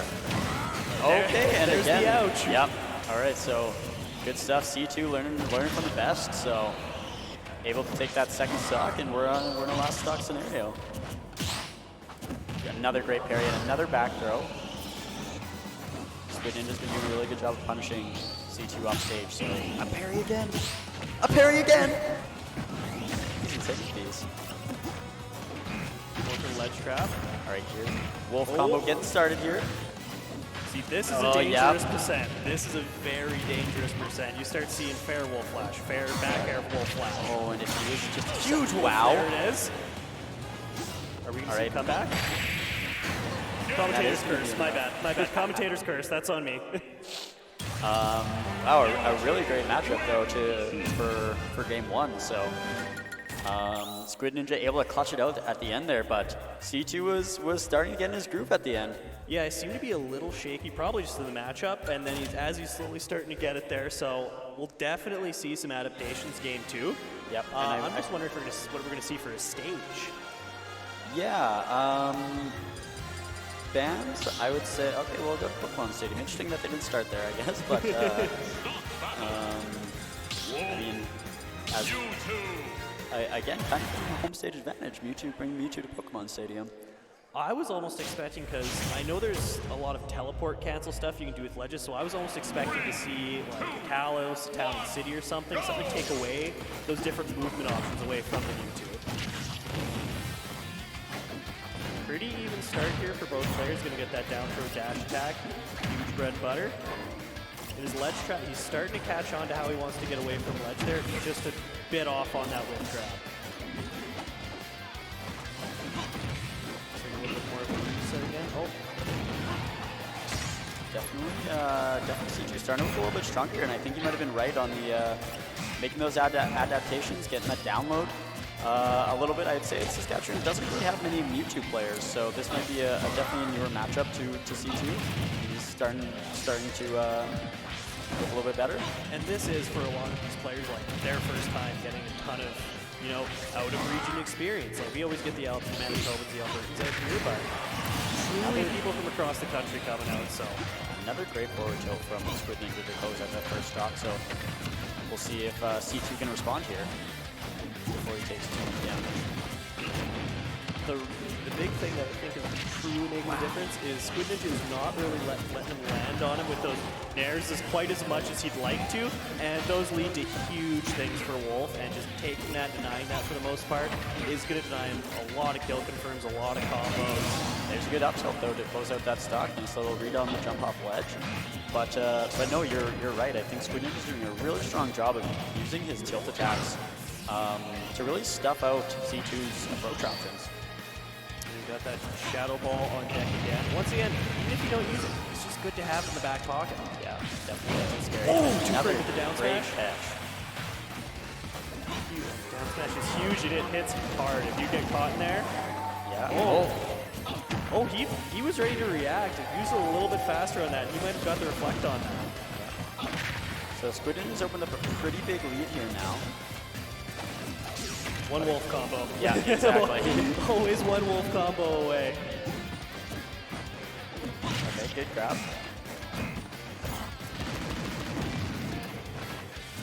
Oh, yeah. I don't know how that Shadow Ball didn't quite hit the tech option there, but that did cover most of his options there. Yeah. And you know, she's been getting some grabs. Squid Ninja's been giving up some grabs, but I think Squid Ninja's just fine with that. There's not a lot that Wolf can do off a grab besides getting a kind of back throw kill, and he's not quite in range for that yet. So. Yeah, at the earlier percents, it's definitely his big combo starter, but when you're at this mid percent, he can either forward throw you for some tech chases, but if he's not hitting those on you, nothing really to be scared of at this percent. That's a re-grab, no punish though. You know, a lot of people don't see the regrab coming. I actually like players starting to go for the regrab a little bit more. Just change up your timing a little bit. Don't give them free reads on you. For sure. This is getting real scary for C2 here. A lot of movement can kill, but he does bring it down to last stock, so let's see if he can make something big happen. He just needs to get that 40% on and then go for the wolf combo. Yeah. He's playing both patience. players playing very safe right now. Wow! That's the pivot grab. Yeah, that was a really good pivot grab from Squid Ninja. So that's going to be our set. Squid Ninja is going to go into top 64. Really great stuff from both players, though. They both definitely have potential to make runs in the bracket. No, I think that would go pretty far into like a best of 5 set. It's just Rumbleflex? Rumbleflex and a redacted name are coming on next.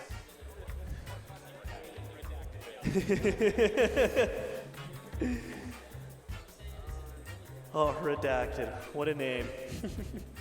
You know, I actually think, you know what, maybe that'll be my new redacted. That's kind of, that name actually kind of goes hard. Good tag on its own. That's kind of sick on its own.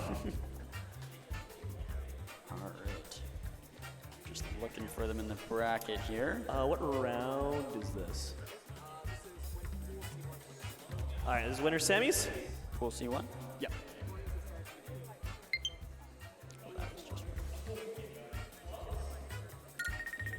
Okay, that doesn't seem right, but sure.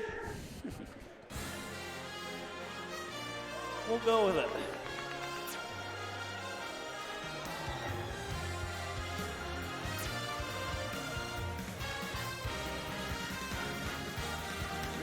Nope.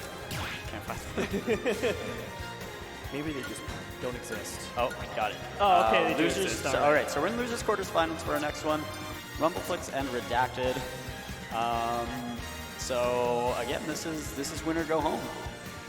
Yeah, this is where runs are made. I mean, truly, this could be where players get the nerves, get the better of them. I mean, the ending of day 1 to make it into day 2 is always huge. You got that on your mind, but big thing is you got to just push that back, just play your game, and come out with the win.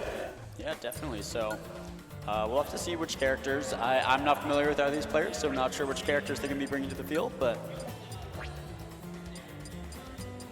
yeah, you'll got to get that tap jump off. Everything else pretty much standard. Yep. All right, so Redacted going to be playing under the DS tag. And we'll see if Rumbleflix already has a tag made, or... Everybody in chat, guess what his name is. No, don't do that. Don't do that.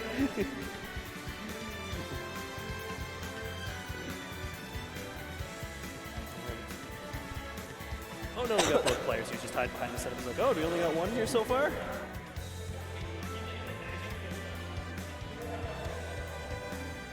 All right, while we wait, let's maybe take a look at the top 64 and see who's qualified so far. Looks like we got Riddles. No surprise there to be qualifying. Riddles AMAC banger set. Yeah, that'll be a banger tomorrow. I think Riddles is our top seed, so no surprises. Lemon Curse banger set. Banger set. Ouchum Fabulous. Banger That'll be a set. good one. Yep. Exodia Vito. I'm not super familiar with Vito. Oh, dude. Once again, banger set. Yeah. Banger set. We had a lot of banger sets tomorrow. He is a young guy out of North Battleford, but he just came out of nowhere, like, I want to say 2-3 years ago, and just exploded onto the scene. He's almost PR. And who does he play? He's a Palu. He switched between a couple characters, but he has landed on the Palu. I mean, I don't know if you saw his match earlier against Rat Chef. Dominant. Wow. Dominant. I Ken think he took 22% first game. Wow. Yeah. Ken 4 and Thorn. So Thorn, hero player, beat Beezy and Locust today. Those are good wins. So yeah, he's had a tough bracket path to get into top 64 on the winner's side. Soar Pink Bombo, banger My set. goat. Pink Bombo, my goat. Shout out Pink Bombo. Big D. Always fun to watch. Again, I think second or third seed, so no surprises there. Ooh, Grape Nurse. Grape Nurse, that will be a very good set as well. Oh my god, even just round 1 of just the beginning of the tournament, all banger sets. That is insane. Yeah, definitely. So everybody make sure that you tune in tomorrow as well, because like we said, there's going to be many banger sets. I'm sure we'll be streaming on this channel as well as our main SKL esports channel to make sure that you can see as many of those banger sets as possible. Locust Josh started off today with that DK. Locust Josh, so that's going to be loser's bracket. Shendo. I'm actually seeing a pretty good amount of SK. I'm proud of my boys. Looks like a good number of them made it out. Yeah. We're an unknown scene, but we are a good region. Absolutely, and Saskatchewan's going to try to prove that later on when the crew battle happens. So, provincial crew battle between. Before we get into that, I guess we're getting into our match here. Oh, Isabelle, redacted on the Isabelle. Redacted on the Isabelle, and Rumbleflix with the yarn skin Yoshi.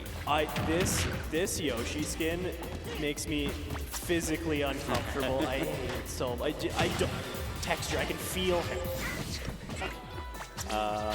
No, I'm with you. And it looks really weird in game too. Oh, it is strange. But weirdly, I actually know this matchup pretty good. This really? Is, I've made both these characters in the past. Wow. Yeah, Isabelle, my soul main, my first love. So the big thing is fishing rod off stage if Yoshi doesn't go high. Oh, and that forward air is going to take it though. It's a strange matchup, but Isabelle does have some counterplay to the Yoshi, but as long as Yoshi stays on top of her, there's not a ton she can do. Her up-close options aren't the best by any means. Yeah, and that's what I'm seeing a lot already is Isabelle trying to make this, trying to get the fishing rod to work, but Yoshi just using his aerial speed to really maneuver around that and control this matchup. Yeah, you're definitely going to want, as Isabelle, you're definitely going to be setting up that hydrant, setting up underneath that platform like he is now, and just walling the Yoshi out. Nair does beat your slingshot, but if you time it right, you should be able to get it before or after it comes up. Yeah. And really going for the fishing rod, just committing to it. Yeah, and like you said, I do think Battlefield, again, not starting on PS2 like we're used to seeing, so I think that Battlefield is a good option, I think, for Isabelle with big up smash to take that second stock. Battlefield, theoretically, a good stage option for Isabelle with being able to kind of camp underneath those platforms, but it is a bit of a double-edged sword. Yoshi, if he gets that up tilt, around that 20%, up air, egg, you're down. Yeah, and yeah, really, Rumbleflix has really been able to use this Yoshi to maneuver around these platforms as well, and really make it so that Isabelle camping the platforms has not been a factor in this matchup. He's throwing out that fishing rod, he's just getting right by it. He's looking for a 3-stock right here, wants to start out this... We have seen, this has been a very tilted game so far. Yeah, yeah, wow, 3-stock to start it off, so really strong stuff from Rumbleflix, and this might be hard for, we got on the mainstream, what just happened? Did Player take that? Oh no, Silver did, my boy. Oh no, Look Player what they did didn't to my win. boy. I will say, the energy in this arena right now, electric. I cannot wait for tomorrow. The chance, everything's been so good. No, you're absolutely correct, and just watching the highlights from that game, Player, a fellow Kirby, Player's insane though, he plays with a single Joy-Con. Oh yeah, he's dusted. He's dusted me a time or two, he's good. Very entertaining to watch, so unfortunate for him, but I do believe that was winner's side, so we should still be in. And we're going to run it right back with Redacted and Rumbleflix here, so no character change, so we'll see what Redacted has, how the strategy's going to change. Might was maybe going to switch to the Villager just to take away, just for the different Lloyd rocket there, maybe to take away space, but he does seem to be... He's committed to the... He's going fishing. He wants to catch himself a dino. You know what? I respect the dedication. You got, he's going for his game plan. When you commit to a character, you know, even in bad matchups, sometimes you just got to stick it out. Try to make it work. Low tier heroes are coming out in droves these days, and I am all about it. Big up air, and I'm not sure about the DI on that. I thought that was Redacted might be able to live. No. No? Okay, sorry. It would be, see, he had to DI it. He had to escape. Once the up air hit, he was dead, but there was ways to escape the DI on the actual first hit off tilt. Or was it F tilt? I missed which one, yeah. But hey, the up air? Nope. Because if he can get him locked in that Lloyd Rocket up air while he's at the top of it, that should be a stock here right away. Yeah, for sure. And definitely this game looking a lot better for Redacted. Well, I say that as Yoshi racks up the percentage, but has been able to put more percent on. That was so wow. smart. You got iframes on your pocket there. Huge way to use that. It's almost like Olimar using Whistle. A lot of other characters have stuff like that. Just popping it out right at the right moment to avoid the spike. Yep. Gets it anyways. Yeah, ended up getting spiked anyways, but the plan was there. Yeah, Redacted was able to take the stock off, so still down to stock, but this game definitely looking better than that first game. So I think the funniest part, you have to redact his name, and his name is he's playing Isabel. Oh, that's amazing. All right, so a big back air, and looks for it again. Oh. Yeah, you got caught on those platforms there. You got to space that right. Falls, good SDI there. Falls right out. Huge. All right, up air, yeah. And not quite yeah, still living. Okay, thought Redacted could go back there. That was, you could see him holding on that balloon for a minute there, Yeah. actually extending his hitbox. Yeah, well, that was a quick two-stock in a convincing fashion from Rumblefoot. So no, great stuff. A lot of people hate him. I love Yoshi. Yoshi's my boy. Yoshi's always been my boy. He always will be my boy. Shout out to Amsa ripping it up in Melee with Yoshi right now. And I hear our next matchup is Tippy, and who is Tippy gonna be playing?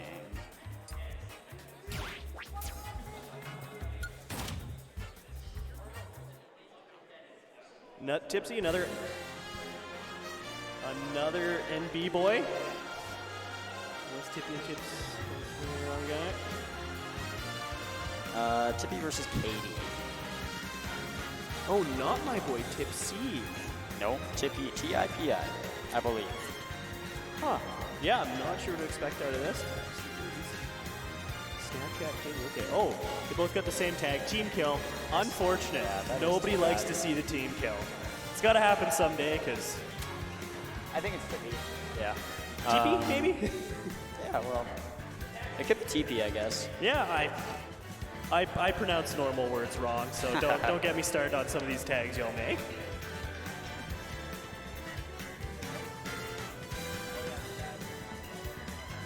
Yeah, unfortunately, when you come up and like a lot of these people came out in the big groups. Sorry. Durley and Moon. All right, we're calling an audible. We will not be seeing Tippy versus Katie. Okay. Oh, we're seeing our boy Durley again? We are seeing our boy Durley again. All right. I want the Incineroar start. I like the Incineroar. Yeah, the Incineroar was looking good. Not sure about Moon. Not sure who we're going to see from Moon. Oh, yeah, let me reach my brain. Moon. Moon. Dogs howl at the Moon. Wolf. We're going to see Wolf. That's my guess. we have enough of them here. I'm willing it into being. See, I was going to say Moon, Pokemon, Moonstone. Oh. Jigglypuff. Maybe we'll see that puff. Pro controllers. Yeah, disconnect your controllers, everybody. Ban Pro controllers. I'll be the one to die on this hill. Ban Pro controllers unless you're going to be using a cord. I'm honestly with you. Just get a cord. Mine's basically a Pro controller, but it's corded. It's great. It's the best. Never need to worry about this stuff. All right, so get some tags set up here. See what's going on our... Oh, and we have Supergirl Kelsey and Gas Money happening on the main stream. I was hoping we were going to get that match on this stream. We commentated both of their first matches, so looks like Supergirl Kelsey's up a game. They couldn't handle us commentating that. Be too fired. You're right. We'll let Coney and Dave take that one. Yeah. Those guys, I get it. Whatever. Didn't want it anyways, actually. No, didn't even want it. No, not interested. We are super lucky though to have not only talent here, but also Coney making the trip out for commentary. You gotta respect it. No, again, unreal gap. Could not believe they got him. So crazy. Looks like we got a Rob. And we are gonna see the Incineroar Rob. Interesting matchup. The explosive matchup. Yeah. Explosive. Both of these characters can disappear stocks really quickly. So Both thick boys at that too. Killen's gonna be easy and hard. yeah. The big thing is Durley going to be able to work around those projectiles that Rob has? They can Oh my god.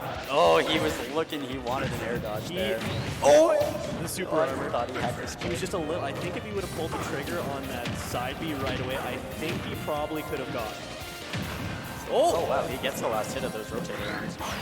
Oh, And it's Sterling not is high denied, enough. Not unfortunately. quite high enough. All right, so that was a really good stock from Moon right off the bat. Moon using the Espada Dig, playing Rob. But yeah, really strong first stock. It's hard to be recovering from with Incineroar like that. You'll be doing geometry trying to get back with that up B sometimes. He'd be good at it though. I never was, but he's got it. This man's a mathematician. He's gonna recover real high. I mean, camp him out.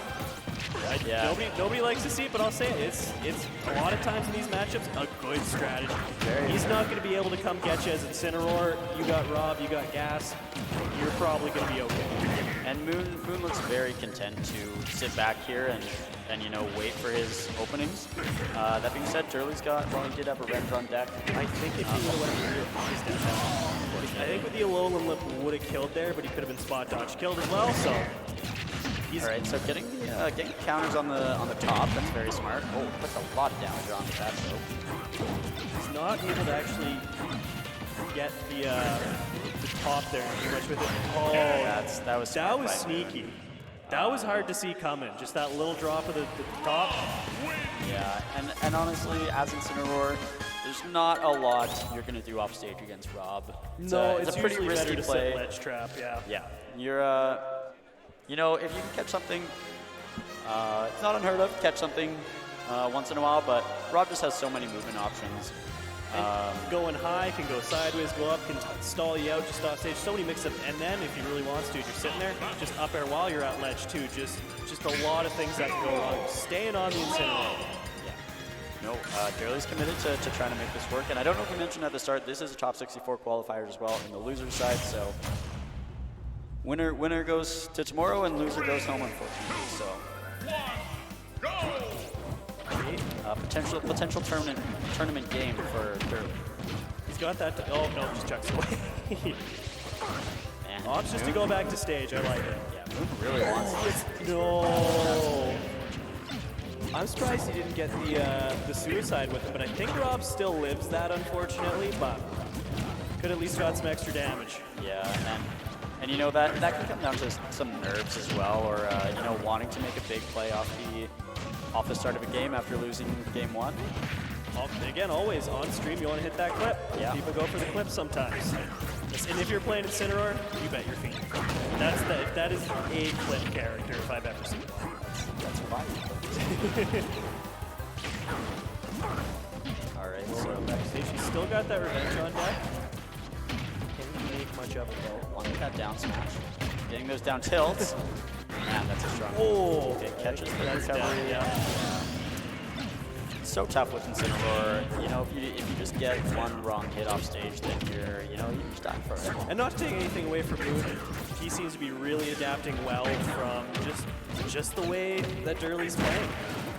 He's done some great adaptions. He seems to be just taking his time, waiting for him to throw out moves, and then just getting his hits in. A lot of very good patient play, and that just spells disaster for Incineroar. Yeah, no, it's been very hard for Durley to try to maneuver around these raw projectiles. So still, there's always that Incineroar factor, though. He is going for that down air a lot, and that back air is so big. Closes out the set. You get great movement tool in itself as well. Yeah.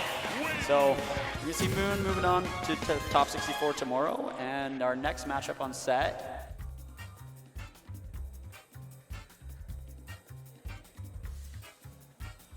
It looks like we're taking a little break. Yeah. Gonna see if you head to the main stream.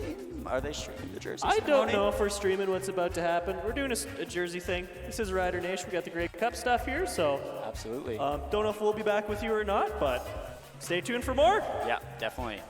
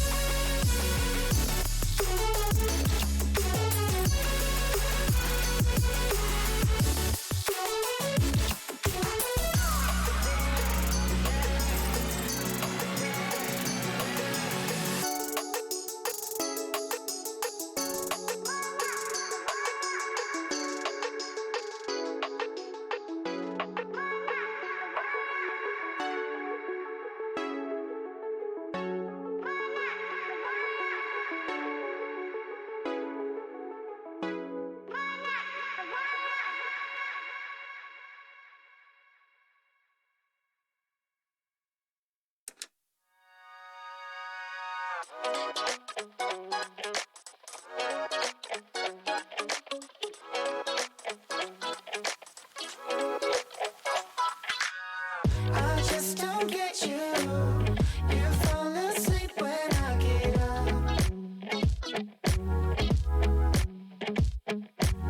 Those friends you run to, they look at me like they're above. This time don't hesitate, run away. Baby, don't lie and say I'm good for you.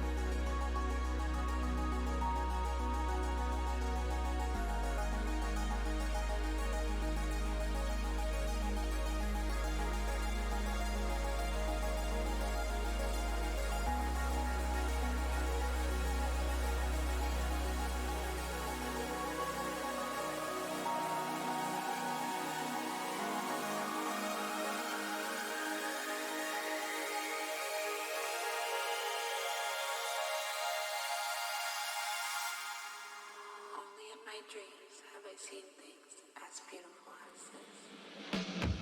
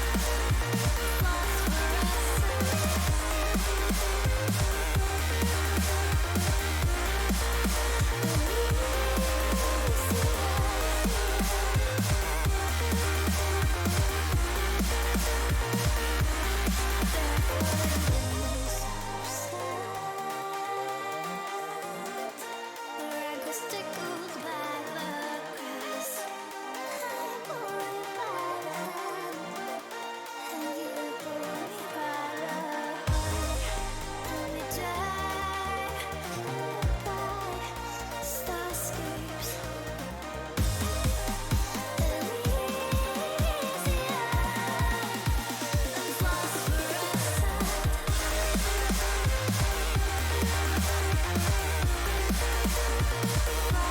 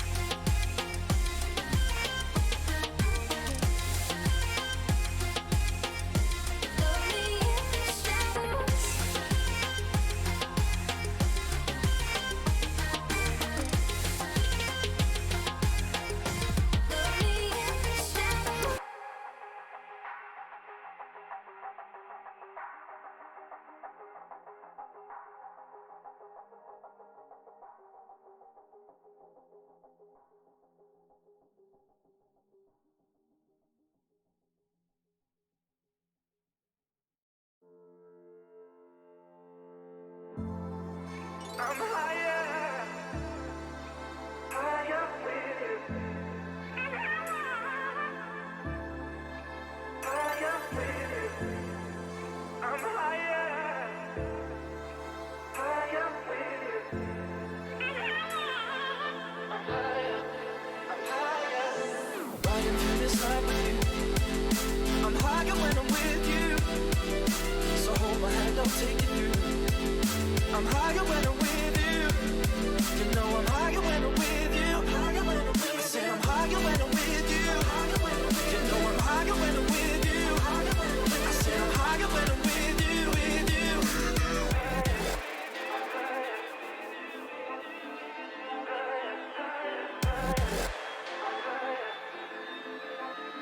I'm higher for good, baby.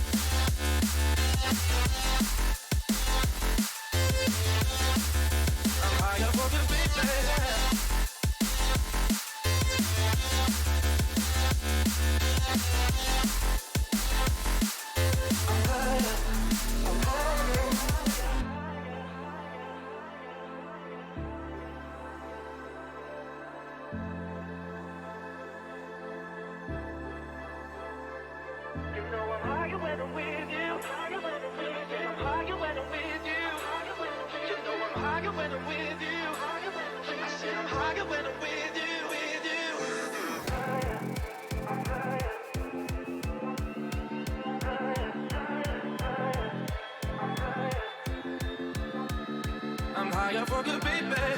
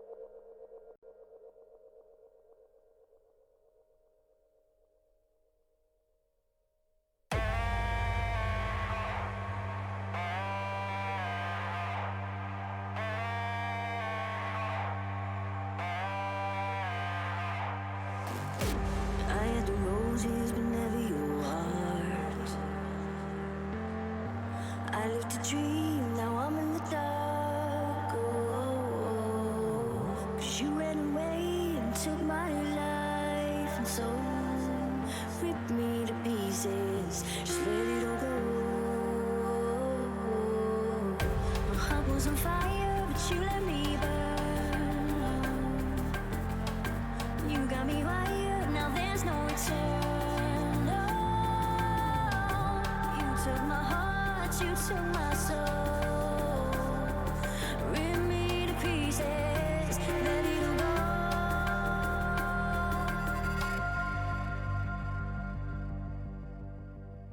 Rip me to pieces.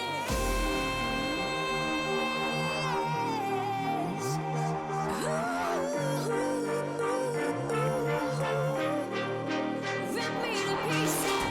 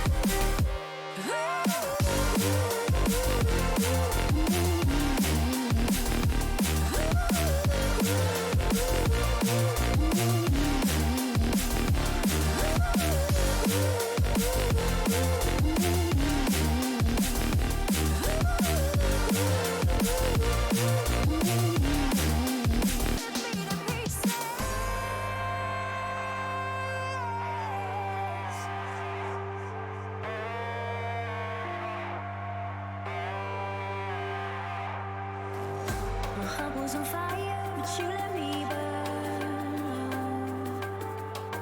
You got me wired, now there's no return. No, you took my heart, you took my soul. Rip me to pieces, let it go.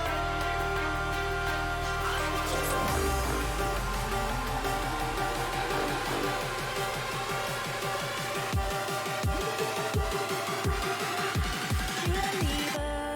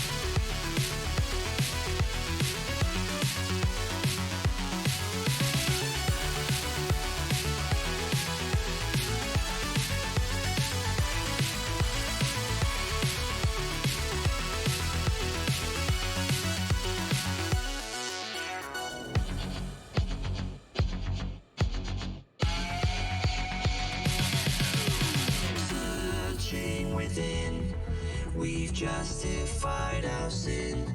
We're gonna take you on a ride till we find answers within. Location not here. In shadows we all disappear. Hold on, switch gears. We're gone as fast as we appeared.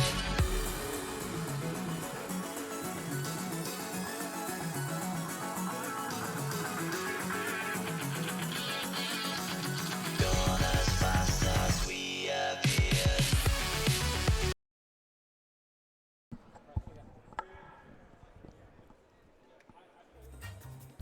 Welcome back to Path to Glory, guys. We're just about to kick off Wave D pools.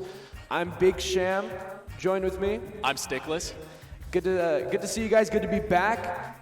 We have so much great Ultimate still lined up for you today, even though it's been a day jam-packed with great Ultimate, as you've probably seen. Yeah, absolutely. I mean, I've commentated the round 1 of pools, Wave A, and it was absolutely full of just talented players, really, really talented players from all over Canada. All over Canada today are represented, and we're excited to get right back into some more. We've been having so much fun here in Regina, Saskatchewan, hosting the biggest prize pool ever seen in Canada, actually. Yeah, $50,000. Yeah, for this the winner of this tournament. We got Big D, Riddles, Grapes in attendance. You've got Lemon, Exodia. Ouch, so many like good Soar and Supergirl Kells as well are represented here. Just a laundry list of some of the best Ultimate players Canada has ever seen. Absolutely, yeah. So much talent from coast to coast, and we're really excited. It's truly a celebration of Canadian Smash. It is. It really is. So lots of stuff going on behind us as well. They just did the jersey ceremony, which is awesome as well. Each player from a large region in Canada, the winner of each tournament was given a flight here, and each region corresponding with a Canadian Football League team. So yeah, exactly. So like Ottawa, we got Hamilton represented, Toronto as well, Montreal of course, and so many more. And all the West Coast. Yeah. It's going to be a great Pool D here. First up, we have C2. Oh no. Okay. Yeah, we got a great set underway. I'm sure we'll be able to get it started right away here.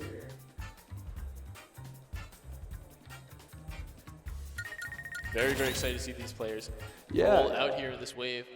Super, super pumped. And it looks like we're going to get right into it here. We're going to get the stage pick. Yeah. Think about these round 1 pools. Anything could happen. Oh, the Sharks. There are Sharks. This is where dreams come true and dreams come to die. Pools is ruthless. Absolutely. So every match today could so easily go one way or the other. That's what makes pools so much fun. 100%. 100%. And like, you know, the character pools run super deep now in Ultimate. All the characters are basically on the table. There's only a couple that are really, truly not really viable. Yeah. Everything else is on the table, especially locally and like in nationally. Like Canada's such a diverse region. We've got a lot going on. Yeah, I saw on Reddit someone was talking about our seeding came out. They said Canada just plays different characters. 100%. We just play different characters. We are built different. We are built different up here, and it's awesome to see. Like we've got like Big D, of course, repping the Ice Climbers. That's a pick that people did not expect to see this late into the game's lifespan, right? So it's very awesome to see that. Like Riddle's kind of the flagship FGC top player. 100%. 100%. Yeah, I mean, not to mention nowadays, solo maining a character is so much less viable than it used to be. Some players have 3 characters, 2 characters, some even like 4 or 5. So 100%. Nothing's off the table. Nothing is off the table, right? You play one character, you're actually just doing yourself a disservice, right? You wanna have as many characters in this meta to just cover options that aren't good. Yeah, right? It's kind of like an offensive option against your opponent to make them adapt to a new matchup mid-set, you know, switching and all that. 100%, 100%. And right here we're seeing Pomp picks up his control set, right? We're gonna get our other player. What is our other player's name? Marius? Marius. Yeah. Oh, excellent, excellent. Very, very excited for that. I don't know anything about these 2 players, do you? No, not familiar with them. I'm very excited. This is the best thing about round 1 pools. Yeah, you get to see all the new talent come through. Yeah. And very exceptional to see. Like sometimes they just make waves. Other times, I was commentating, said earlier today that they played on the Gentlemen's to like Green Hill Zone. Love because that. it was like the guy's first tournament ever. It was awesome. Little kid, and he did really well. The crowd was getting on their feet, so it was awesome to see so many people here supporting the event right here at the Grey Cup Festival 2022. That's one of the great things about this tournament. Spectating is free, and lots of people who are coming through, maybe it's their first tournament, first time they've ever seen some of this. We have so much spectator seating all around us, hundreds of seats. 100%. And you can even see some of the stands are starting to fill up. People are watching the games being played. So Yeah, I think tomorrow it's going to be pretty crazy for people coming in. Well, we've got Little Mac, it looks like, and a Pit. I love Pit. Pit is actually such a cool character. Yeah, no, I agree. I think Pomp probably hailing from Manitoba based on the tag. Yeah, absolutely, and the Little Mac player. Marius. Yeah. It's going to be very exciting to see them play this game out today. Stickless, where's your hometown? I'm from, well, I got my competitive start in Ottawa, but I'm actually from Kingston. Oh, great, great. This is my hometown. Excellent. I'm a Regina guy. But yeah, it's great. Like I said, lots and lots of talent here. We go, border to border, basically. Exactly, coast to coast, border to border. We've got, speaking of which, coast to coast, Little Mac running in with that side B immediately. Man can get across the stage so fast. Yeah. It's ridiculous. Absolutely. Oh, jump. Looks like it's been burned there. The low nair, just making sure he doesn't come back. Pomp off to an excellent start here. And that's one thing about Little Mac is so exploitable, and many will say not a great character, but don't let a Mac get cooking. These guys can hit so hard if you just give one opening. Don't make one single mistake. Absolutely. And these counters, he's letting them rip, right? Understanding, okay, there's gaps in this advantage state I can maybe take advantage of. Early jump there onto the platform. The back there is covered, and the counter is actually grabbed as well. Great adjustment from Pomp there to start grabbing these counters. You can see that Little Mac, Marius is trying to get some of these smash techs out for super armor, but is getting interrupted like just a frame or two early. So maybe just adjusting his timing a little bit, his rhythm might change that. KO punch online, now he's got him on the ledge. This is big. Yeah, honestly, like the timer might run out there and just lets it rip, and the down throw jumps over the forward air, but he's caught in the air. No jump as a Little Mac. The arrows are let fly, and the counter actually is the option to land with Pomp actually letting himself get hit by that one. The up smash after the dare is going to take the stock, and Pomp in a very, very comfortable position in this game one. The thing about Little Macs is a lot of times, they don't have 1,000 tools in their toolkit. So you see a lot of them rip counter to get themselves out of disadvantage in the air. It's not safe, but sometimes it's the best option they got. Yeah, exactly. We've seen top players like Peanut really make use of that off stage, try to come back aggressively, and that's the thing. You got to keep your opponent guessing when you're playing Little Mac, because otherwise you're going to get caught in situations where you don't want to be like off stage like this. Comes in aggressively with the side B. Excellent change there. Adaptation, changing pace. The side B. Yeah, the Little Macs are always trying to scare their opponent as much as possible. Wait, did he just shield KO punch? What just happened? He hit him with aerial KO punch, which actually can be shielded, I think. Oh! Yeah, so that's crazy. I thought on on the ground, so on the ground it's unblockable, but in the air, like I guess in the shield, you can shield it. Yeah, that would have been a crazy adjustment to just fast fall it right to the ground and then KO punch, because he had totally the right wasn't idea. ready for it. Yeah. He had the right idea. He had the shield condition there. He had it scouted. Just unfortunately, just let it rip a little bit too early. But we're gonna pick the next stage here once again, Marius and Pomp. Yeah. Overall, I definitely saw a lot of really good adjustment. Pomp really has definitely a good game plan for Mac. Oh, 100%. Saw lots of grabs. And those throws being pushed to their very limit of what that advantage can take him to. Yeah, certainly. We're gonna go to Smashville. This is a decent stage for Little Mac. I mean, he gets a lot off the platform reset. So. Stage pick against Mac is very, very important. Some players, just resort to platform camping Little Mac because any FD situation where there's not platforms can be very, very scary. Yeah, we're actually going to see the character switch to Young Link, which is an interesting pick considering the counter pick was a smaller stage. Yeah. Typically, Young Link wants to fire arrows and really play a more defensive game plan potentially, and then really get his openings so we can find them. You do see some Young Links that really want to brawl, though. If you remember when Tweak used to play Young Link a little bit, he wants to get right in your face with those fares and, approach with Nair, some grab. Yeah, we're seeing a lot. We're seeing a lot of those scrapping options, right? The Nairs, the dash. And playing out of shield too, because Young Link's got that amazing up smash out of shield and up B out of shield. That back air Nair as well, very, very potent tools out of shield. But Pomp right now just making more of the same as last game. Really pushing this advantage. Good stuff to Pomp. Yeah, gonna really need to watch his recoveries as well, because that up B does not snap to ledge until a little bit later. And, actually peeking over the ledge, hitting Pomp back. Able to get the F smash on the roll behind, and once again sitting comfortably in a nice lead here on this first stock of game 2. Yeah, Pump's showing a lot of control overall. Like, makes the whole thing look easy. He's not trying too hard. He's just pushing his advantage to the edge and then catching all these ledge options. He's definitely been very good off ledge so far. Yeah, absolutely. The up smash can be on the shield. F smash to me, there was response. Excellent response from Pump. Catches the roll in. The roll away is actually not covered. And the grab actually after that. Excellent option. Up smash is covered. No roll see, that's away. the thing is Marius right now is just letting a lot of moves rip. And Pump's just comfortable to kind of dash dancing with punishing because he knows that Marius wants to throw out a lot of moves. I'm saying Darius. He wants to throw out a lot of moves, which makes sense as youngling. But when it's this. Oh yeah, SD there. Unfortunate. I think he misinputted the boomerang there. Very, very tragic SD at the end of the set, but it is what it is. Pomp is going to take that all the way to the bank. Yeah. It's going to be at the 2 out of 3. No, if I'm Pomp coming out of that set, I'm feeling very comfortable about how I'm moving on. The game plan was solid. It didn't really waver. Good stuff to Pomp. Yeah, it worked against both the characters too, and that's paramount to understanding, right? Like that's your game plan. Yeah. Right? My game plan is this, and if it works for multiple characters, that's even better because it allows you to autopilot for longer during your bracket. Yeah. And I think they weren't really even that similar characters either, but definitely has a fundamental understanding of what he needs to do versus different character archetypes. 100%. Which is big because sometimes you run into a character and it's like, oh, do I know this matchup? Yeah, exactly. You know? Those are the shakeups, right? Those are the ones where you maybe feel a little shaky. You have to make room for a lot of adaptation, but definitely a nice set to watch here opening up for our first little block here on this. Right? Not bad, not bad. This is, we're in for some good stuff here behind us. We got Alphakins Midju. That's a banger set, actually. That's a mainstream. Oh, this set is actually for still sure. from Pool C, I think. Yeah. These are some semifinal set. This is the qualifier behind us, but we're still waiting on a couple other players to sit down here today. Here at Path to Glory 2022. Yeah, we're having a blast here. It's been amazing so far. 3 whole waves of pools have gone by. We've even got some killers knocked out. Corvo and BZ from SK both knocked into losers, and I think BZ qualified. But already lots of upsets. Yeah, absolutely. There was a Ottawa player, Thorn, who's unseeded, and he's a really, really good hero player, and he's been making some waves lately. Oh yeah, he upset BZ. Exactly. Yeah, he actually upset BZ, and he actually also upset Locust.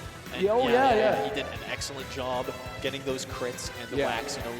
That's the thing about Canada and Canadian players too, is there's not as much coverage, I suppose, or as much documentation on what the kind of mid-levels like. So there's some killers that hide in these brackets, right? Yeah, there's sharks in the water for sure. Definitely sharks in the water, and we got all these players that come up. We got tons of talent. Right? That's the most important thing. Is that we got all the talent here, all in one spot here in Canada. It's excellent to have so much talent. And like the character pool we were talking about, the character pool is so diverse. We play different characters here. Yeah. Right? You're not ready for a good hero. You're not ready for a good pit. Is there right? 80 characters in this game? That's what I mean. 80 plus. We're approaching MOBA territory. Oh my gosh, right? yeah. We're getting that League of Legends numbers, right? Yeah.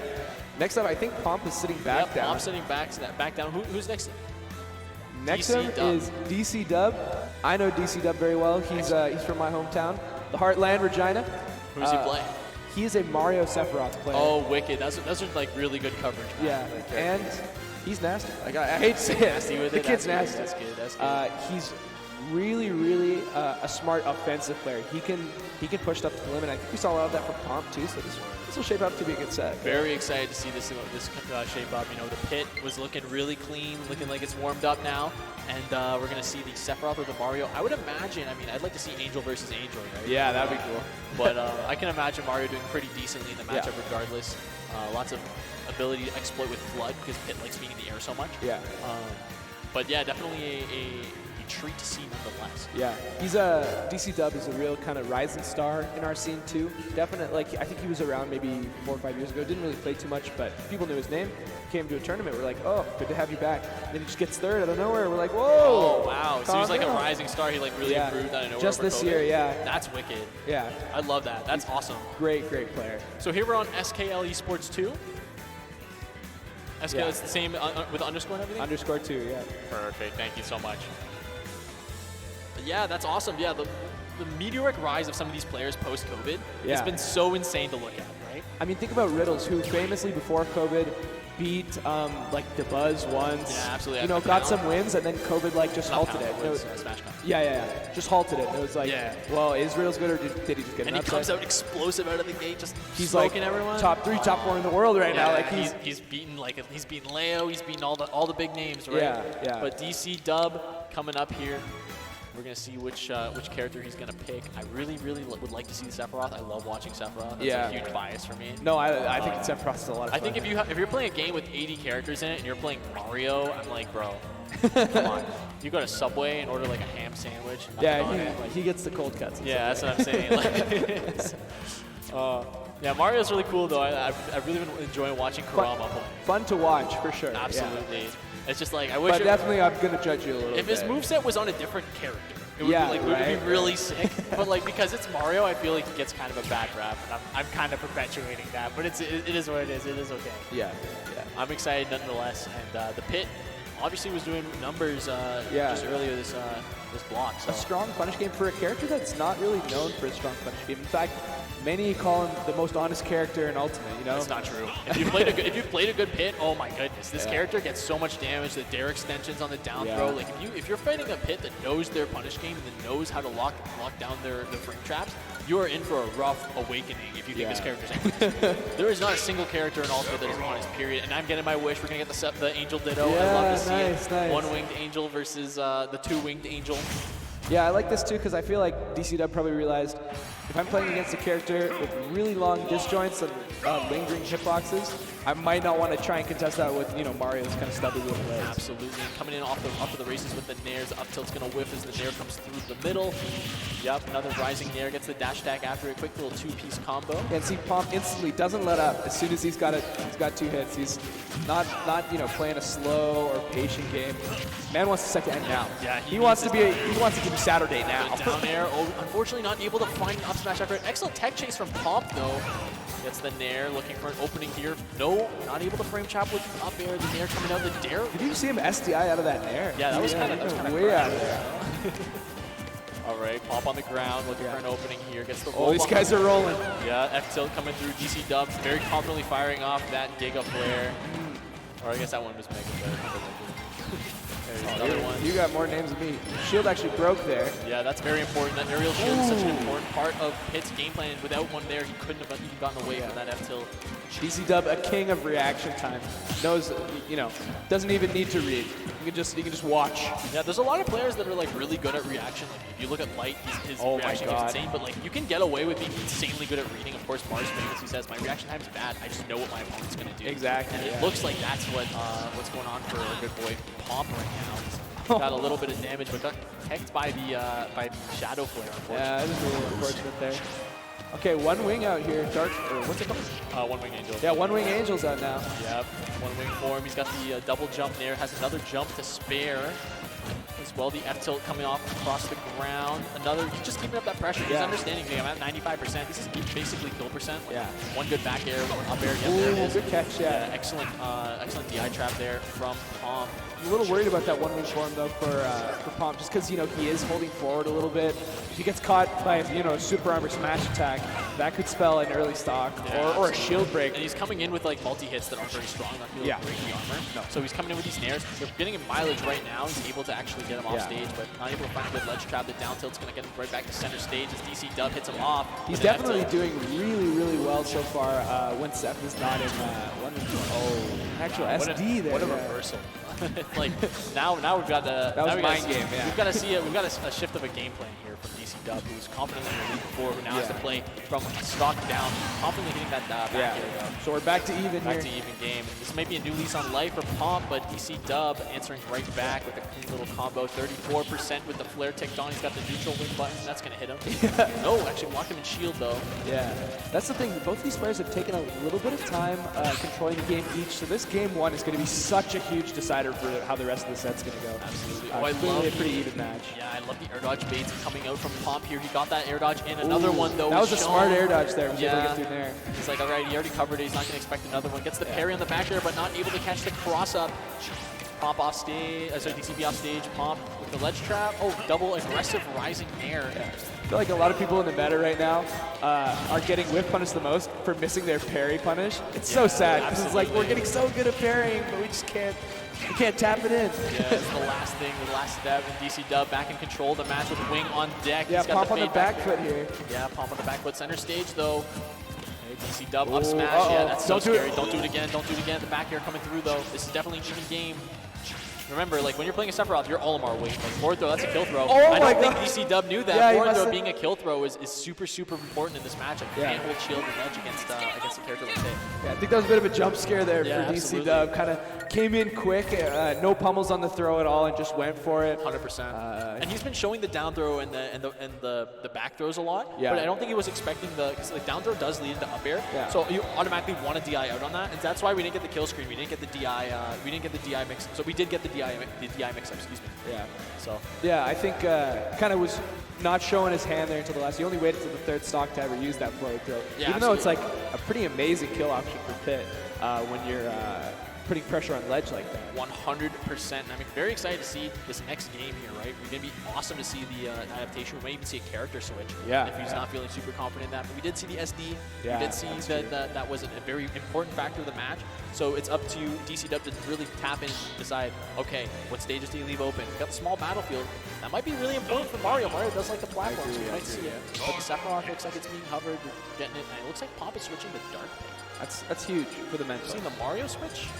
Oh, he's debating. Thinking about it, yeah, he wanted it, but yeah, I respect it. I think the Sep did all it needed to do. Just needed one more hit. I gotta say, I love the Sephiroth skin. The gold and the green is just Gold like, and green. it's That's my so favorite one cool. too, yeah. It's under-repped. I think people really like the shirtless ones or the classic Sephiroth. The gold and the green is actually such a clean, like subtle tone. I love the colors, yeah. Kind of Saskatchewan colors. Oh, yeah, he's repping the heartland. Rep the heartland, of course. The reverse nair getting on back towards center, unfortunately. And he'll take this a mile. Excellent tech chase on the platform from DC Dub as well. The reaction, God. Looking for the nair, blocking the corner. Center stage is Pomp right now. He's Looks got the like, dark pit, though. yeah, it looks like now they kind of want to slow it down a little bit. Both of them knowing they're kind of killers. These guys are shooters. Yeah, absolutely. The down smash, the roll away is not covered. The dash attack would be a good burst option to get in, but Wing is online now. This back air is going to be real scary. There it is.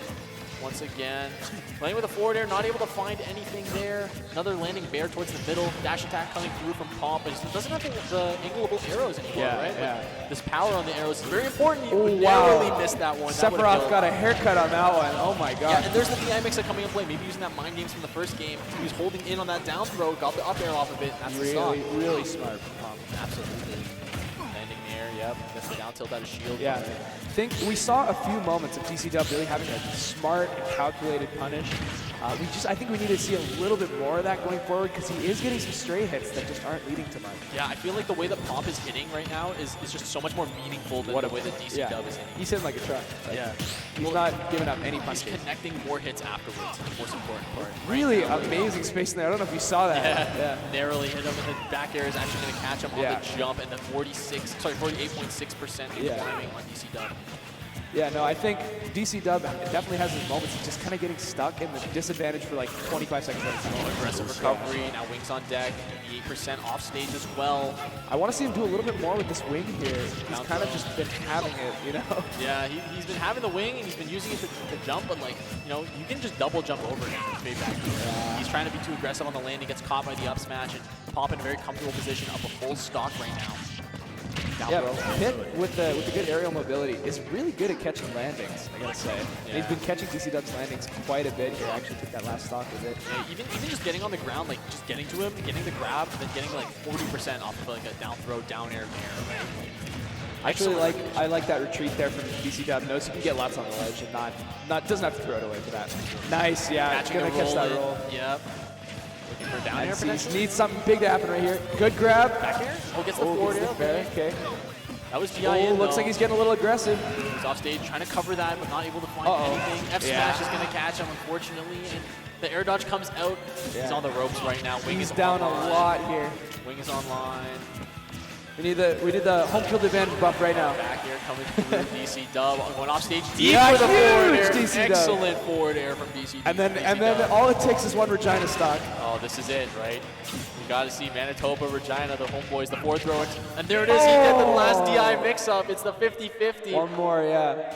He was, Pomp played amazing. Yeah, absolutely. The DI mix-up, it's either you hold in and you risk getting down throw up air, or you hold out and it's unreactable. It's unreactable, right? That's hard. It's such a tough 50-50 choice to make, and that's what I mean. Like, people say Pitt's honest when he's forcing you to 50-50s off a forward-facing kill throw. Yeah. That's honest to you? Forward-facing kill throw is not honest. Is that honest in this game? I know, bro. Trust Maybe me. it's Smash. Maybe it's Smash. It's honest. I mean, with all these DLC characters, Yeah, I mean, there's only a couple characters with forward-facing kill throws. Like Simon and Richter are the only other ones I can really think of at the moment. But like, it's such an important thing to remember when you're fighting these characters. Like, okay, I'm at the ledge. I do not want to hold shield. I would rather be in the air. But then at that point, you're also fighting a back air, which is a strong Back air, up air. Up air, right? Little empty hops can get hit with that huge forward smash. Yep. You saw Pump do a lot of those little like dash back forward smashes. Yeah, and they were catching because Sephiroth's short hop is so low to the ground. He was catching up a lot of those with the F smashes. Yeah. So yeah, excellent stuff from Pomp. Absolutely repping Manitoba. Yeah. And, doing really well. Excellent. Next game we've got. We have Wishlist. Wishlist. PR player from Saskatchewan. And Patmas? Pat Mats. Excellent. Pat Mats. Yeah, I met him earlier. I said, "What's your tag?" He said, "My tag's Jeffrey." I'm like, oh, are you being real? He's like, "No, I'm lying." That's actually like. He said it was so in my head. Crazy mix-up. The tag mix-up. He hit you with the 50-50 and you lost. Yeah, Pat Mats and. Wishlist. Wishlist, yeah. Who's Wishlist play? He's a Ken player. Oh, word. Okay, I love fighting. I love the FGs. Yeah. Sick. Wishlist known for perfect punish. Literally Perfect has punish. perfect punish. I love lab monsters. Like FG's lab monsters. Like, oh, that's so cool to me. Yeah. When they get like, oh, I hit your shield and now it's broken. Yeah. Or like that kind of thing. Like, oh, that's so cool to me. No, the thing about Wishlist is you're gonna watch someone jump in on him and they're just gonna die, and you're gonna go. Oh, that's fair. Well, I guess, yeah. He did press a lot of buttons to get that, so I suppose. Valid. Yeah, but no, yeah. Wishlist has pretty much undeniably perfect punish. Doesn't miss really. Word. But also, you probably won't see him approach. He's not a big approacher. Yeah, but like I think that's for like Ryu and Ken. Like that's kind of the MO because that's how they're built in actual Street Fighters. Yeah. Like, you want to chill. You want to wait for your opponent to jump in on you. You want to force them to approach with fireballs. We got a villager though. Forcing to approach with fireballs might be That's kind not of out of the that's question. not a great matchup for It's Ken. not a matchup you want to see if you're a wish list, but you know we'll see how he does.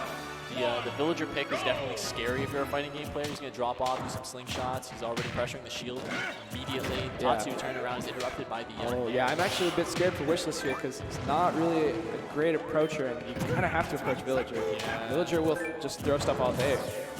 Look at this. Oh wait, hold on. He just waited for that air dodge. He's understanding. Is this a blank setup? It might be. I'm not sure, but looks like was it Cat? Yeah, it is. Yeah. It's a plank setup. Yeah, he's playing setup. Okay, the Shoryuken is just not working out right now. Yeah, I think we're gonna watch Wishlist probably play a little out of shield. Yeah, definitely. Oh, he's approaching with that. I love how he approached with the proximity jab there. Yeah. He tried Shoryuken through the Void Rocket, not even applying anything though. Goes for the hard focus attack. Another one coming through. Yeah. I like how he dashed out of it. Boy, that's very smart. Not able to show you through it. That's actually huge for Pat Mats here. Yeah. One thing though, Villager doesn't have any quick multi-hits at his disposal other than like up tilt, so breaking focus is going to be a bit of an issue for Villager. Yeah, it's going to be very hard for him to get through. Oh, he actually got the Kara cancel? Oh, Yeah. that's so cool. I wish I could do that. Oh my god, but he It's actually hard, popped yeah. the Lloyd into the up smash. Very interesting. He got the very closest hit of the Lloyd Rocket. Popped him right up into the up smash. We are having a bit of a Ken resurgence in recent months. Yeah, absolutely. You know, like Jazzo did really great at Summit. Like, there's lots of Kens at it. Oh, just Yeah. it's so good. Yeah. I love Ken rules. as Hazmat would say, Ken rules. Ken rules. Yeah. Jade back there, he's trying to go for the plane. He's just camping him out. Yeah. He's truly playing the matchup, and that's fine because Wishlist right now, he's just trying to put that damage on. Yeah, I think this is a, you know, how quick can Wishlist just start adapting to whatever's going on ledge here? Because I don't know what's going on ledge. Yeah, the most important is if you're gonna camp, right? I'm gonna make you like a tent pole and put you in the ground. Yeah, So- learn quickly. Yeah, exactly. So That's the thing about these best of threes too is you don't have a lot of time to learn. Like, you know, lots of people like to learn by making mistakes, and you can't make that many mistakes in a best of 3. No, unfortunately not. Oh, I thought we were going to see an up air to shield. Oh my Instead, gosh, he I was was like locked 20%. in the corner by that jab. That jab, of course, being different from Smash 4 now. It's actually, I would say worse. You can't really combo off of it. Yeah. Pockets the fireball. Another one's pocketed. He's trying to break the drift. Oh, he tried to parry canceling, I think, the up B, but he didn't. Oh, he had an opportunity to hit the focus. He misses the DP as well. There it is. Yeah, off the down air, very clean. You'll see Wishless go for a lot of Shoryu underneath platforms, just because he's going to be able to be out of lag a little bit quicker. Okay, there's that punish game you were talking about. Yeah. He actually like hits his shield multiple times but missed the tech, unfortunately. 33.9%. It happens to the best of us, Wishless. It happens to the best of us, You know what? It is ultimate. Buffering is We'll all miss a one Tekken tournament. That's the rule, eh? one. Hopefully it's the last with that combo. Excellent. That punish game you're talking about really coming to fruition. Actually parrying the turnips through the platform? What? How are you that nasty? He's Taz. He's Taz. Unironically, yeah. Okay, gets a down tilt. Oh, does he get the... That's it. Yeah, see you later. Gets the proximity jab into the up tilt into the Shoryu. You definitely saw Wishless come into his game plan the longer that set went on. Just, you know, it was slow, but once he got it, and then he was good. And I think the most important thing that is like he kept his composure. He was being camped like really hard. Like let's not deny. He was being timed out basically. He was on the corner. He was on the ledge. He was being planked the whole time, and he kept his composure. He got his punish game right. The punish game is what matters, right? If he's doing enough damage, then he doesn't need to worry about getting keyed. Yeah. Because like he's gonna out damage him in the long run. I'm interested to see what Patmats does here. Sort of Lucina on Smash. Yeah, because like the game plan shift for Villager, it's not like he was going to camp harder.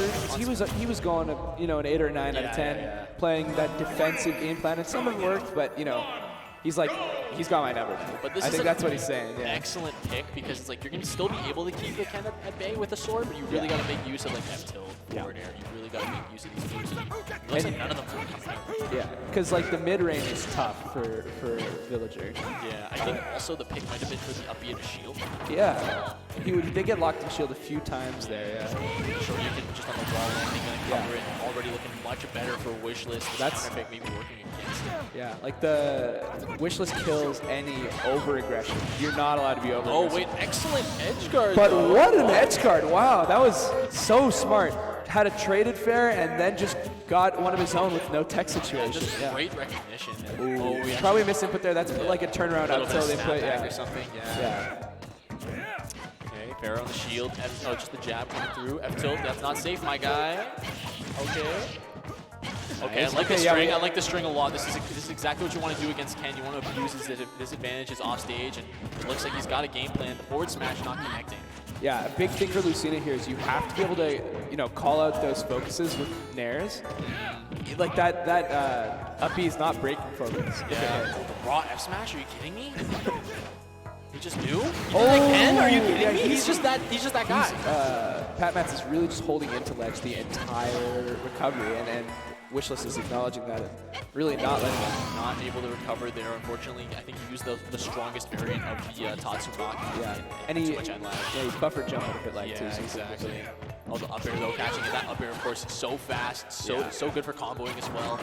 Got the full dancing blade on the shield. Yeah, he's Ken is just not putting up with any of these options. Yeah, he's like, nah. Get out of my face. Okay, wait. Focus is burned. Another one comes out. Oh, actually gets the punish. Oh, wait, no, he didn't miss the Shoryu input? What happened?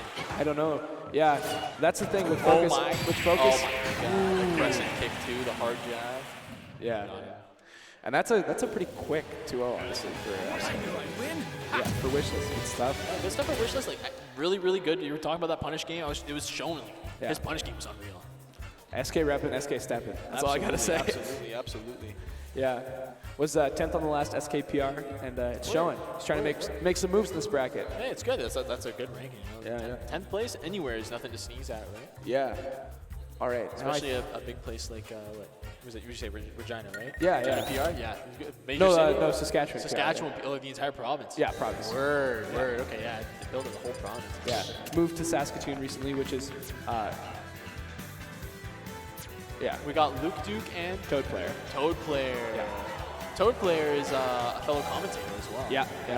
I have a block with him tomorrow, actually. Excellent. Yeah. Who's he playing? Toad? King K. Rool, I think. Okay, that's not Toad, but close enough. And he wears a King K. Rool shirt. That's hype. Good for him. I think people who rep their own characters are wrong, and I think more people should do that. Yeah.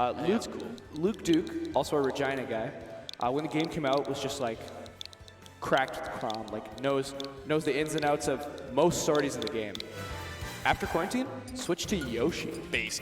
Yoshi player now. Base. And he became the thing that his characters demolished. Yeah. And he is doing really great with Yoshi, to be honest. The punish game is on with him.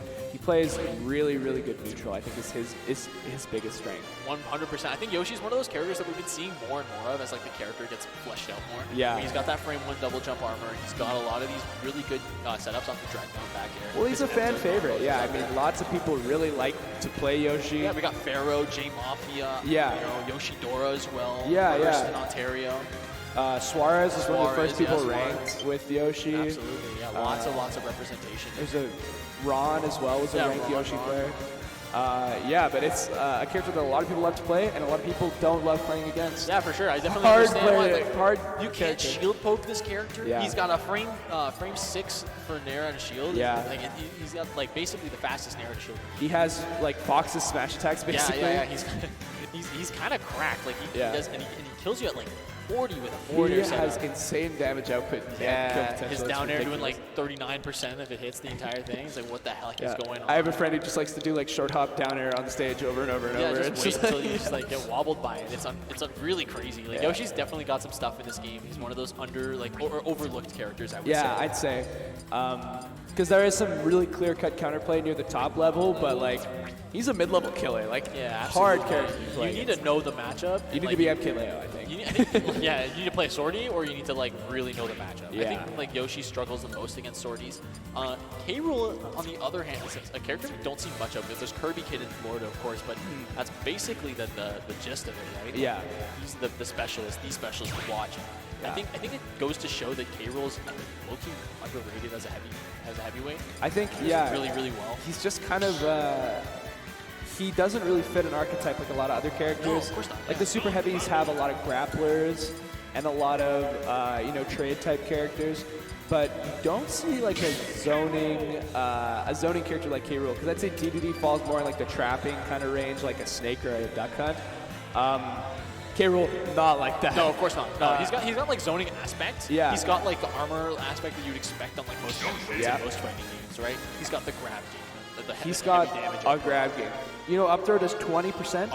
And it like kills, and it kills. down throw buries, and the like up tilt comes after the down throw. And Back throw is a very viable kill throw. Absolutely. 120. The credit card swipe. Everyone loves that one. Yeah, there's so many. Oh, but we're seeing the Richter pick from TP64. Well, I guess. Who cares what we were talking about that? Yeah, we were talking about K. Rool for no reason. Yeah, but he's got a cool shirt though. I love Richter. Yeah. Richter is really cool. Richter rules. Yeah. Hazmat, if he was watching this right now, would be so happy to see Ken and then Richter. Yeah, Ken and Richter. These are the goats. These are the two good men. the two godly men. Yeah, absolutely. Doesn't catch the cross up, gets the down air. Yep, up tilt, up air. Yep, just waiting. I love Luke Duke's patience right now. I think you'll see a lot of Luke Duke picking the right option on neutral. He, kind of has a very flow-charty neutral that works a lot and reacts a lot to what his opponent is doing, so that the opponents have to win off of good disadvantage and really pushing their advantage all the way. 100%. Because Luke Duke's going to win a lot of neutral. Yeah, absolutely. I think as well, like with the air mobility, you're going to be able to weave and bob around a lot of these projectiles a lot, right? The cross, the axe, those are going to be very easy for Luke Duke to deal with his double jump as well.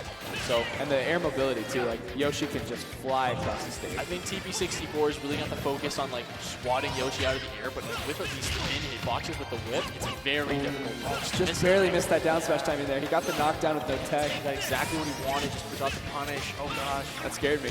that down be there. Not quite going to do it. You know, he got that dude weight, but the up air that close dude to the weight. Absolutely. Dude weight. Yeah, that was a great conversion there from Luke Duke. Has a lot of his hard read on that tech away. Yeah. He has a lot of these strings here are just moving all the way. He's not letting up. Yeah, this is the Richter disadvantage state that we all know and love. The up smash not able to reach or to punish the tech in place. I love the non-use. It was a quick 124 from Luke Duke. Yeah, absolutely. That was a lot of damage, and then he's probably going to catch. Down air out of it? Oh, he could have upbeat, I think. but I think it's risky. Down air got him out, man. Excellent conversion off of the cross into the up air. Going to take him off the top as Luke Duke answers right back with an up air of his own. Yeah. Luke Duke's he's not a fan of going down. He's more of a keep the lead kind of guy. Just what he prefers. Right now gets the back throw, sets up the ledge trap with the cross. Not going to find anything apart from the up smash, but that's free center stage control for Luke Duke. Oh wait, holding it back with the back air. Yeah, we see a lot of these nairs that are knocking down, and when Luke Duke can get a nair to knock down on a plat, that really limits the options of what you can do, especially when you get stuck in one of those corners. My God! Oh yeah, he just forced that air dodge. He actually did. That's crazy. That was the most intimidating pink dinosaur to see at this venue today. Second most. You're correct. I'm correct. No, I'm trolling. My Yoshi's nice. No, I've never played that character.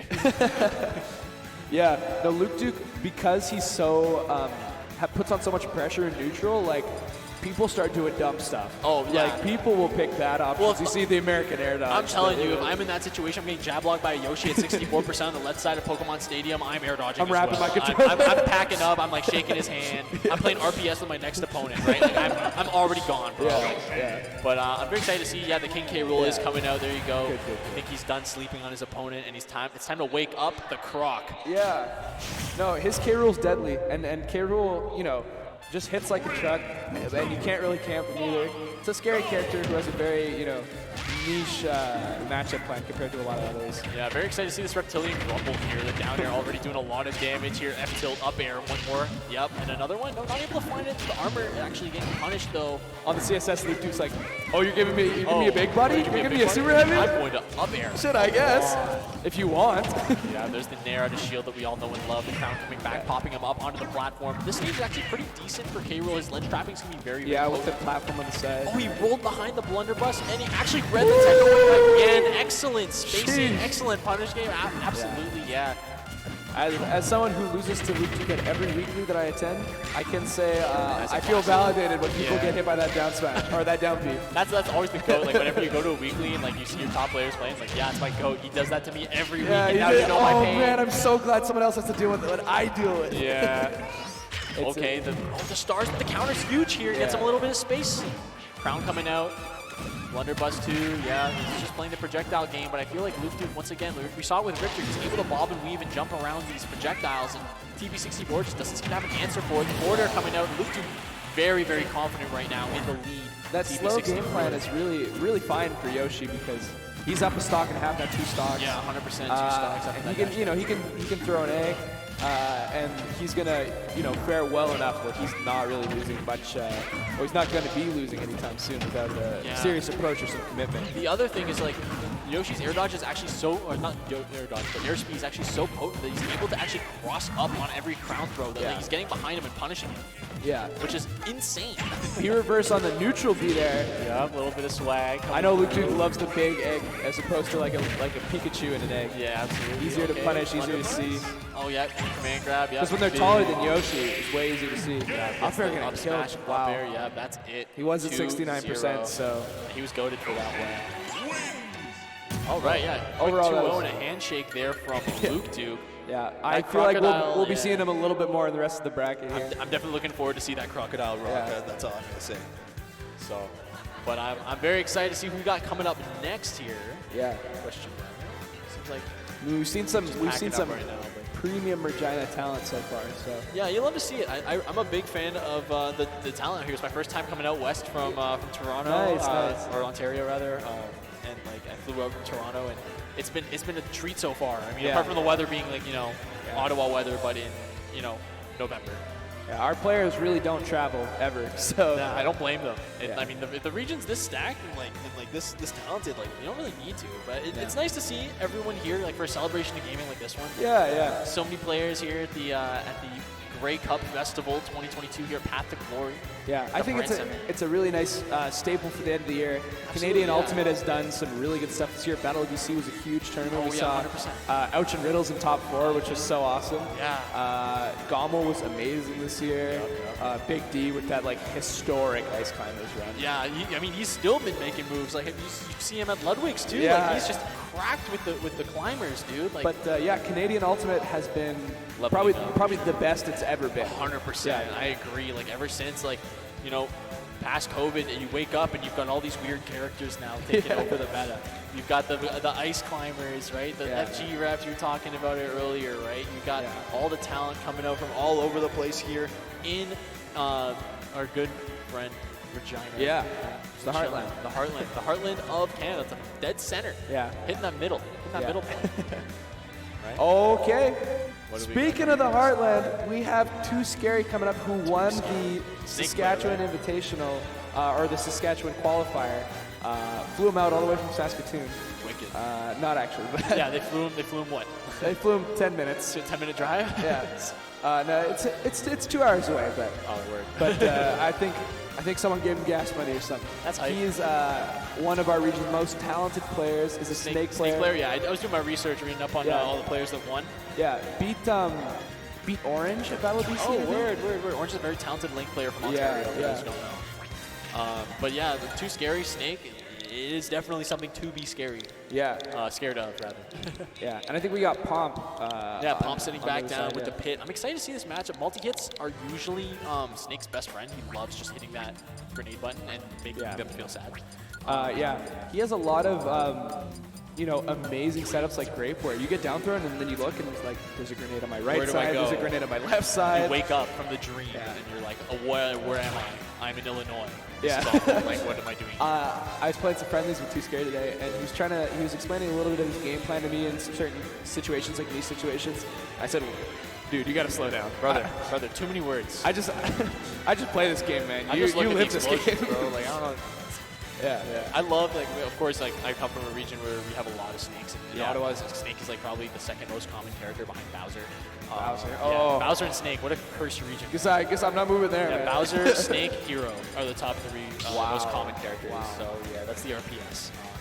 Either you play Bowser and you beat the heroes, or either you play Hero and you beat the Snake, or you play Snake and you beat the Bowser. So, play balance for the matchup. I'm playing Wolf in the matchup, which I do not blame. Like I was saying, those multi-hits are not fun to deal with. This is kind of a classic Snake counter. Tweak was by the book, yeah. Tweak was playing Wolf into Kronos and Slushy and stuff. Yeah, if I remember correctly. There are so many snakes out there. It's ridiculous. Already off to the races with his movement. Blowing himself up with the grenade, though, took a little bit of damage from the blaster as well. Yeah. It's like you kind of, in this matchup, you really just blink and you're at 90. Yeah. And then you're playing around snake skill options. Yeah, then you're like trying not to get up tilted or back aired at the way. Yeah. Totally. Double grenade, up air, not going to come through. I love his use of crouch too. That's like my favorite thing. All his movements just so you'll see Too Scary crouch under literally every. That's so cool. Every move. I love when players abuse their low crouches. I think it's such an underrated aspect of the game. And Snake doesn't even have a crouch. Snake has a crawl. Right? Yeah, like it's on a whole different level. Yeah, he's got some next. He's got like the lowest or second lowest in the game, if I'm not mistaken. Yeah. Forward throw is going to be the ledge trap set up here. The down smash not going to connect though. You definitely see this aggression still is working out for Pomp even in these hard matchups. Oh, Sticky though, you're dead. Yeah. He actually got him with a grenade too. That's crazy. The crawl wiggle was actually, I think, to conceal the light on the C4. Really? Which would be big brain, yeah. And that's why he plays the red skin too. Yeah. That's actually so big brain. That would be insane if that's actually true. Classic high recovery C4s in the dead center. I don't know if Pomp knows it's there. Yeah, it's hard to see. Yeah, there he is. Blows it up, gets caught by it, but the up airs to cover the landing. Yeah. People traditionally say, that the Animal Crossing stages and Yoshi's have a little bit of are not as good for Snake because you can see the C4s, but I don't know about how I feel about it on this stage. It covers so much space in the middle too, and you can't see it that well. On the platform especially, if you land it right in the center of the platform and you're both on the ground, the way the camera is, like you just can't see it. Yeah. You're cheating there and they know it's there, it's like, where do I go? Where do I go? Look at this lane coverage from Too Scary. Yeah. He's putting grenades on the platform, but he can't go anywhere.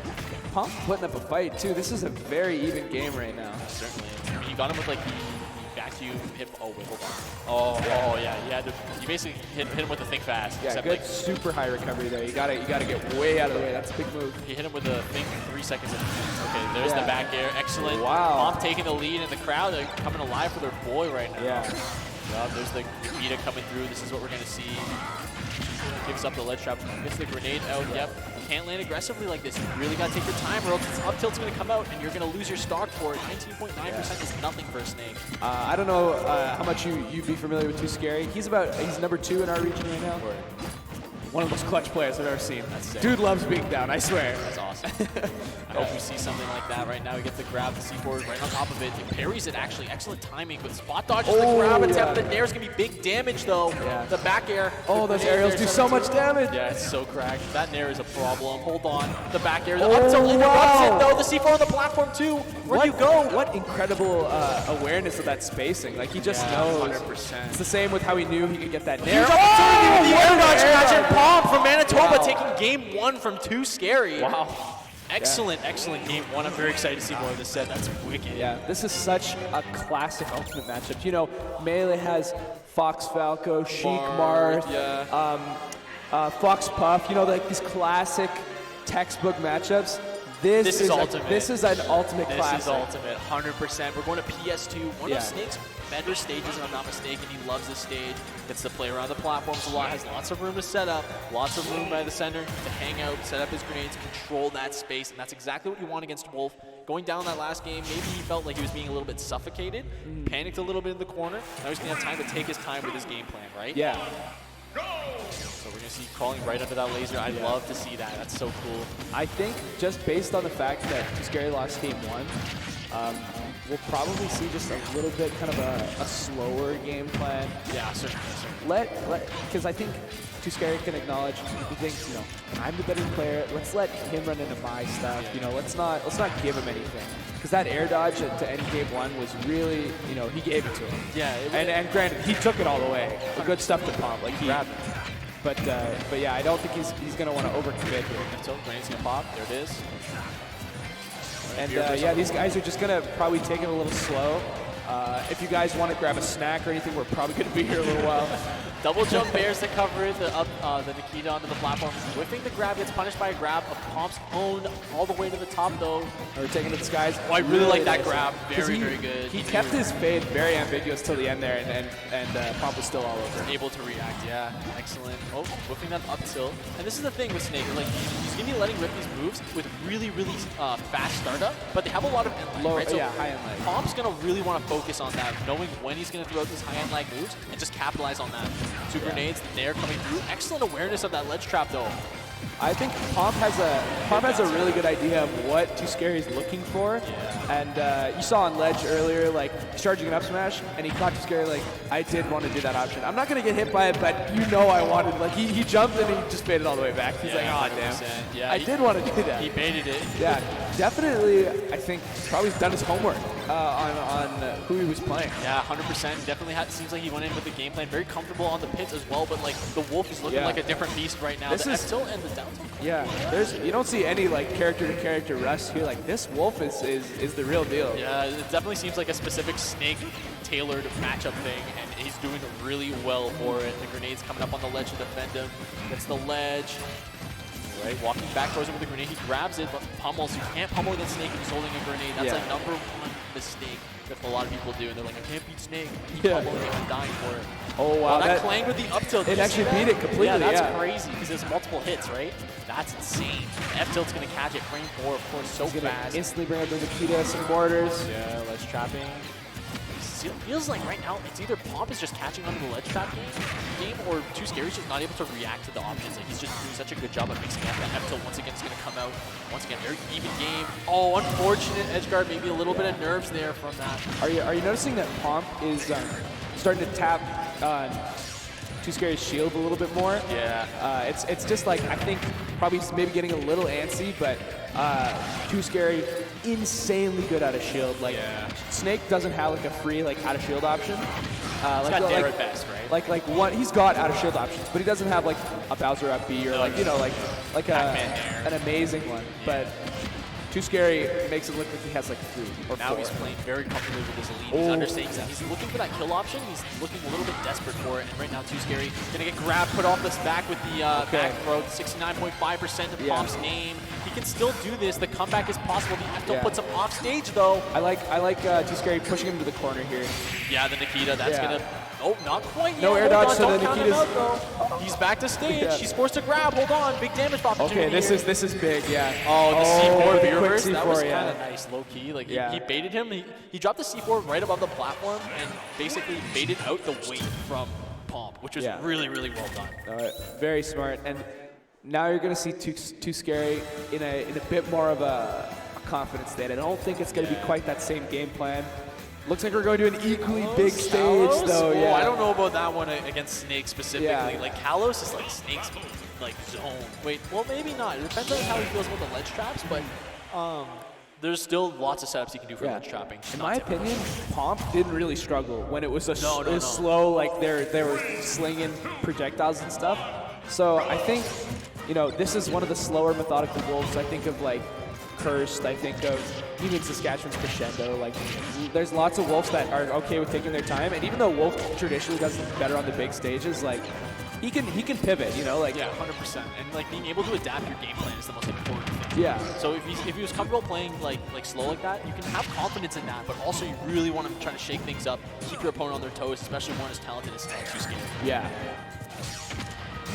Lots of grenades, lots of C4 action right there on the ground. And you can already see that Pomp's being a lot smarter on how he's touching Too Scary's shield. Fadeaways and not letting him get a dare that's going to do like 15, 17%, right? He's catching on a lot of Too Scary's landings right now, actually narrowly avoiding that one. But he had the right idea to go for that.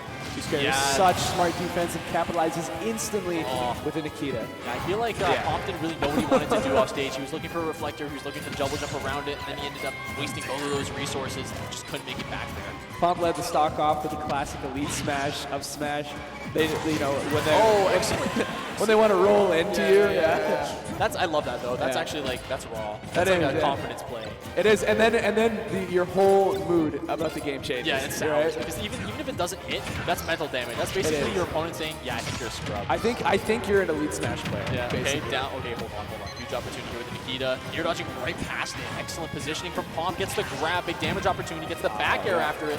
I like that because that actually gave him enough time to react to basically pull grenades and if it's C4 is going to double jump, whatever, right? And opting for damage output over a string too, which I think is gonna help in the long run, especially against a character like Snake who eat every single percent that you can get. There on the grenade is gonna pop it. Too Scary wants to approach so bad here, and anytime again with the C4, again with the C4, man. Anytime that Too Scary is not getting approached, he's actively putting himself in a situation where there's a grenade right below him and he's holding one. So it's like there are some backfire potentials here, which are scary, right? Oh, I love that mix up with the Cypher, putting it through the stage, able to punish be a stock grenade right here. Wait, hold on, huge opportunity for Pomp. He's got him stuck. Yeah, he destroys the Cypher, but he grabs the ledge. Yeah, just barely. Look out for the opening here. He's on the platform, kind of locked in. Oh, see the wait from Pomp there. Yeah, every time he's waiting, it's really benefiting him. That down throw, gonna put him way far off stage. Up air this? You gonna risk it? Close. And maybe a fade back there. Oh my God. Look at this. He's playing around the grenades so well. Look at that falling up air, taking the stock. It's an even game here in game 3. Pomp is chilling. We have a crowd around us right now. Huge crowd behind him right now. Even behind us. Look over here. We've got so many people. Let's look at the game now, though. Keep eyes on the game. Hold on. Yeah, this is such a great game right now. Game 3. This changes so much before the course of the tournament here. Two extremely talented players. Up air coming through as well.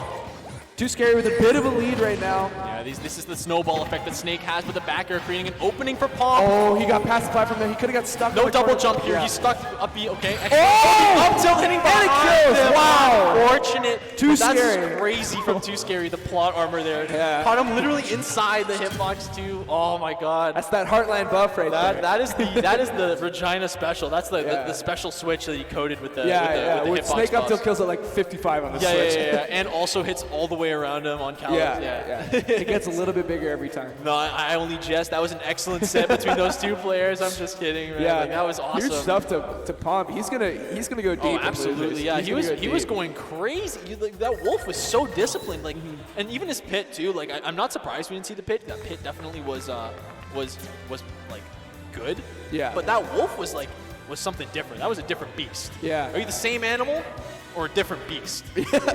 Yeah. No, I'm looking at the setup here. Got a Ryu cosplay. I'm getting a little excited. I'm getting an FGC character. This is King Sucky. King Sucky? Is that the Ryu? King Sucky in a Ryu cosplay. Let me tell you a little bit and about who King Sucky. Sasuke Uchiha. Yo, Overwatch 2. We're playing Overwatch. Oh, yo. Hold on. Get me on Overwatch real quick. Yeah. Hold on. Who's trying to run my? Dude, my Who's trying to run it right now? My Sojourn go crazy. That's all I'm saying. I mean, everyone's Sojourn goes crazy. Tusaki showed up for a weekly about a year ago. Word. He's just a kid in high school. Word. Beats everyone. He's just cracked. He's just nuts? Yeah, he's just nuts. Who's he play? Ryu? Yeah, Ryu and Word. Ryu, a little bit of Kazuya as well. I respect that. Kazuya Ryu is a fucking awesome lineup. Yeah. Went to Greece this summer and was like one of the best players in Greece. Like he was just cracked. No way. He just he owned them. They own them. Wow. Kid is a legend. Has just like the most amazing. It's like magic. Watch him play, and it's a dance. Excited. It's a dance. I'm very excited. I love watching disciplined FG players. Yeah. I mean, I saw it with Wishlist. Yeah. Oh, God, that's a tongue twister. And we've got Sasuke. This dude's a few ranks higher than Wishlist on the PR. Oh, Like, word. Yeah. Okay, I'm very excited for that too. We got the Joy-Cons too. That's how you know. Yeah. That's how you know it's legit. He's top 5 in SK. That's so cool. He's a great player. Fun, good guy too. Awesome. And he's got the Ryu cosplay. That's how you know how he's about it. Yeah. I respect that. I mean, we were talking about it with Toad Player.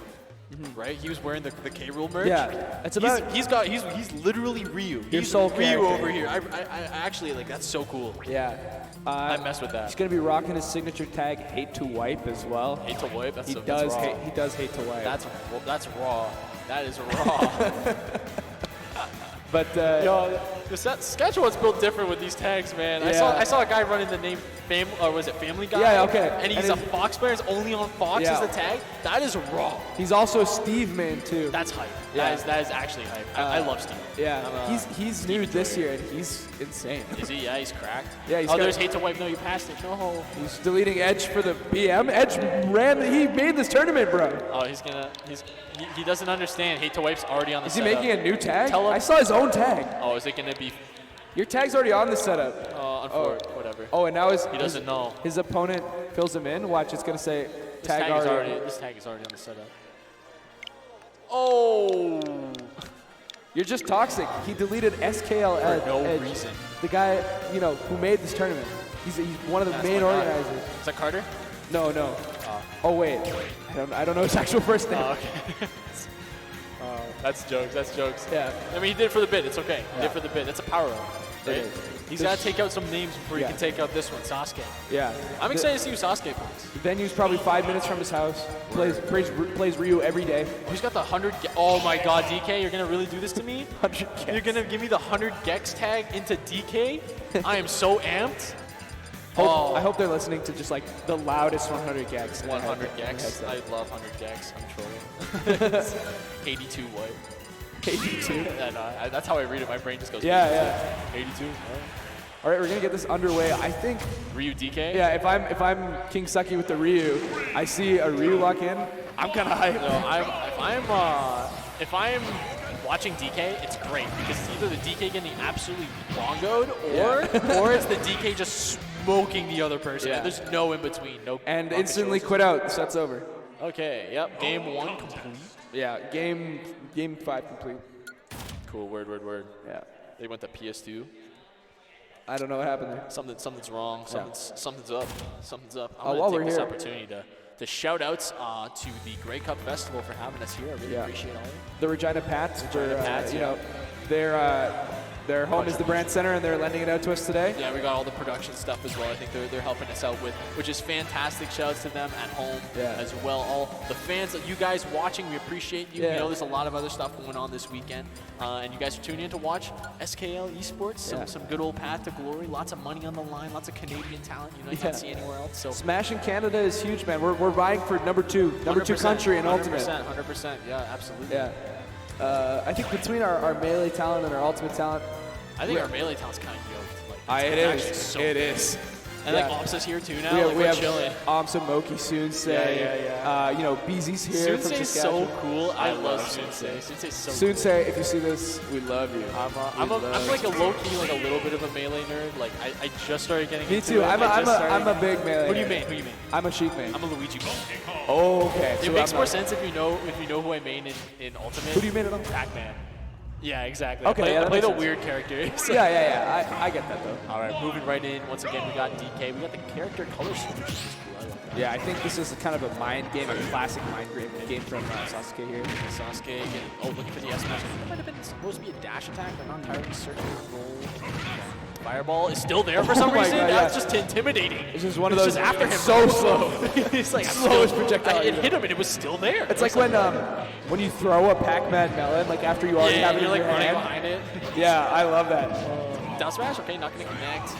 Yeah, one thing I do like about Ryu is like his damage output and his kill confirms are the same as Ken's, but he just kills with his Tatsu for like no reason. Yeah. Ryu, most people consider a little weaker than Ken. I disagree. But if you're not good at the Shoto matchup, you will get wiped by Ryu. Yes. Ryu hits so hard. Yeah, right now we're just looking at an insane advantage state from our good friend. Oh, just a trade there, yeah.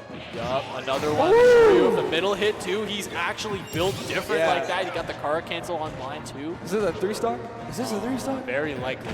Very likely. I think this is what I mean. Like either the DK gets absolutely donkey rolled or it is the other way around. And here comes the potential ding dong, not able to find it. Yeah, I think Ryu's ding dong is probably in the window right now.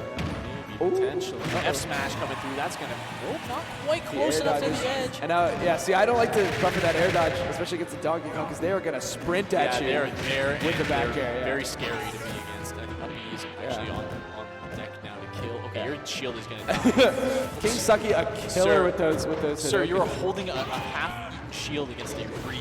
Yeah. Relax. That's the nan bread after I've been through it. Yo, 100%, 100%. Not much left, bro. Not much left. You have a little bit of butter chicken. The dip is dipping in the sauce, bro. It's done. It's done. Anyways, Sasuke taking that stock. We're coming in there. Yeah. Great.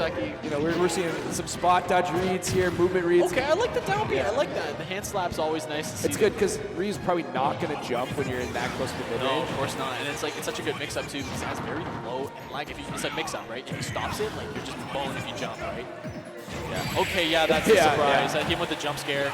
That's literally a Freddy Fazbear jump If I got scare. hit, so if I didn't know that was in the game, and I was fighting 2 seconds for the first time, and he did that to me, I genuinely would have probably just been like, hey, yo, what? Like, just like, anyone else see that? Hit him with the John Travolta. Was that real? The John Travolta. Yeah, the John Travolta. That actually just happened? What? It's like, come on, man. This guy injected code into the game. he hit the RNG manip from Overwatch after loading it up. He put in some new tech. He got him with the ultimate ready. Yeah. So dude, we're chilling. Dude, just press the button to cancel all his moves. I want to see him play some Kazuya. You said Kazuya? He does, yeah.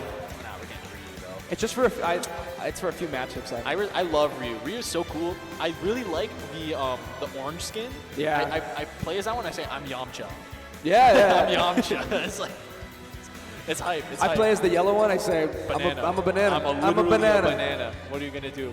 It's the DK once again coming back online. Yeah, we did see some stuff, shining stuff. Yeah, he had some DKO attempts off the top. DKO. Yeah, I like the mix on it with the down B on the shield, but it just looks like the patience and the discipline and the punish games all in favor of our good friend Sucky right now. But the parry you see once again, excellent damage output, the advantage state, understanding he's just gonna jump the down air. Another one for you. Yep, and you just probably gonna not putting too much pressure on the ledge. He doesn't really need to. I love that grab after the down tilt. He reacted to that focus. No the bravest grab. Yeah, the bravest grab of all time. Okay, hold on, Sasuke. Okay, these empty landings from Sucky are really like getting him some mileage. He's like baiting so much out, and because it's DK, you have so much time to react and just get your hard punishes in. And DK is, even if he rolls away, like, you have a lot of time. Like, empty hopping is really going to help a lot. I think. Fireball is so scary. Yeah. And he's at 50. Yeah, he shockwed him one time, and this entire conversion is so, brother. My goodness. That ain't right. This is what I mean. Like, DK just gets rolled. It's just like, you know, you got to be some built different type DK to deal with this kind of stuff. Ultimate's punching bag. Yeah, one of them. Up there with Rob. Oh, that air dodge. Yeah, hold on. Okay, he's living though. Yeah. Okay, hold on. The jump down. I like the weight, but the nair is just too good. That nair is like -1 on shield if you cancel it and stuff. That's insane. Absolutely insane stupidness. Ryu is cracked. I love Ryu. Of course, Ashimo like making this character work. And, like Ashimo himself says it's the best FG. So, Yeah. Which I think is raw. I think having that confidence in your character is super important. I love that. It's like when Mango said, Oh, your dad. Mango said, Fox be smart than FD. I love that. That's His raw. confidence. That's raw. That's raw. Huge Speaking of raw, 3-stock there. hates yeah. a wipe. That's the funniest in-game tag I've seen. Yeah, he truly hates to wipe, and there's no denying that. He's number 1 in Regina right now, and he's poised to get into top 64 Canada here. and the FG players, man. Yeah. They got like Venom over in Montreal. Yeah. We got Tusaki over here. We Yeah. got Riddles, Riddles. right? Like so much fighting game talent. It's so Yeah. cool. They're cool characters. Well, like Locust originally, got top Yeah, 7, exactly, top 8 at Civil War long Yeah, time ago. yeah, But it's like true. no one had really even seen that character 100%. before Locust should be like everyone. Yeah, what's cool is like we got Riddles repping, the DLC FGs. Yeah. Venom plays more Ken, if I'm not mistaken. Yeah. And what's cool is Tusaki's got the Ryu. Yeah. So we got all of them represented here in Canada. That's cool. That's Yeah. awesome. I love that. I love to see it. We got Wishlist, I think, sitting back down. Yeah. Not entirely sure who the other player is. The other player, okay. Mute and Wishlist. We've got a nice set coming back in. We're gonna see more FGs. I love yeah. to see it. I'm a Yeah, big we've fan. got a lot of them so far. 100%. Behind us, we got Strike and Dunketh Salt. Dunketh Salt is the best tag of all time. He's playing me Brawler. And oh, I thought he was winning. Never mind. He's playing me Sword Fighter. Oh wait, that's not. Oh, hold Yeah. on. That's me He's- Sword. Yeah. That's hype. One of the more prominent me Sword Fighter mains in Canada. That's hype.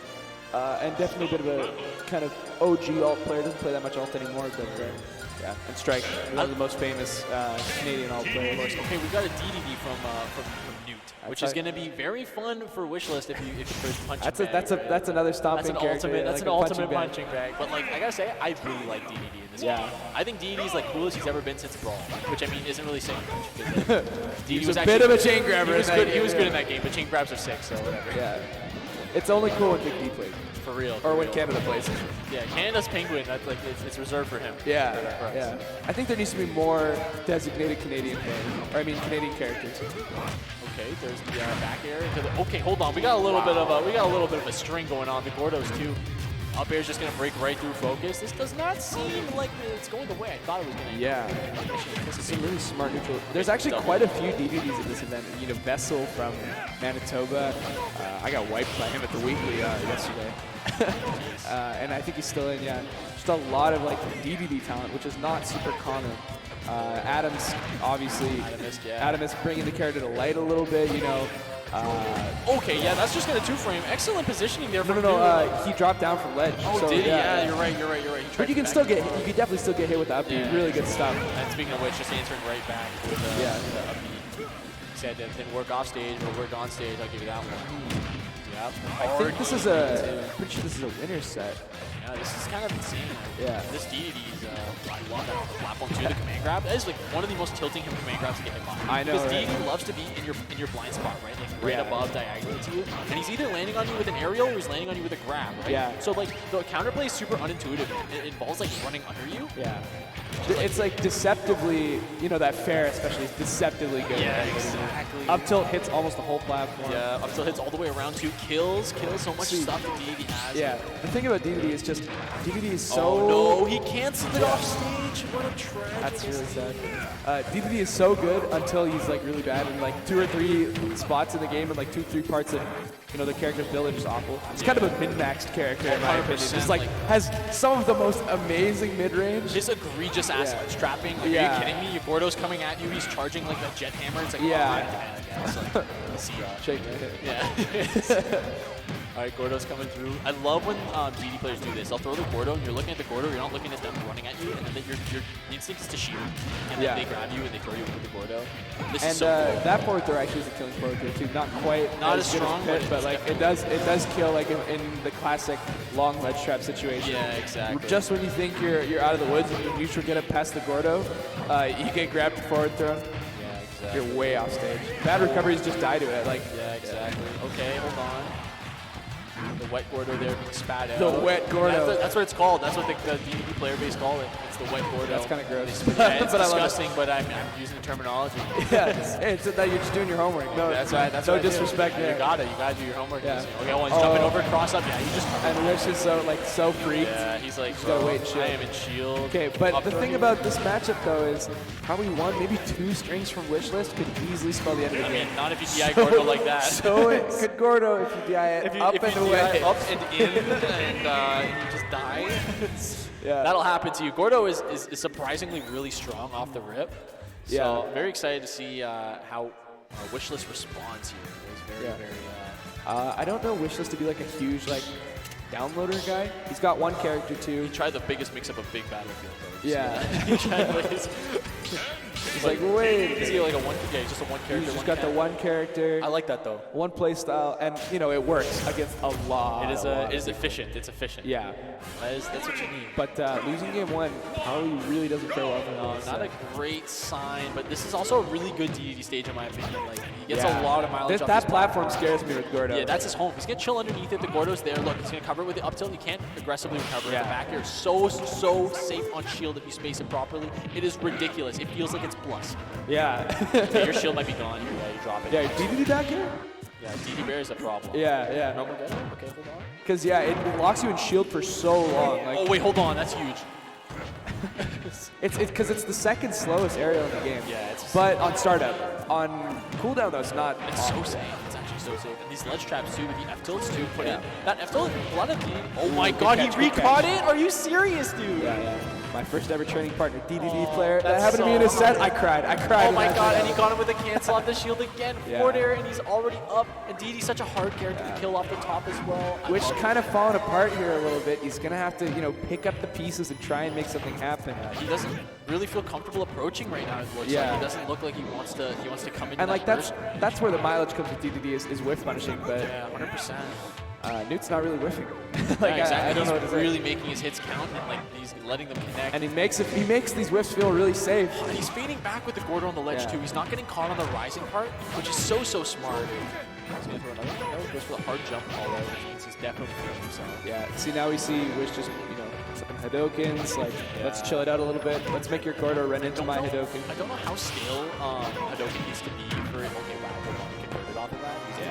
Newt is just poking in these little options that you just really. Dude, he's played this entire game at the ledge, and he's just not letting up. Yeah. The F smash is just trying. He's just swinging for the fences now. Yeah, the back air is gonna come through. Newt is just absolutely putting on a clinic right now. The crouch. The down. That's just a react to the down tilt. Right? Yeah. It is so good. Yeah, I just love that. He grabbed out of it. Oh Are you my kidding God. me? Are you kidding Oh me? my God. What an absolutely insane option. He picks the grab and gets the forward throw kill that you were talking about Yeah. earlier. Oh my God, he went for the rising version, just get 3 damage. That's how you know. Just on a different level. He's just controlling the pace of this game so well. At this point, if I'm Newt, I just go for the pulse to the wall edge guard. Yeah. Whatever. Let's finish this clip of a game. And he's never going to kill him off the top because it's DDD and it's the fastest falling character plus one of the heaviest in the game. Yeah, I think Wish is probably just going to try and sit and shield here and go for the He's at Shoryu kill. 72%. He doesn't really have much of an option. Yeah. And it seems like, Yeah. see you later, got hit by that as well. That's insane. That was- Excellent play. Dominant 3-star. Yeah, that was honestly it felt, especially that second game, it was just an outplay. In every sense that of was the just, word. he was just all over him. Every Skill single issue. thing he wanted to do. It didn't look like he had a single option that he wanted to pick. No. And that's what you want to do if you're DDD. Because, if you're DDD, you're playing the game as a lower tier character. You really got to know when you can pick and choose and fight your battles. And it looked like, to me, the Wishlist just didn't know which battles to take. Yeah, he definitely was a very squirmy Ken in that game Yeah, too. he didn't feel comfortable at all. Kind of would dash forward and was well, Maybe I don't won't. know, And then yeah. that's exactly what DDD wants, right? Because he's Yeah. going to be all over you, right? Meanwhile, he's throwing so many Gordos. The back air's coming out. The Yeah. command grabs, what do I shield? When do I jump? What am I doing? I'm getting up tilted. I'm on the platform. I'm dead. He didn't give any time to just mess around. in No that time to yeah. think, no time to test, nothing. He was there, he was on top of him, and he was taking that stock, and that's what matters, right? Definitely. Excellent game plan from Newt and an excellent execution of it. It looks like we got DC Dub sitting back And down, Newt, right? yeah. And Newt as well. We're going to see the DDD again. I'm super excited for that. I'm a big fan of this DDD so far, and it looks like this is probably to make it out of pools, so I had to make Yeah, this will be in losers because DC Dub lost. Yeah. I didn't know this was all losers, but Wow. Is this losers? Oh, Sasuke and DC Dub. Word. oh yeah. Oh, right, yeah, they both switched. Yeah, I they just both didn't- switched. Yeah, I did see. Might be. Yeah, this is losers though, right? So that was probably winners on the other side. Yeah, the winners. Yeah, that was winners to make it out. Yeah. Hold on, I'm trying to do my math in my head. Yeah, no, that would make sense. Sorry, I'm a uni dropout, so I'm not cut out for this. I talk on the mic and that's it. Yeah, that's all. That's my job. That's why we have phones and brackets. That's what I'm saying. Start.gg. That's what I'm saying.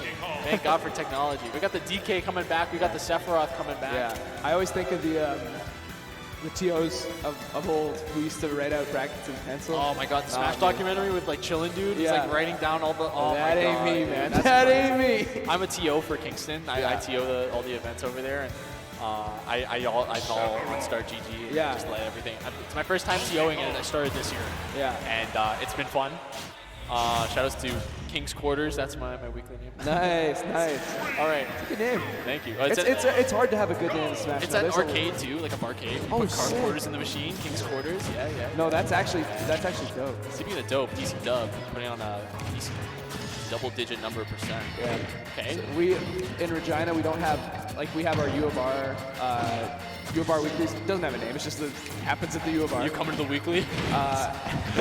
and then our classics, our retired weeklies. Matrix Mondays, that was an arcade. That's kind of swag. And Escape Club. It was just an escape place, escape room play. It was just Escape Club Monday. Yeah, if I'm Sasuke right now, I want to escape these. Escape Club the fuck out of this This combo. disadvantage. Yeah, what the heck? What the hell am I doing over here? I'm off stage, getting back aired. Okay, hold on. Down air here? Why not? Yeah, grab. Oh, Once yeah. again, another back there trying to cover the jump, not able to find anything. Wait, hold on. He just let him do that? He just let him do that? He almost killed him off of that? Are you kidding me? I think he was scratching his nose. He was like, hold on, I need a break. Yeah, but you see DC Dub already, like, he's So the tech chase guy. Like, He's so comfortable in these tech chase situations, yeah, for sure. yeah, makes me think you should pick up Fox. You know, like, Yo, unironically? yeah. That would be kind of crazy. Like, Mario's good, he knows how to box. But I want to see his Mario actually make this. Yeah. Wait, hold on. I don't really know if it's a matchup pick. Sasuke because said- Mario DK is just like, I feel like it's a Mario matchup, That's man. classic. Wait, hold on. Speaking of Mario Oh, matchups. and that doesn't kill. No, it's DK. Yeah. But with the charge, I was hopeful to my It's also Regina boy. Sephiroth is Yeah. unfortunately like the worst of the new fighters for this character. Yeah, That's crazy it's to sad, say. Isn't it's that crazy sad. to say? Isn't that like Sephiroth is like the coolest character? Yeah, he is. By far my favorite DLC pick. Yeah, I think the design too, like the moveset is So beautiful. Is still like He's like so good. He's even though like he's not amazing. so cool and satisfying to watch. It's satisfying is such a good word. Like he's oh there you go. Good See, counter, the counter's just cool. Like he definitely has his fair share of BS, but he just like is so light and tall and inconsistent with a lot of it. The wing is weird sometimes. Yeah. You know, sometimes this happens to you because you're Olimar weight or you're Isabel weight or whatever it is. Like it's like all right, see, I blocked this overhead. Anyways, I'm off stage now. Oh, and now good he's reversal! Dead. Are you for real? That was such good The awareness. most insane reversal of all time. He literally hit him. He was off stage. He was dead. Yeah. He was dead, and he was like, "I'm gonna back it." You see.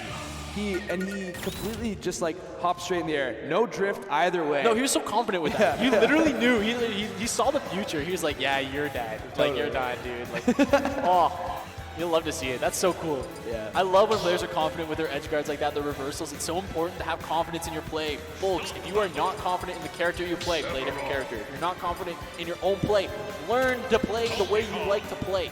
Doesn't matter. Just be confident in what you're doing. Be proficient.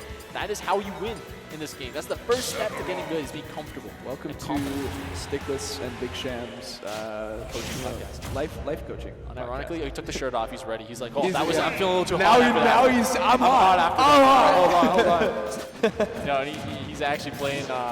He's playing real hot Yeah. right now, 35% and climbing. Goes to the B reverse. Yeah, Unfortunately. see, I totally wouldn't have initially thought this matchup, but clearly DC Dub likes it because I mean, it's fun.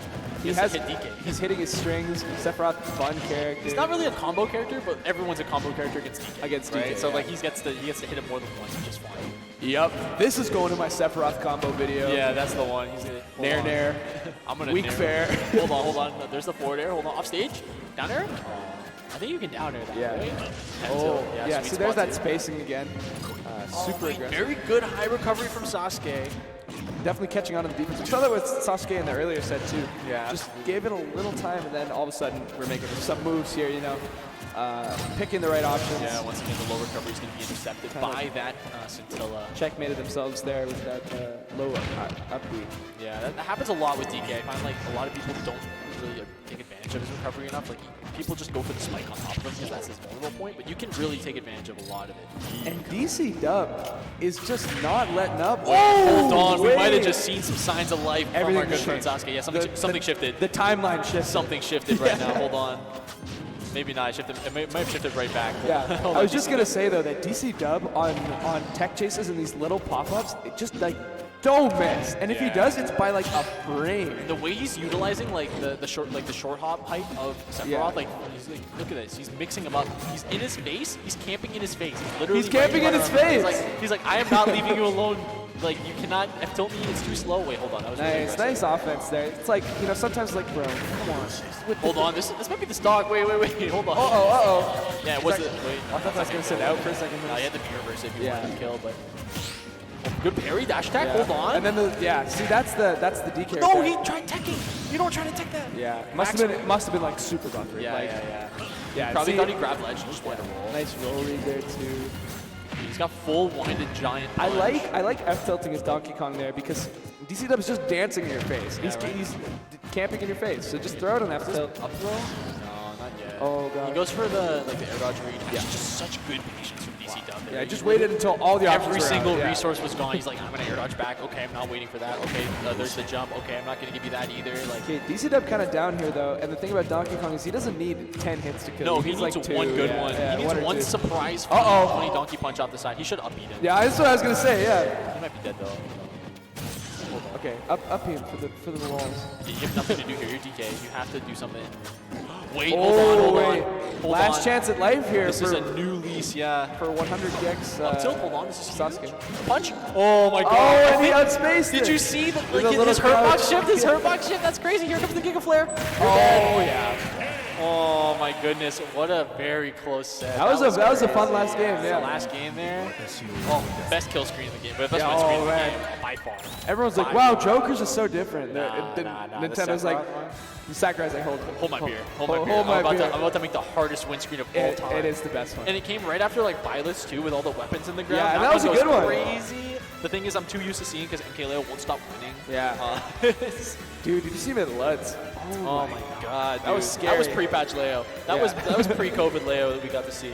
I think we're seeing DC Dub again. No, who's sitting down over here? That's Dunkathan Salt. Dunkathan Salt, the Mii sword fighter. So in Ontario, we got a couple of Mii sword fighter players that are pretty good. We got Nick SF, who's a fairly prominent. He used to be a Wi-Fi warrior, very good. I know Nick SF. He's also a TO. So shout out to Nick SF. Very good tournaments. Also, former TO over here. Oh, excellent. Whereas all the Mii sword fighter players are TOs. They just genuinely hate the game. Yeah, word. And then we also have Poke Cheese, who made a crazy run at Gommel. I remember that. Yeah, he does not play the Mii's anymore. He actually has been more onto Plant nowadays. He plays all like the weird characters. He plays Rob, Plant, and like a couple of the Mii's. But we're gonna see the Mii pick right now. I think, obviously. I love watching Mii's. Yeah, the Mii's are really cool. When Sephiroth was announced, I made a Sephiroth Mii and played Mii Sword Fighter on Elite Smash to troll people. And I made the moveset the closest to possible. That's awesome.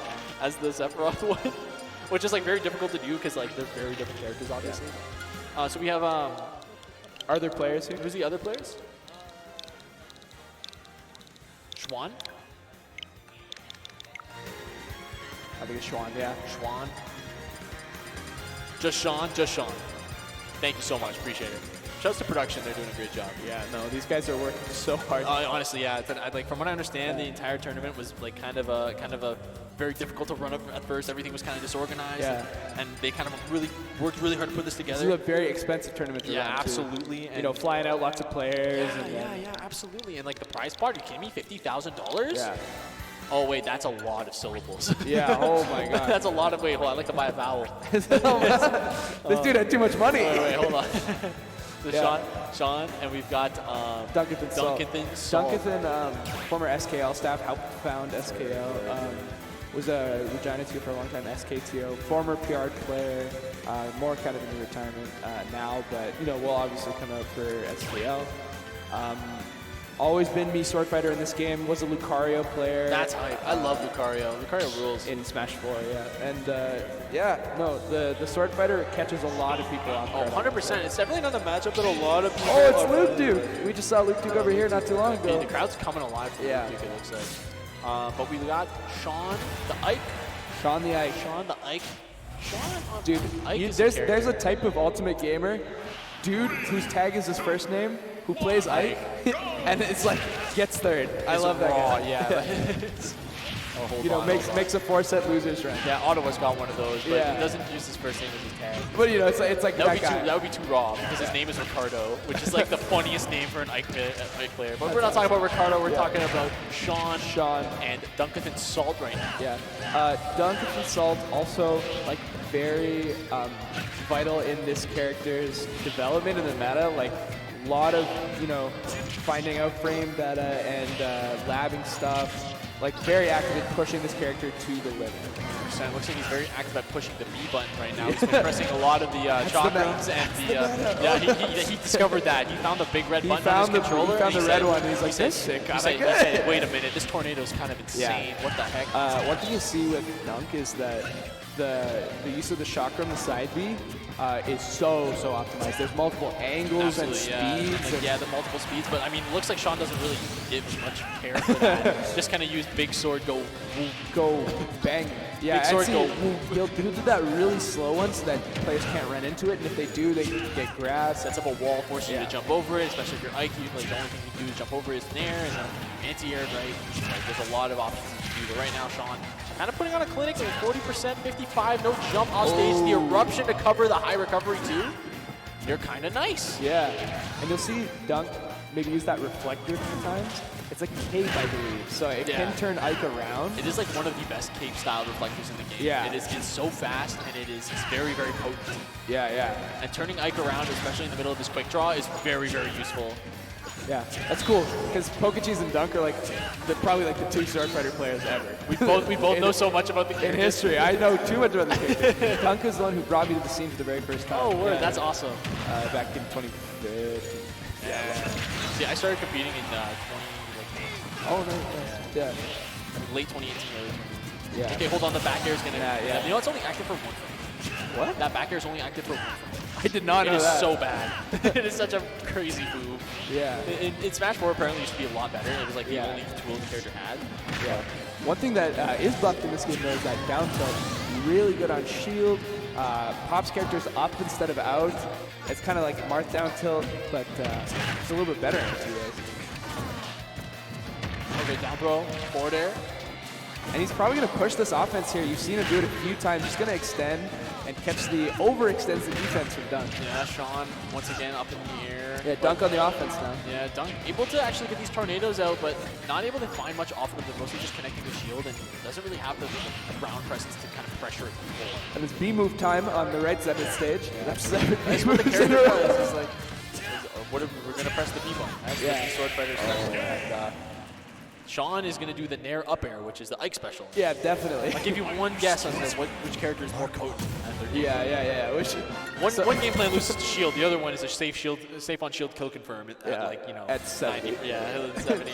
And it works on floaties for like a 40% range. Yeah, they're just chilling. Like MK Leo won a major with this character. Something. 1, 3, 2, 2. I don't know. I love the up B that they're using though. I think it is the best one. Yeah. Because there's so much you can do with it to edge guard too. Because it won't connect the last hit if it snaps the ledge. So you can force them under the stage, and it really will mess up a lot of people. A lot of people buffer air dodge against that move for exactly. People just don't know the matchup. Like you said, this is one of those characters that just catches people off guard. Yeah. Speaking of off guard, this up tilt on the tech chase, excellent. Sean just putting on the pressure on these platforms. Down tilt is like the best move for a get off the sword fighter has. Playing around that range, not much they can do. Okay, here comes the tornado. Yep. That's a great get off move from Sean there. Just a few of those really clutch defensive moments that turn sets around. Yeah, what I'd like to see from Duncan is a lot more of these angled up chakrams. Yeah. Because they're going to be able to call out a lot of Sean's like neutral starters, right? Yeah. You're going to jump. With your Ike, you're going to jump in. Like that is like your MO.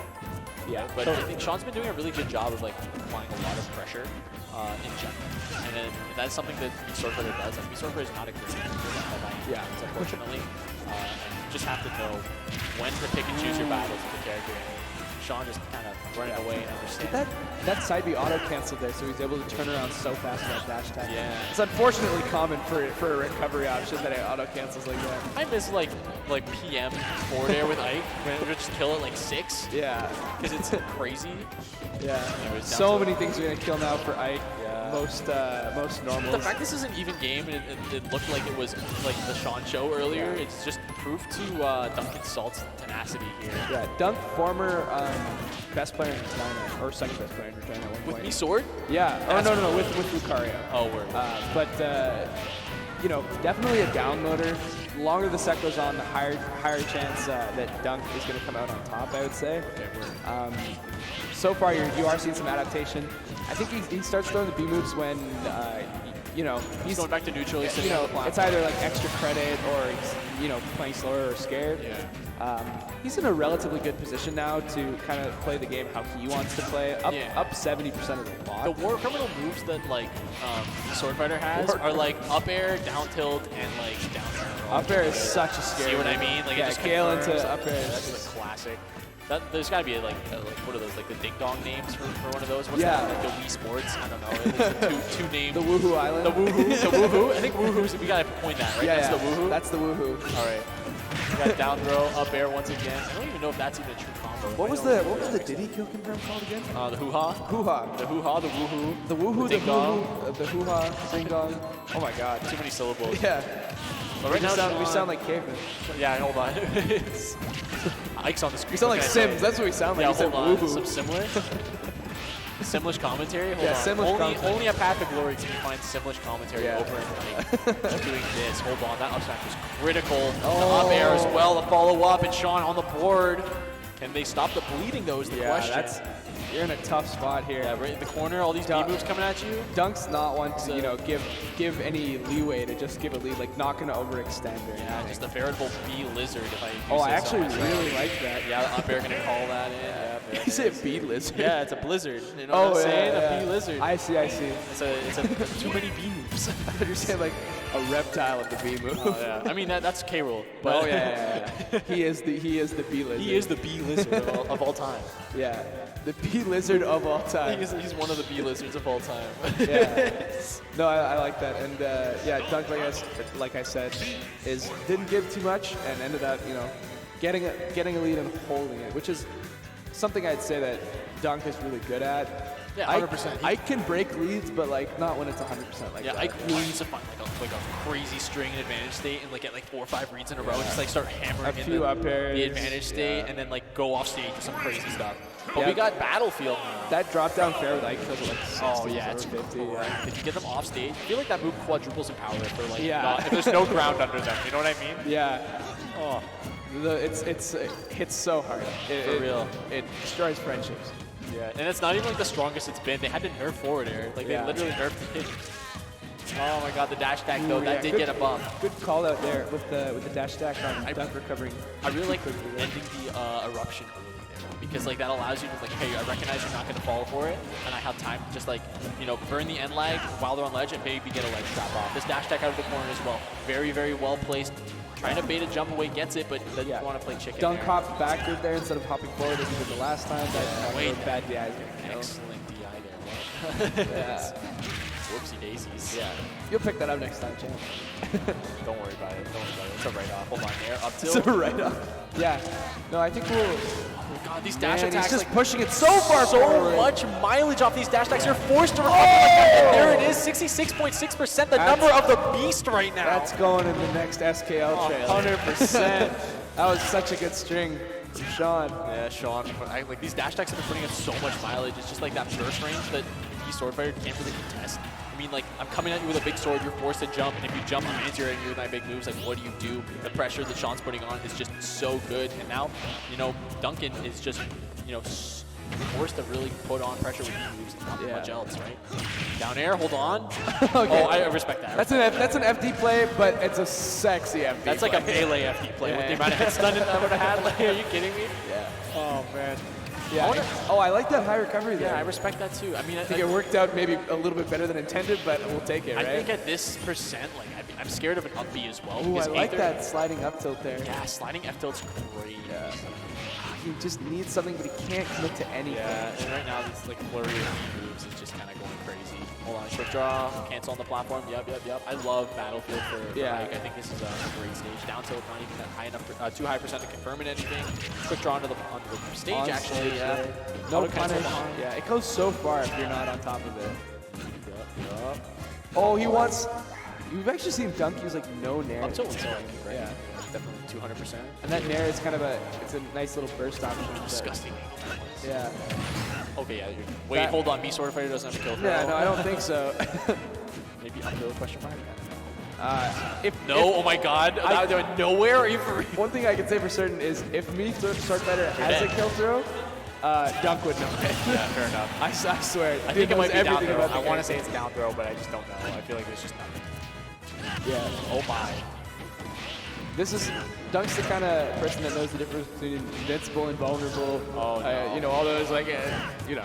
I don't. I'm not that good. Could not be me. Okay, so we're kind of Dunk's definitely chipping away at this lead slowly, and you know, at this point, when you're at 100 and whatever, if you take a hit, it doesn't really matter. I mean, it because doesn't you're gonna sound die. You're gonna die anyway, right? So that's going to be the set there. Sean, excellent work. That dash attack, of course, being the MVP, I would say, of the set. yeah. And of course, like so many key points in that match were won or like stocks were like taken via dash attack, and it was very, very excellent, well placed moves and good burst option recognition as well. Sean and all of his vowels are moving on to top 64. Yeah, absolutely. Yeah, it was a great set. It was a really great set. 100%. Behind us, we've got Benta Tech and Luke Duke. These guys have played thousands of games It's together. Training partners. Word. Yeah. I'm sorry, we're like not paying attention to the screen because like we don't have anything right now at the moment. Yeah. So we're but, looking at the one behind us. Yeah, these two play every week. Bentatech actually made a Twitter account called Did Luke Duke Oh my goodness. Oh my God. The crumb narrowly It's taken 1-1. Yeah, Luke 1-1. taking a moment. Oh, we're gonna wrap it up. Actually, yeah. Sorry, we're gonna watch the stream actually live. Yeah. You guys can swap back over to SKL Esports, just SKL_Esports to catch the stream over there. I've been Stickless. I'm Big Sham. Thanks for joining us, guys. We'll see you tomorrow Had for a some more blast. Path to Glory. See you guys for Top 64 tomorrow.